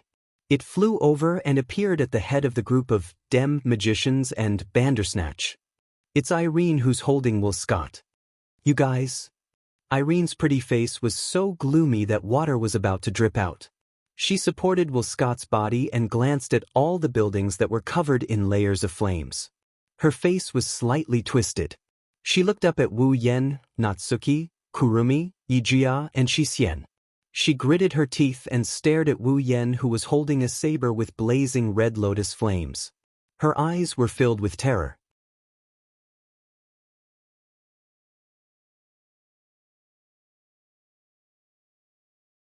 Chapter 12:01. The flames wreaked havoc and the scorching heat vented itself on the ground. The slowly burning red lotus fire mercilessly burned everything in the Dem branch office. The steel that covered all the buildings, which were specially used to defend against the spacequake disaster, showed signs of melting under the burning of the flame. Under such circumstances, if a normal person stepped into the sea of fire, they would be instantly incinerated to ashes. Even magicians who could control CR units would be heavily injured if they didn't use their territory domain. Of course, no one would be foolish enough to stay in the sea of fire and be burned. All the ordinary people in the Dem branch had entered the underground shelter and avoided the disaster. The magicians in the Dem branch carried their Bandersnatch and flew into the air, arriving behind Will Scott and Irene. Glancing at the base camp that was covered in a sea of fire, then looking at the 5 floating figures in a row in front of them, even if the magicians had low IQ, they could understand what was going on at the moment. Clearly, the Dem branch office was attacked. And the target was the elves they had been hunting. At the thought of this, the Demmed magicians were suddenly at a loss. The switch between the prey and the hunter was a resounding slap to their faces, and they were a little caught off guard. Not to mention the magicians from the Dem. Even Irene herself couldn't believe that the Dem branch office was attacked by elves. After all, elves had always been prey in Irene's eyes. On the contrary, Will Scott, who had been floating in the air by relying on Irene, was the first to react. He looked around the Dem branch office that was engulfed in flames. Looking at the buildings that were gradually showing signs of destruction in the flames, his expression didn't change as if it had nothing to do with him. However, Irene, who was familiar with Will Scott, noticed the smile on his face that seemed to be in control of everything. Now it was long gone. It was obvious that although Will Scott didn't care much about the sudden attack on the DM branch, he was definitely not in a good mood. Looking at Wu Yan's group of 5 floating in the air, Will Scott finally revealed a smile. Just as the others thought, he didn't care what happened to the Dem branch office at all. Good evening, Dao Lord Scholar. I didn't expect you to grace us with your presence at this time and give us such a big gift. Wu Yan raised an eyebrow when he saw that Will Scott's expression didn't change at all even though the Dem branch office was attacked. Looks like this gift isn't enough to satisfy you. How could that be? Will Scott shrugged. He glanced at Kurumi, Yigusha, and Xianxia, and the corner of his mouth hooked up. I can invite their devil, nightmare, and berserker with a bit of scrap metal. I'm quite satisfied with such a good deal. After speaking, Will Scott looked at Natsuki. His sharp eyes narrowed slightly as he smiled. This should be Dao Lord Scholar's angel, right? It's an honor to be able to see it with my own eyes. Natsuki raised an eyebrow and pursed her lips in displeasure. It's not that I don't know of your existence, but seeing you with my own eyes still doesn't give me a good impression. You're as annoying as that snake charmer's smile. Natsuki didn't hide her disgust at all. Will Scott was more or less surprised. He didn't know who the snake charmer was, but he tactfully didn't ask. Instead, he looked at Wu Yan again. Well then, Dao Lord Scholar. You didn't come here so late just to give us some gifts, did you? It's nice to talk to smart people, it saves me a lot of trouble. Wu Yen sighed. He looked at the smiling Will Scott and the tense Irene and chuckled. The reason I came here is very simple. Your recent actions have been quite unpleasant, so I came to remind you to restrain yourselves. What is the meaning of this? Irene raised her head abruptly. Her cold gaze landed on Wu Yen. Her voice was as cold as ice as it dropped to zero. Are you here for revenge? Revenge? Wu Yen couldn't help but laugh out loud. He took a few steps forward and his mocking laughter reverberated in the air. Are you saying that only UDM are allowed to hunt the elves but the elves aren't allowed to retaliate? That does sound like something a domineering Dim would say. Irene swung her laser sword and pointed it at Wu Yen. Red Devil. Do you think you can take down the entire Dim? I don't know if we can take down the entire Dem. Wu Yen glanced at the ground below. But today, we will unceremoniously take over the branch company that Dem set up here. Sage Dowlord, you'd better think this through, Westcott said nonchalantly. Although I don't really care what happens to this place, the headquarters won't just stand by and watch the elves destroy the branch. Destroying this place will only bring you more trouble, as long as I can make you guys behave for the time being. Wu Yen shrugged while holding Neotono Shana, who's still burning with red lotus flames. As for the rest, when we gather more companions, we will naturally settle the accounts with you one by one. Hearing this, even Will Scott couldn't maintain the smile on his face. Wu Yan's meaning was clear. He planned to use the time the DM took to recover from the destruction to win over the rest of the elves. When that time came, it would be difficult to tell who was the hunter and who was the hunted apart from the alliance of the elves. This is something Westcott, who has always coveted the elves' power, didn't want to see. Westcott shook his head and sighed as he stared at Wu Yen hovering in the air. It seems like we can't be friends anymore. Friends? Wu Yen almost laughed out loud. He looked at Will Scott with a disdainful look. Should I call you naive? Or should I call you a joker? You're right. That's true. Will Scott patted Irene's shoulder and raised his hand. However, I can't just hand this branch over to you, or else I won't be able to explain myself. Let's see if the human magician or the elves will win this war. Everyone carry out the order. Elaine yelled as soon as Westcott finished his sentence. Capture their devil, nightmare, and berserker immediately. You're allowed to kill them. Don't hold back. Yes. The resounding response instantly resounded throughout the entire Dem branch office. Raphael, Urim. Echo. Raphael, the binder, Elnahash. At the same time, Yigea and Xianxia also raised their shackled hands. A violent gust of wind swirled around their hands, like a vortex retracting back into their hands. When the storm exploded, a pair of cold, mechanical wings appeared on Yigea's right shoulder and Xianxia's left shoulder at the same time. On the arms that were on the same side as the wings, there was also a hand gauntlet that shone with a metallic luster. A huge crimson conical spear and a chain with a rhombus-shaped blade appeared in the hands of Yi Ju-shi and Xianxia, who were wearing gauntlets, respectively, and gripped them tightly. The dark night sky was covered by thick dark clouds. Violent winds comparable to the sea of fire below began to wreak havoc in the air. The sky and earth were extremely oppressive.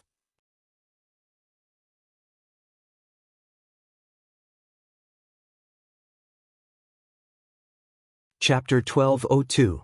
In the Gim company that was filled with tall buildings, the fire was gradually expanding under the violent wind. The wind was also becoming more and more violent under the burning of the flames. The wind helps the fire and the fire helps the wind. Accompanied by the raging winds and the sea of fire, the buildings belonging to Gim were inevitably destroyed one by one on the ground.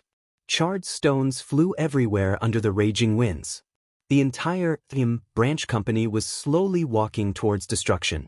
Ha! Yegu-shi held a huge Ilrim spear in his hand. The tip of the spear spun rapidly like a drill bit, bringing with it a strong gust of wind.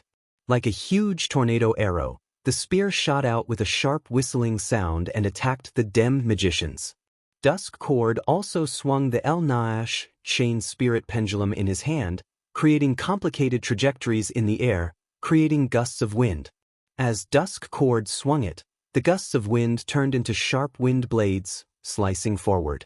The magicians of Dem were blown away by the storm created by Wuxia and Xianxia. It was as if their chests had been hit by an invisible hammer. They screamed and disappeared into the horizon like pieces of paper. For a moment, the sky above the Dem branch was filled with screams and cries of agony. On the other side, Curison was floating in the air wearing a blood-red princess dress. A dense black shadow rippled out from his body and quickly expanded. Hundreds of identical wild threes immediately twisted and shot out from the black shadow, rushing towards the Bandersnatch team that blotted out the sky and covered the earth. The DM's Bandersnatch troops didn't even have time to aim the laser cannons on their palms at the large number of curtains. The curtains rushed in front of them amidst a series of air-piercing sounds. They actually directly used their hands to viciously pierce through the hard shell of the Bandersnatch, instantly destroying the Bandersnatch in front of them. Bang bang bang bang bang. Not long after, the Bandersnatch that had their bodies torn apart exploded in midair, stirring up clouds of dust and flames. The explosions didn't stop. It didn't stop. Under Yeju Shi's, Xianxia's and Curison's attacks, the number of magicians and Bandersnatch squad was decreasing at an unstoppable rate. Of course, the magicians and the Bandersnatch troops did not just stand there and not fight back. Dense gunfire and laser beams flew out from their weapons from time to time, drawing a trajectory in the air. They flew towards the three elven girls. Unfortunately, the difference was too big. Just by relying on these ordinary magicians and mechanical dolls, there was no way they could turn the tables against the three elven girls. The cries of the magicians continued, and the Bandersnatch gradually turned into pieces of scrap metal and fell to the ground. They were incinerated by the sea of fire below. If this continued, it would only be a matter of time before they were all wiped out. However, it would take a lot of time. After all, there were too many magicians and Bandersnatch squad. Yeju Shi, Xianxia and Curison only had 3 people. Even with the help of Curison's clones, it wouldn't be easy to take down all the magicians and Bandersnatch squad. One thing was for sure, the war was still going on. The magicians of the Dem squad, the Bandersnatch squad, the elves that looked exactly the same, 2 powerful storm warriors. At this moment, in the sky above the Dem branch office, bullets were fired, gales raged, artillery fire raged, and smoke rose from all directions. The warlike attack and defense battle was still ongoing, causing the scene to be in chaos. In the attack and defense battle between the 2 sides, the Dem branch below was either destroyed by the sea of fire, the wind, or the aftermath of the battle. It wouldn't take long for it to completely turn into ruins. At that moment, Irene, who was the main combat force, carried Wuxia and drove the Pandaragon engine to a shelter below at full speed. Compared to Irene, Wuxia was no doubt a burden. In such a war, it was impossible for Irene to wholeheartedly participate in the battle with Wuxia. She still had to protect Wuxia. In that case, Irene's battle prowess would drop by several levels. Only by letting Wuxia leave the battlefield can Irene fight without any worries. After putting Will down, Irene started the engine again and floated up. "Ike, you should go take shelter first." Wuxia nodded and knitted his brows. "Can you do it?" In the previous mission to capture the diva, Irene had suffered a near-fatal injury. At this moment, although the display device, with superior healing effects, had healed Irene's injuries, Irene herself had said that her injuries weren't fully healed. If she joined the battle, she would be fine for a short period of time. However, if the battle dragged on, she would be affected. Irene knew her family's situation well. Naturally, she had to consider her own situation. Therefore, she nodded at Westcott. "I understand. I don't plan to directly participate in the battle." Turning her head, Irene looked at the only office building that remained intact under the sea of fire. A glint flashed in her eyes. "I plan to use that? Wuxia was stunned. Then, he seemed to have thought of something and came to a realization. However, he soon frowned again. "Are you sure you can do it? You're alone. Of course. Elaine didn't even think about it before replying. My body is heavily injured but my brain isn't. I can still operate it alone. As expected of you. Will Scott smiled and waved his hand. If that's the case, then you can go. Remember, if you fail, just retreat directly. It's just a branch company. We can rebuild it at any time, but if DM loses you, then the loss will be huge. I understand. Leaving this sentence behind, Irene started the engine on her body, turned around, and flew toward the direction of the first office building. Westcott stood in the middle of the sea of fire and looked up at Wu Yen and the others who were fighting in the sky. To be more precise, he was looking at Wu Yen alone and smiled. We will meet again. On the other side, while Yakuya, Duskcord, and Kurumi were engaged in an unprecedented battle between the elves and the magicians, Natsuki was looking ahead with a calm expression. I didn't expect you to stand in front of me. Natsuki's words were met with maniacal laughter. That laughter came from a woman with red hair and a pair of fox-like eyes. She was wearing a red skin-tight suit. It was none other than Jessica, who had been defeated by Natsuki earlier. However, Jessica's appearance has greatly changed compared to before. Her hands, feet, chest, forehead, and face are all wrapped in bandages. She's not equipped with a CR unit anymore. Instead, she's equipped with a war chariot. It's completely red and has 2 cannons the size of tree trunks. What an exaggerated thing. Natsuki glanced at Jessica's red mech. What? You want to drive this thing out and hit someone? Who knows, maybe you really hit me. Are you scared? Jessica revealed a twisted smile. I'm very strong now, I won't lose to you again. I'll lose to you, Jessica laughed maniacally. She opened her eyes wide and aimed the cannons at Natsuki. Finally, I can kill you. Along with this crazy sentence, a series of rhythmic clicking sounds could be heard. Jessica simultaneously opened up all the magazines on her body and launched a barrage of missiles that blotted out the sky and covered the earth. Natsuki elegantly closed her parasol while looking at the incoming barrage of missiles. A wave of mana surged from her body.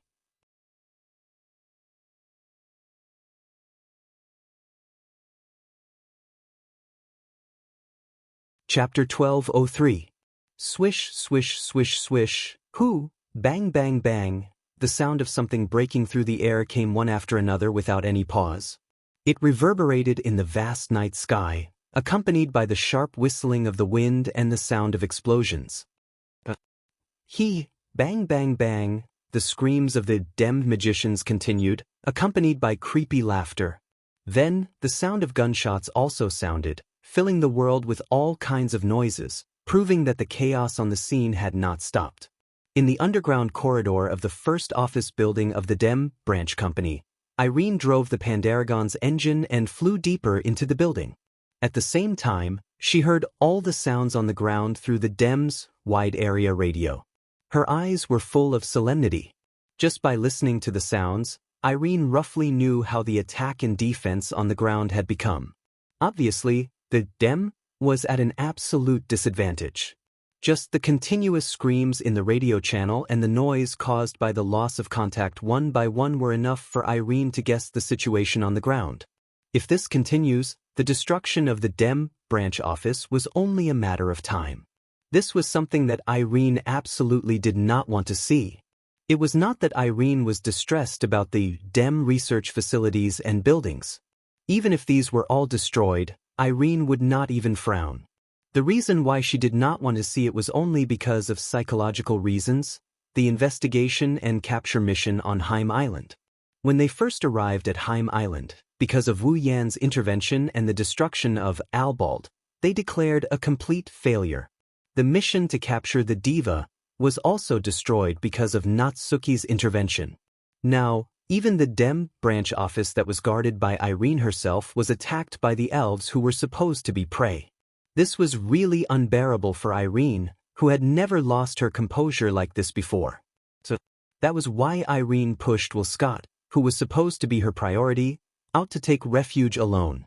That was why Irene chose to return to the battlefield when she knew that the other party had Wu Yen and Natsuki on the scene. There was absolutely no chance of winning. It was all for the sake of fighting one last time. With that, even if I can't kill Shido and Natsuki, I can at least force them to retreat. If I'm lucky, I might be able to heavily injure Nightmare and Berserker. Irene narrowed her eyes. The engine behind her started running wildly again, making Irene turn into a stream of light and quickly shot into the depths of the ground. Not long after, an iron passageway appeared in Irene's vision. Irene saw the iron passage extending forward. Irene immediately flew over. Landing on the ground, Xianxia raised his head and looked at the metal passageway ahead.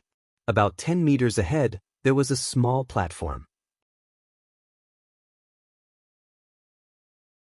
On top of the round platform, there was a sophisticated instrument that looked like a cockpit. When she saw this instrument, Irene's gaze never left it. Obviously, this instrument was Irene's target. Walking to the side of the instrument, Irene directly sat in the cockpit-like seat of the instrument and closed her eyes. On its body, the platinum-colored surface of Pandaragon dimmed a little. On its 4 limbs, thin lines suddenly shot out and connected to the instrument.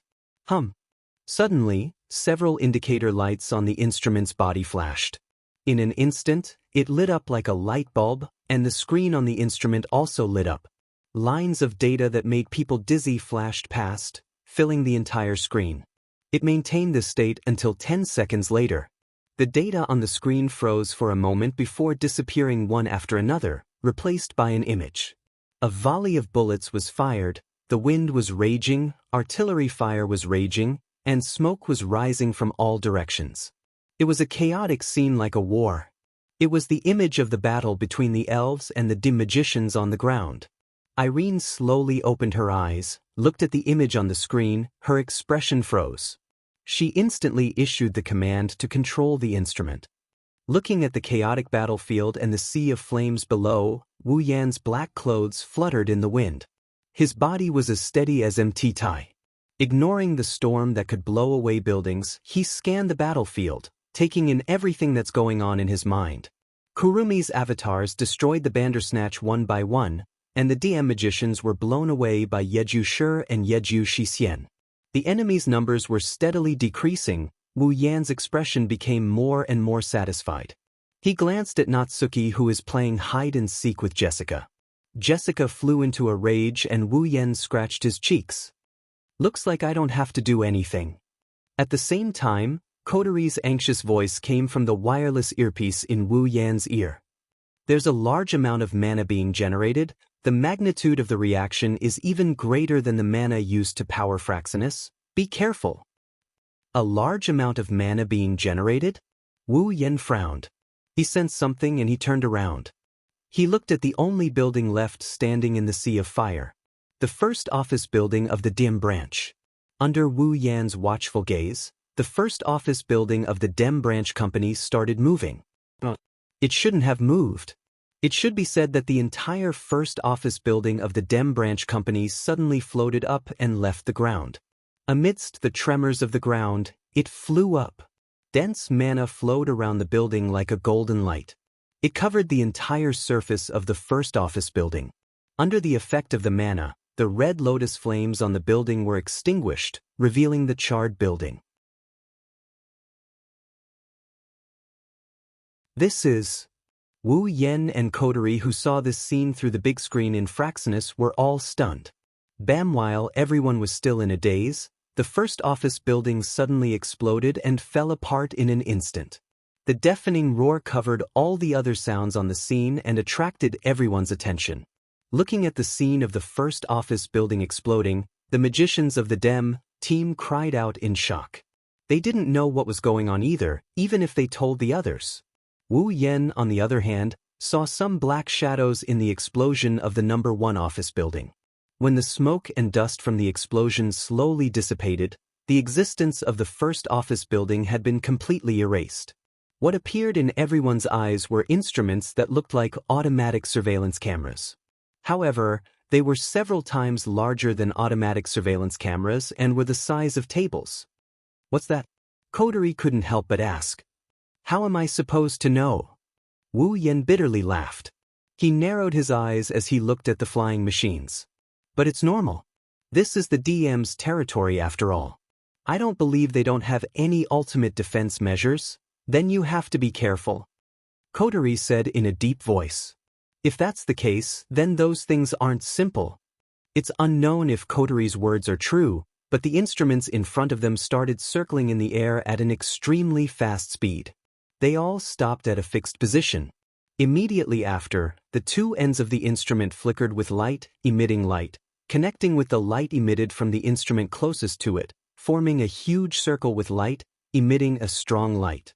Traces of terrifying energy fluctuations began to condense within the circle. Oni-ai-chun. Be careful. Kotori's panicked voice startled Wu Yan. In the next instant, all the energy within the huge circle of light condensed into a deadly beam of light and shot out.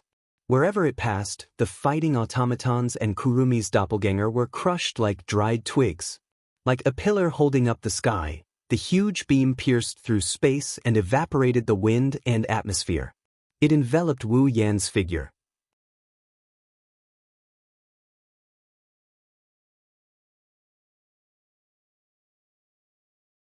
Chapter 1204. The torrent of light seemed to have pierced through the sky. From the circle that was emitting intense light, the torrent of light shot up into the sky at an oblique angle, shooting towards the direction of the sky. The surrounding wind and atmosphere were crushed into nothingness in the blink of an eye. The Bandersnatch puppets and Kurumi's clones were also annihilated in an instant. A huge hole was formed in the dark clouds that covered the sky, revealing the dark night sky inside. It was like a pillar of light that illuminated the world. It was very dazzling. However, the elves who saw Wu Yan being shot by such a terrifying torrent of light didn't think it was that dazzling. Natsuki and Kurumi's expressions changed. Yeguya and Xianxia also shouted in shock. Master! Seeing Wu Yan being swallowed by the torrent of light, the girls became anxious and no longer held back. Mana and spirit energy began to surge crazily from Natsuki, Kurumi, Yeguya, and Xianxia. The Guardian of Gold was summoned by Natsuki. With a slash, the Guardian of Gold cleaved the chariot-like body of Jessica in half. At the same time, the Guardian of Gold slashed a huge wound on Jessica's body so deep that her bones could be seen. Kurumi summoned her own, Carving Emperor, and fired bullets with the power of time at her avatars, causing all the Kurumi to be buffed. They madly attacked the remaining Bandersnatch machines and turned them all into scraps. Yaguya and Xianxia unleashed the full potential of their angels. Fierce whirlwinds swept across the sky above the Dem branch, blowing away a group of Dem magicians like crushing dry weeds and smashing rotten wood. In just a short moment, the magicians of Dem all disappeared from the scene, and the Bandersnatch troops were all turned into scraps. Jessica was also fatally injured by the sword of the Guardian of Gold. She fell into the sea of fire below and was instantly incinerated, until their enemies were dealt with. Natsuki, Kurumi, Yeguya, and Xianxia gathered together and stared at the torrent of light shooting towards the sky. They were trying to find the figure that was swallowed by the light. Natsuki and Kurumi knew that Wu Yan had an undying body. Even if his entire body was destroyed, it wouldn't take long for him to recover to a perfect state. Therefore, even though they were nervous, they weren't too worried. However, Yeguya and Xianxia didn't have it that easy. Their silver eyes couldn't help but ripple. They clenched their fists tightly. They were worried. This caused their hearts to clench. The Bawa sisters have only known Wu Yan for 2 months. However, they had to admit that Wu Yan's position in their hearts was no less than their most important sister. This person who saved them was both their master and their brother. In reality, he was their other half. If he really died in front of them, the sisters would probably fall into despair and cause the spirit crystal to reverse. Under the gazes of the girls, the torrent of light gradually calmed down and slowly dimmed. The pillar that was originally as big as the sky also slowly shrunk until it completely disappeared. The girls stared at the spot where Wu Yan used to be. They didn't even look away for a second. Finally, In their field of vision, an extremely familiar figure wrapped in white flames appeared in the gradually disappearing torrent of light, unscathed. Phew! Natsuki and Kurumi couldn't help but let out a sigh of relief. Yeguya and Shixien were even more delighted. Even Kotori, who was inside Fraxinus, was secretly relieved. Let alone the girls, even Wu Yen himself couldn't help but calm down. He still felt some lingering fear. If he didn't use the white dragon's scorching flame to engulf his body in time, he would have burned away the light beam that came into contact with him. That light beam's power would have killed Wu Yen. Even if he didn't die once, he would have at least lost a layer of skin. To put it bluntly, that torrent of light was at least 100 times stronger than the mana-condensing beam cannon that Albald fired at Wu Yen last time. Wu Yen wouldn't be worried about his life being in danger if that attack hit him, but he'd be in a lot of pain. Even Raphael can't hurt him? On the other side, in the basement of Dem's first office building, Irene looked at Wu Yan's unscathed appearance on the screen and her expression changed. What's that white flame? I've never seen him use it before. Irene bit her lip. Could it be that he's never shown his full strength in front of me since the moment I met him? How is that possible? Irene's eyes were unfocused, filled with unwillingness. That's enough, Irene. An indifferent voice sounded from Irene's radio channel. Let's stop here, Ike. Irene was stunned. She took a deep breath and calmed down the violent trembling in her heart. She glanced at Wu Yen on the screen as if she wanted to remember him forever. She then replied in a normal tone. Got it. That's good. Will Scott smiled with satisfaction. Come pick me up first. We probably won't be able to stay in Tiangong City for the time being. Come back to the headquarters with me. Understood. Irene nodded and stood up. She hesitated for a moment and asked, Irene, what's wrong? Will we come back? Isn't that a given? Will Scott was stunned for a moment before he laughed out loud. His voice was filled with joy and excitement. There are a lot of interesting things here, that's true. Irene glanced at the screen and muttered as if she was talking to herself. I will also become stronger. In the dark night sky, the light of dawn illuminated the dim branch that was full of ruins and had turned into a piece of scorched earth. As if to announce the end of the war, it clearly exposed everything that had happened in the night not long ago under the sun without hiding anything. In the air, all the Curisons turned into black shadows and shot into her shadow. The raging wind slowly dissipated along with the sea of fire. Natsuki, Curison, Yagashur, and Shixien gathered around Wu Yen. Are you okay? I repeat, Master, are you okay? Yagashur and Shixien looked at Wu Yen to make sure he's not missing any parts. Wu Yen chuckled. I'm fine, don't worry. Shaking his head, Wu Yen looked at the large pieces of trash that fell to the ground like broken surveillance cameras. He then looked at the entire branch office that was reduced to rubble and he exhaled. Now that the branch is destroyed, the DM should restrain themselves and let us live peacefully for a while. That should be the end of this. Yi Jushur and Shixien nodded and couldn't help but smile. Natsuki opened her parasol with a look of disapproval. It's very difficult to live a peaceful life with you by my side. Wu Yen awkwardly smiled and sighed. He didn't have anything else to say. Wu Yen looked at Kurumi, who is quietly looking at the ruins below. He paused for a bit before continuing. You didn't find it, right? Yes. Curison nodded and smiled. It's like hubby said, there's no second elf here. Then what do you plan to do? Wu Yen scratched his face. Continue to search? For the time being, I don't think so. Kurumi turned around and she met Wu Yen's gaze. She seemed to have gotten over something and she smiled in a carefree manner. After all, I still don't know what I'm thinking. Is this okay? Of course. Curison tilted her head and showed a beautiful smile. Maybe I'll continue to search when I come back. But for now, I want to live peacefully. Is that so? Wu Yen stared at Kurumi for a long time before he laughed. That's not bad.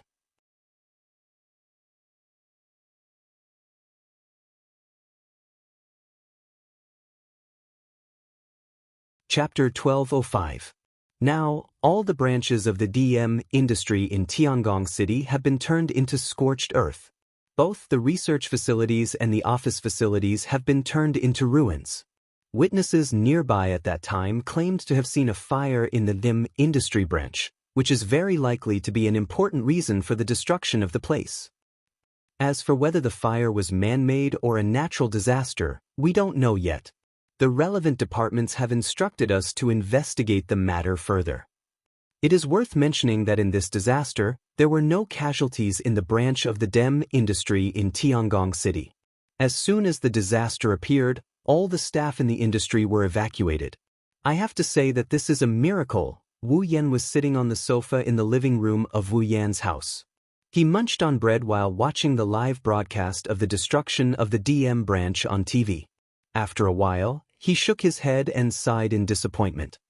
In the end, what's the point of this report? It's not clear at all. Then what do you want them to report? A live broadcast of the battle between the elves and the magicians? Coterie put her hands on her hips and rolled her eyes at Wu Yan. Let the lone Ratatosker, even the dim wouldn't expose something like this to the public. That's why I said it's meaningless. Wu Yan waved his hand listlessly. Even though the elves and magicians can't be exposed to the public, let's see if Wesson wants to see it on TV. But it's good to let Will Scott go on TV and see what he says. I can't help but want to see if he'll continue to put on that annoying smile when he's interviewed by the reporters. You really have a bad taste. Coterie sighed helplessly. Wu Yan chuckled maliciously. If it was anyone else, their face would be as dark as charcoal even if they didn't go berserk on the spot. However, if it was Wesson, he might actually laugh and say something like, "There's nothing we can do about it." Then, he'll be slandered by malicious speculations.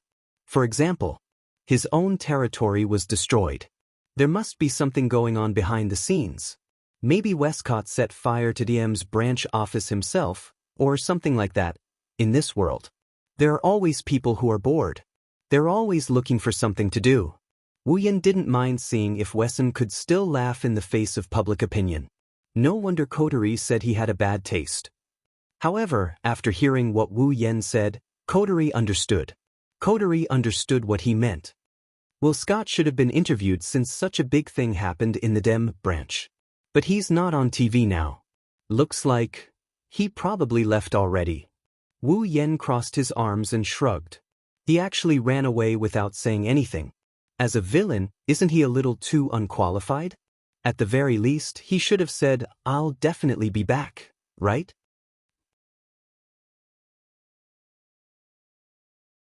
Wu Yan didn't know that the joke he made just now was pretty much on the mark. Whatever the case may be, before the branch company is rebuilt, they probably won't bother us anymore. Wu Yan stretched his back and he looked refreshed. Even if the buildings can be repaired quickly with the display device, it's not that easy to rebuild the operation of the research facilities. We don't have to worry about a magician or two popping out of nowhere and threatening to arrest us when we're out on the streets. Coterie, Yoshihara, and Yuzan were speechless when they heard what Wu Yan said. Toka and Yoshino, on the other hand, were very happy. "Oh, that's great." Toka tilted her head as she chewed on a meat bun. "The robot army is very annoying. It's best if we don't see them again." Yoshino nodded. He agreed with Toka's words. Before she met Wu Yan and before her spirit chi was sealed, Yoshino was attacked by the magicians many times. She didn't even fight back. She was the one who took the beatings. Although Si-Wen was kind-hearted, even if she did not hate the existence that had been trying to kill her, she would definitely have a good impression of it. Of course, it was the AST that attacked Yoshino, not the Dem, but it wasn't that far off. No matter how one looked at it, Dem was a lot worse than AST, and also a lot more dangerous. Even if Yoshino was already a powerhouse at the peak of the 8th rank and didn't need to fear any magician, even if Irene came, Yoshino would still be afraid of magicians. Kurumi couldn't help but rub Yoshino's head. Yoshino was startled and surprised. Aside from Yoshihara and Yuzan, who joined after Kurumi left, Wu Yan, Coterie, and Toka, who were familiar with Kurumi, looked at each other with surprise. "Kurumi." Wu Yan moved closer to Kurumi and looked around. He was hesitant. "Are you really Kurumi?" Why do you ask? Kurumi touched her cheeks with a strange expression. Could it be that there's something wrong? Is there something wrong? I guess so. Wu Yen scratched his head. I keep feeling that you're not only more humane than before, but you're also much gentler. Kotori, Toka, and Yoshino immediately nodded, indicating that they also thought so. Kurumi blinked and gracefully pursed her lips into a smile. Oh, is that so? Kurumi blushed, and she acted like a pretty girl from a wealthy family. She shyly looked at Wu Yen with fluttering eyes. Then, hubby-sama, do you like me like this? Wu Yen almost lost his cool and started drooling when he saw Kurumi's blushing cheeks and mesmerizing eyes. He coughed and turned his head away in a huff. I'll like you no matter what you look like. Kurumi's eyes turned into crescent moons. Wu Yan's words made her happy. Toka, Yoshino, Yagoya, and Yushin looked at him with envy. Kotori even snorted. She didn't mince her words. You only know how to talk sweet nothings and deceive innocent girls all day long. Wu Yen was speechless. At this time, Meijio, who had been sitting quietly at the dining table and eating breakfast without saying a word, raised her head. Her intoxicating voice echoed clearly in everyone's ears. Thank you. Everyone was slightly startled. Then they looked at each other and smiled. Whether it was Meijio or all the elves present, they all knew Wu Yen proposed to destroy the DM branch because he was afraid the elves in the modern realm would be killed by the DM. He was also worried that Yoshino and Yuzan would be hurt if they were alone. But the main reason was for Meijio. Ratatasker's display device was more advanced than the DEM's, so it had always been able to detect the location and existence of the elves in the real world, before the AST and DEM. With Ratatasker around, the elves were usually found a little faster than the AST and DEM. Yagia and Yushin also stayed by Wu Yan's side. They didn't leave his side much. Thus, Wu Yen didn't really care about the DEM's threats. But Wu Yen still decided to destroy the DM branch in Tiangong City. He was afraid that Meijio, who was alone, would be targeted by the DEM again. This was something that everyone present understood. Meijio knew it herself. She knew that the man in front of her had always been protecting her. Meijio's heart had long melted. Meijio stared at Wu Yen with her bright silver eyes. She looked at Wu Yen quietly until Wu Yen felt awkward. Then she giggled and smiled. Today is the opening day of the Tianyang ceremony. Meijio looked at Wu Yen as if she had made a decision. She spoke softly with hope on her face. Can you listen to my wish?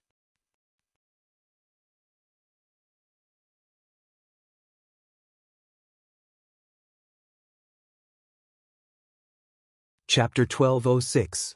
Heavenly Palace City, Heavenly Palace Square. As the most famous, largest, and best square in Heavenly Palace City, Heavenly Palace Square was not often used as a venue for large-scale events like other squares.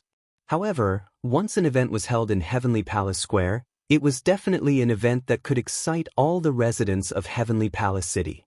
And the annual Tianyang Festival, which was jointly held by 10 high schools in Heavenly Palace City, happened to be held here. Today, in the entire square of the Heavenly Palace, except for the passageways used for passage, every place had been occupied by the booths set up in advance and the stages set up for the activities held by the various schools. It was almost impossible to find any empty space. The students and teachers of the 10 high schools had all entered the Heavenly Palace Square in advance. Except for those who had nothing to do, all the staff who were arranged to be in charge of the booths or activities had arrived at their respective workplaces early, waiting for the official opening of the Tianyang ceremony. Not only the students of the 10 high schools, but also the residents of Heavenly Palace City had come here early. They were in a standby state, ready to flood into Heavenly Palace Square at the moment of the opening of the Tianyang festival. Even some tourists who heard the news were waiting expectantly. From this, it could be seen how famous and popular the Tianyang Festival in Heavenly Palace City was. Before the opening of the Tianyang Festival was announced, in a carefully designed booth belonging to Lai Chan High School. In a large booth that looked like a restaurant, Wu Yen, who was the executive committee member, came here to inspect the opening before the opening, and was almost blinded by the scene inside. Around the restaurant-like stalls, there were various simulation stalls lined up in an orderly manner. There were simulation stalls that specialized in octopus, simulation stalls that sold crepe, and various other game stalls that sold various types of entertainment. These simulation booths all belonged to Lai Chan High School. Although the Tianyang Festival was a large-scale event that was popular in Heavenly Palace City, and even people outside Heavenly Palace City had heard of it, in the end, it was still a cultural festival. Since it was a festival, of course, it was necessary to eat and drink, which was necessary. So, these booths were normal booths, and there must be booths in other high school sections. However, the simulation booth where Wu Yan was now was very unique. On this point, just look at the title on the signboard outside the simulation shop, Maid Cafe. That was right. It was the legendary Maid Cafe, one of the indispensable Mo elements of the 2D world. It was such a shining signboard. Wu Yan, who was supposed to check every stall from the beginning, was instantly distracted.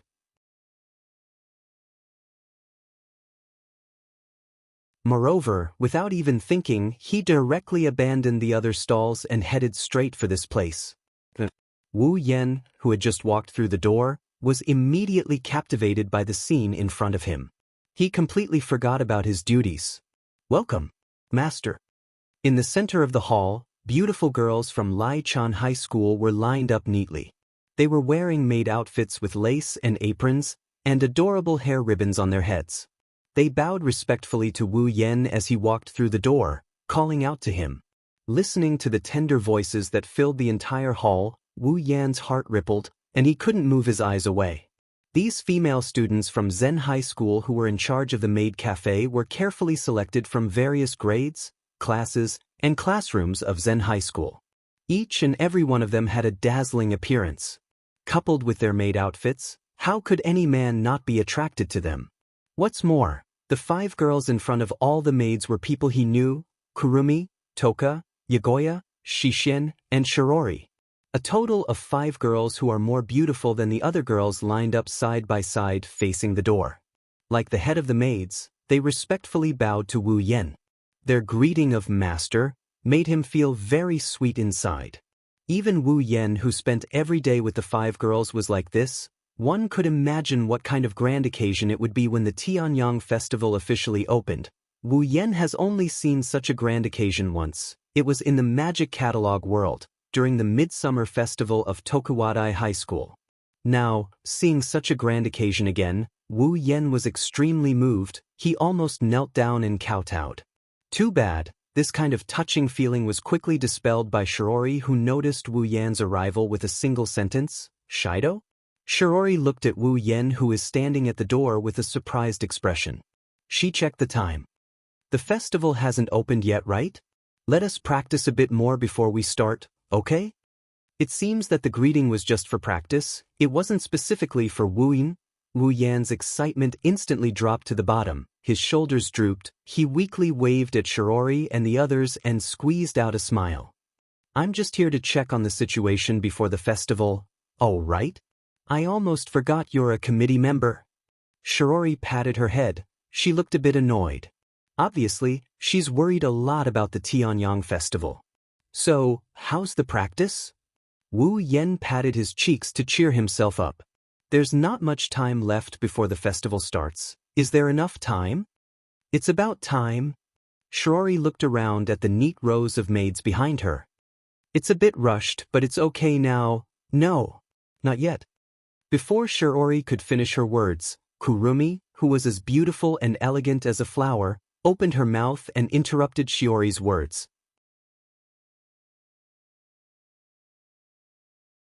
"The practice of welcoming guests is over, but the practice of entertaining guests is not over yet." "Entertaining guests?" Shirori was stunned. She was at a loss. "Isn't it similar to being a waitress? You just have to call the guests master when you're greeting them, right?" There's always something different." Kurumi closed her eyes, tilted her head, and smiled. "Why don't we practice how to entertain guests as well?" "I don't have any objections." Shirori looked at Kurumi in confusion. "But how do we practice?" Kurumi looked at Wu Yan with an expression that says, "I was waiting for you to say that." She maintained her elegant smile as she looked at Wu Yan.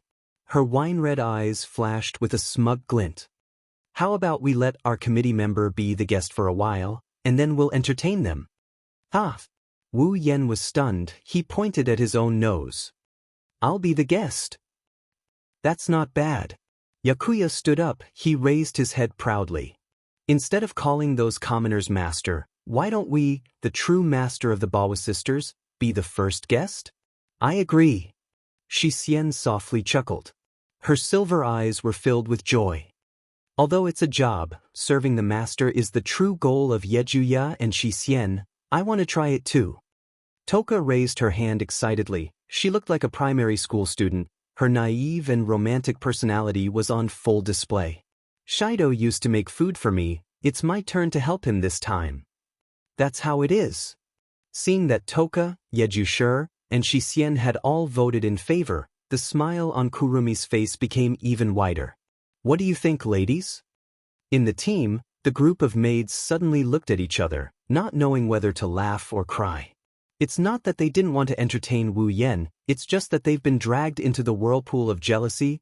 Toka is Wu Yan's girlfriend, Kurumi is Wu Yan's fiancée, and according to the Bawa sisters, they're Wu Yan's slaves. This complicated relationship has been spread throughout Lai Chanhai. There's no way they didn't know about it.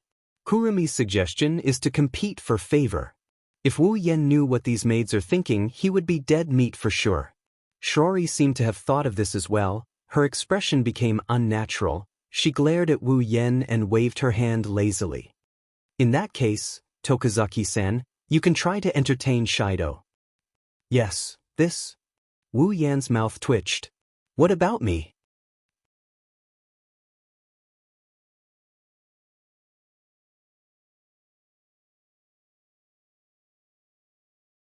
Chapter 1207. "Come, master." "Ah." Kurumi snickered as she used her cutlery to pick up a piece of cake and delivered it to Wu Yan's mouth. "Sure Dao." "No, master." "Ah." Toka scooped up a piece of bread and delivered it to Wu Yan's mouth. "Master." "Ah." "I repeat, master." "Ah." Yagiya and Yushin used their utensils to scoop up some spaghetti. They looked at Wu Yan with the same resolute expression. Then, they brought the spaghetti to Wu Yan's mouth. Wu Yan was sweating profusely as he looked at the cake, bread, and spaghetti in front of his mouth. He wiped the sweat off his forehead and laughed dryly. I'll eat all of them. Don't worry, okay?" "All of them?" Yakuya frowned and nodded unwillingly. "That's not impossible."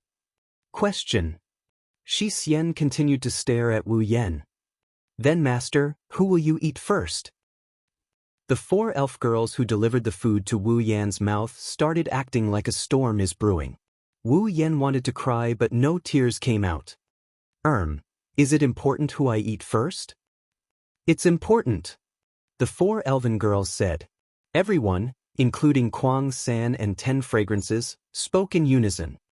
"Very important." Wu Yan forced a smile as if he accepted his fate.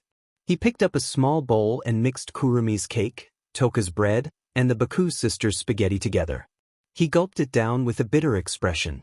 Eating dessert, coarse pastries, and a meal at the same time, even if it wasn't poisonous, it still didn't feel good. On the side, the maids from Raisin High looked at Wu Yan's sour face. They couldn't help but laugh.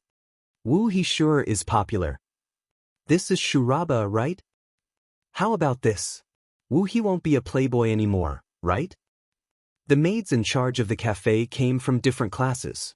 They were different from the classmates who saw Wu Yan being intimate with the elven girls every day. Because they weren't familiar with him, their comments weren't that bad. Only Shiori. Looking at this scene, he first glanced at Kurumi, Yakuya, and Xianxia. Then, he glanced at 10 Fragrances, who only knew how to pass him bread made of soybean flour, and sighed. "The enemy is strong, 10 Fragrance. You need to work harder." Perhaps she heard Shiori's muttering. 10 Fragrance angrily cut off a bigger piece of bread and put it in Wu Yan's mouth. Kurumi, Yakuya, and Xianxia raised their utensils again as if they had made an agreement. Wu Yan's face turned green. He couldn't be mixing cake, bread, and pasta until the Tianyang festival started, right? Era, what's wrong? Seeing Wu Yan's ashen face, Kurumi's eyes curved into crescents. She was clearly enjoying herself. Wu Yan gnashed his teeth. Speaking of which, the one who suggested this was Kurumi. Could it be that Kurumi made such a suggestion just to mess with him? What kind of black-bellied person was this? Wu Yan picked up the small bowl with tears in his eyes. He wanted to continue his journey of mixing dishes. However, a sweet voice accompanied by another utensil was placed in front of Wu Yan's mouth. Ah! Wu Yan subconsciously opened his mouth and sucked the food that came out of nowhere into his mouth. Only when the food entered his stomach did he react. He looked at the source of the sound and he saw a beautiful face with bright silver eyes and long violet hair. Wu Yan, Kurumi, Toka, Yagoya, and Yushin flinched. They all had shocked expressions on their faces. Meijio! Hello everyone! Meijio greeted them with a smile. She didn't seem to realize her sudden appearance surprised them. She had a sweet smile on her face. Who is she? What a beautiful person. When did she come in? She's wearing the Dragon Gut Temple Girls Academy uniform. She must be the eldest daughter of the Dragon Gut Temple Girls Academy. She seems to be very close to Wu He. She also did that, for Wu He. Could it be Wu He's? The maids and girls were shocked and began to talk among themselves. They glanced at Meijio and then at Wu Yan. Their gazes gradually changed. Meijio's sudden appearance and intimate feeding made them think that Wu Yan was a playboy again. Wu Yan was filled with grievances when he heard the girls' disdainful gazes. He had nowhere to vent his grievances. He could only smile bitterly. At this moment, above the Heavenly Palace Square, a loud voice that was amplified by a loudspeaker resounded throughout the entire Heavenly Palace Square and into the ears of everyone in the Heavenly Palace Square. The 25th Heavenly Palace High School Joint Cultural Festival, Tianyang Festival, officially open. Almost at the same time, in the Heavenly Palace Square, everyone raised their hands and cheered loudly, causing the entire Heavenly Palace Square to be filled with deafening cheers that soared into the sky, accompanied by fireworks that bloomed in the sky above the Heavenly Palace Square. It's open! Shirji reacted and quickly shouted. Everyone, hurry up and get ready to welcome the guests. Era. Kurumi put down her utensils regretfully. She looked at Wu Yan and Meijio as if she saw through something. She pursed her lips and stood up. Well then, I'll go to work first. Have a good time, hubby. I have to start my journey to hell and call the mortals master. I don't want to, but I have no choice. Goodbye, see you later. Goodbye, Shido. Yiju Shi, Xian, and Ten Incense also looked reluctant, but they still stood up and walked with Kuang San to the main group. Wu Yan curled his lips and looked at Meijio. Meijio felt Wu Yan's gaze and immediately turned to Wu Yan. She smiled sweetly, which made Wu Yan feel strange. Meijio, doesn't she hate men? Wu Yan and Meijio walked side by side in a crowded street filled with stalls. It looked like they were on a date, but the atmosphere between them was a bit strange. While walking on the street, Wu Yan kept looking at the stalls around him, but it's obvious that he's not paying attention. From time to time, Wu Yan glanced at Meijio, but Meijio seemed to be able to feel Wu Yan's gaze and smiled sweetly at him. Looking at Meijio like this, Wu Yan didn't know how many question marks were piled up in his mind. This wasn't the first time he had his suspicions. Is this person really Meijio? If that's the case, isn't his attitude towards me a little strange? Usually, when Meijio noticed that he was peeking at her, she would say something like, "Can you stop looking at me with that disgusting gaze?" What exactly went wrong? Could it be that his brain had been damaged by AI Lien? What he didn't notice is that it's not like Meijio could feel his gaze every single time. It's just that Meijio has been looking at him the whole time. She didn't stop for even a second. She only opened her mouth after a long while. Will you come later? Wu Yan paused for a bit before he recalled something. He shrugged with a smile. Don't worry, I will. Wu Yan turned around and looked at Mei Jiao. But haven't you been hiding your true identity? You'll be exposed if you perform on stage. It's okay. Mei Jiao shook her head and chuckled. Originally, I hid my identity just to prevent others from discovering that tempting knight Mei Jiao is Xiao Dai Tsukino. Now, half a year has passed. Every time I sing, I will use my spiritual power to make the people who listen to the song gradually forget the existence of Xiao Dai Tsukino. Even if my identity is exposed, no one will discover that I am Xiao Dai Tsukino again. I see. Wu Yan sighed. Well, since it's your own decision, I won't oppose it. Mei Jiao giggled as she stared at Wu Yan. Her eyes are filled with emotions.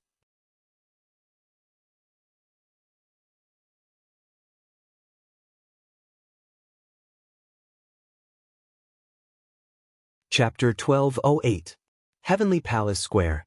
It's been 3 hours since the official opening of the Tianyang Festival. The official opening of the Tianyang Festival was at 9 o'clock in the morning. Now, 3 hours have passed and it's noon in the Heavenly Palace Square. Generally speaking, it should be lunchtime at this time. However, it was absolutely impossible for those who participated in the Tianyang ceremony to not buy something to eat from the surrounding stalls. Even if they didn't, they could have their lunch directly at the stalls. Therefore, the Tianyang Square was still very lively. Besides, for most people, it's not time for lunch. That was because they had more important things to attend to. In the center of the Heavenly Palace Square, there's a large venue. It's the only venue in the Heavenly Palace Square that has its own stage and spotlight. At this moment, many people in the Heavenly Palace Square are walking towards the central venue as if they've made an appointment. Their faces are filled with extreme fanaticism. That kind of fanaticism is much more intense than when the Tianyang Festival officially opened. Because in the central venue, the real highlight of the Tianyang Festival is about to start. The Tianyang Festival will be held for 3 days. During these 3 days, there will be a large-scale performance in the central venue. It's the most attractive part of the Tianyang Festival every year. On the first day of the Tianyang Festival, the performance in the central venue is mainly about music. Of course, this isn't the main reason why the people in the Heavenly Palace Square are so fanatical. In the past, the Tianyang Festival always had a musical performance. People who know this clearly will look forward to it, but they won't go crazy. The real reason why the people here are so fanatical is because of a piece of news. The mysterious and popular idol who has never revealed her true appearance and background, Temptress Mei Jiao, will be in the central venue today as a student. She'll be participating in the performance on the stage. She'll be walking to the front stage. This is the real reason why the people attending the Tianyang Festival are more fanatical than in the past years.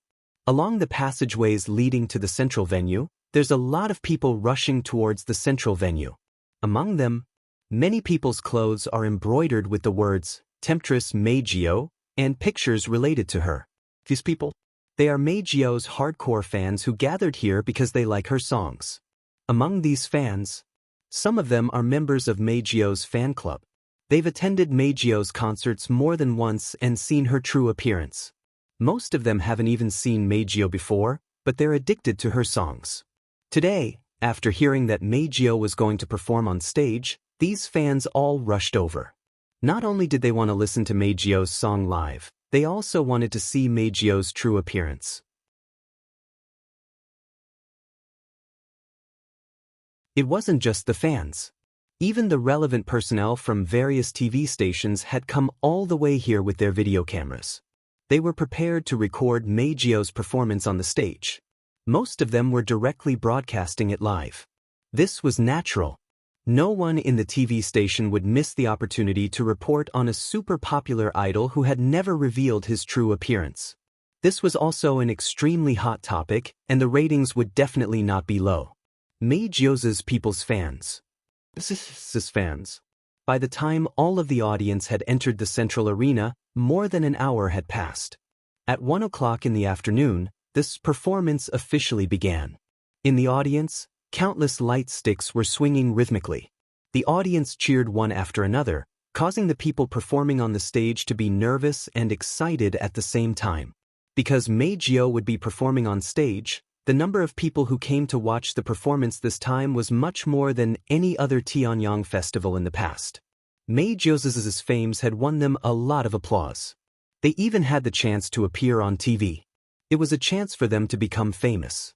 As a committee member of the Tenyang ritual, Wu Yan was able to enter the special passage above the audience and enjoy the treatment of a VIP seat. It's a bit far from the stage, but it's a good position to have a good view of the entire stage. It's a pretty good position to sit in. Many people who had finished their performances and those who were about to perform also appeared here to watch the stage. It seemed that they also wanted to see the legendary mysterious idol perform on the stage. Wu Yan looked around at the audience and the performers. Then he leaned on the railing and looked at the stage. Mei Jiao stood quietly in the backstage passage. She was wearing a dress the same color as her hair. There was no accompaniment or dance partner beside her. Her bright silver eyes were full of anxiety. Mei Jiao planned to perform on the stage alone. Because she wanted to do something. It was something she had always wanted to do, but didn't dare to do. Next up, Dragon Gall Temple Women's Academy. Seduce Mei Jiao. The audience cheered louder than before. Mei Jiao's heart skipped a beat. She couldn't help but feel nervous. Mei Jiao didn't feel nervous on the stage. She didn't even feel this way when she was still the Xiao Dai Yunos. Now, she was really nervous. However, Mei Jiao was still a popular singer on the stage. She took a deep breath and suppressed the nervousness in her heart and the uneasiness in her eyes. She showed a beautiful smile and walked onto the stage. Mei Jiao! The fans who had attended Mei Jiao's concerts shouted when they saw her on the stage. The rest of the fans knew who she was. On the stage, that beautiful girl who was like a goddess was their idol for a long time. Immediately, deafening cheers filled the entire arena.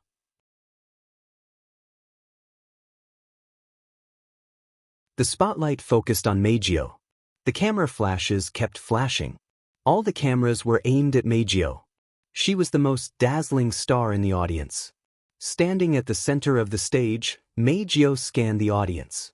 Then, she looked at Wu Yan who was standing at the entrance. Noticing Mei Jiao's gaze, Wu Yan grinned and made a victory sign. Mei Jiao's suppressed nervousness and anxiety dissipated, leaving behind only tenderness and tenderness. Mei Jiao recalled every time she met Wu Yan. Every time they talked, every time he looked forward to her, and every time he protected her. She clenched the microphone in her hand. Her eyes were full of ripples. He said he wanted to hear me sing with my own voice. I wanted to respond to his expectations. He said he would wait until he heard my real voice. I wanted to respond to his waiting. I didn't want to lie to myself. I wanted to sing with my real voice. Even if the whole world abandoned me, he will definitely protect me just like he did then. Because he was a different kind of man, Mei Jiao pressed a hand on her chest. She closed her eyes and smiled. Her red lips moved. Turn the shower head. Turn it into a microphone. Sing in the bathroom. Sing. Beautiful music and light singing reverberated throughout the arena. Hearing this voice, the audience was stunned. Even Wu Yan was stunned. This voice was different from Mei Jiao's usual voice. Although it was still beautiful, it lacked the numbing feeling. But it was undeniable that it was beautiful. The audience shook the light sticks in their hands again. The enthusiasm on their faces didn't lessen. Wu Yan looked at Mei Jiao in a daze. Then he smiled and closed his eyes. He listened carefully to Mei Jiao's song. The echoing timbre is somewhat special, intoxicating and joyful. I still remember how I felt at that time. Let me sing a song for you. And let's sing together. Counting the stars in the night sky. That's the best gift. After the last note of the song, Mei Jiao slowly opened her eyes. Then, Mei Jiao. The cheers and support from the audience instantly surrounded Mei Jiao. Mei Jiao was stunned as she looked at the fans who were as passionate as they were at her previous concerts. She lifted her head in disbelief and looked at Wu Yan. When she saw Wu Yan applauding with a gentle smile on his face, Mei Jiao started crying. A genuine and pure smile slowly appeared on his face amidst the cheers of the entire crowd. You're tuning in to the Wandering Hero YouTube channel. Don't forget to subscribe and join us on this journey to catch the most captivating stories.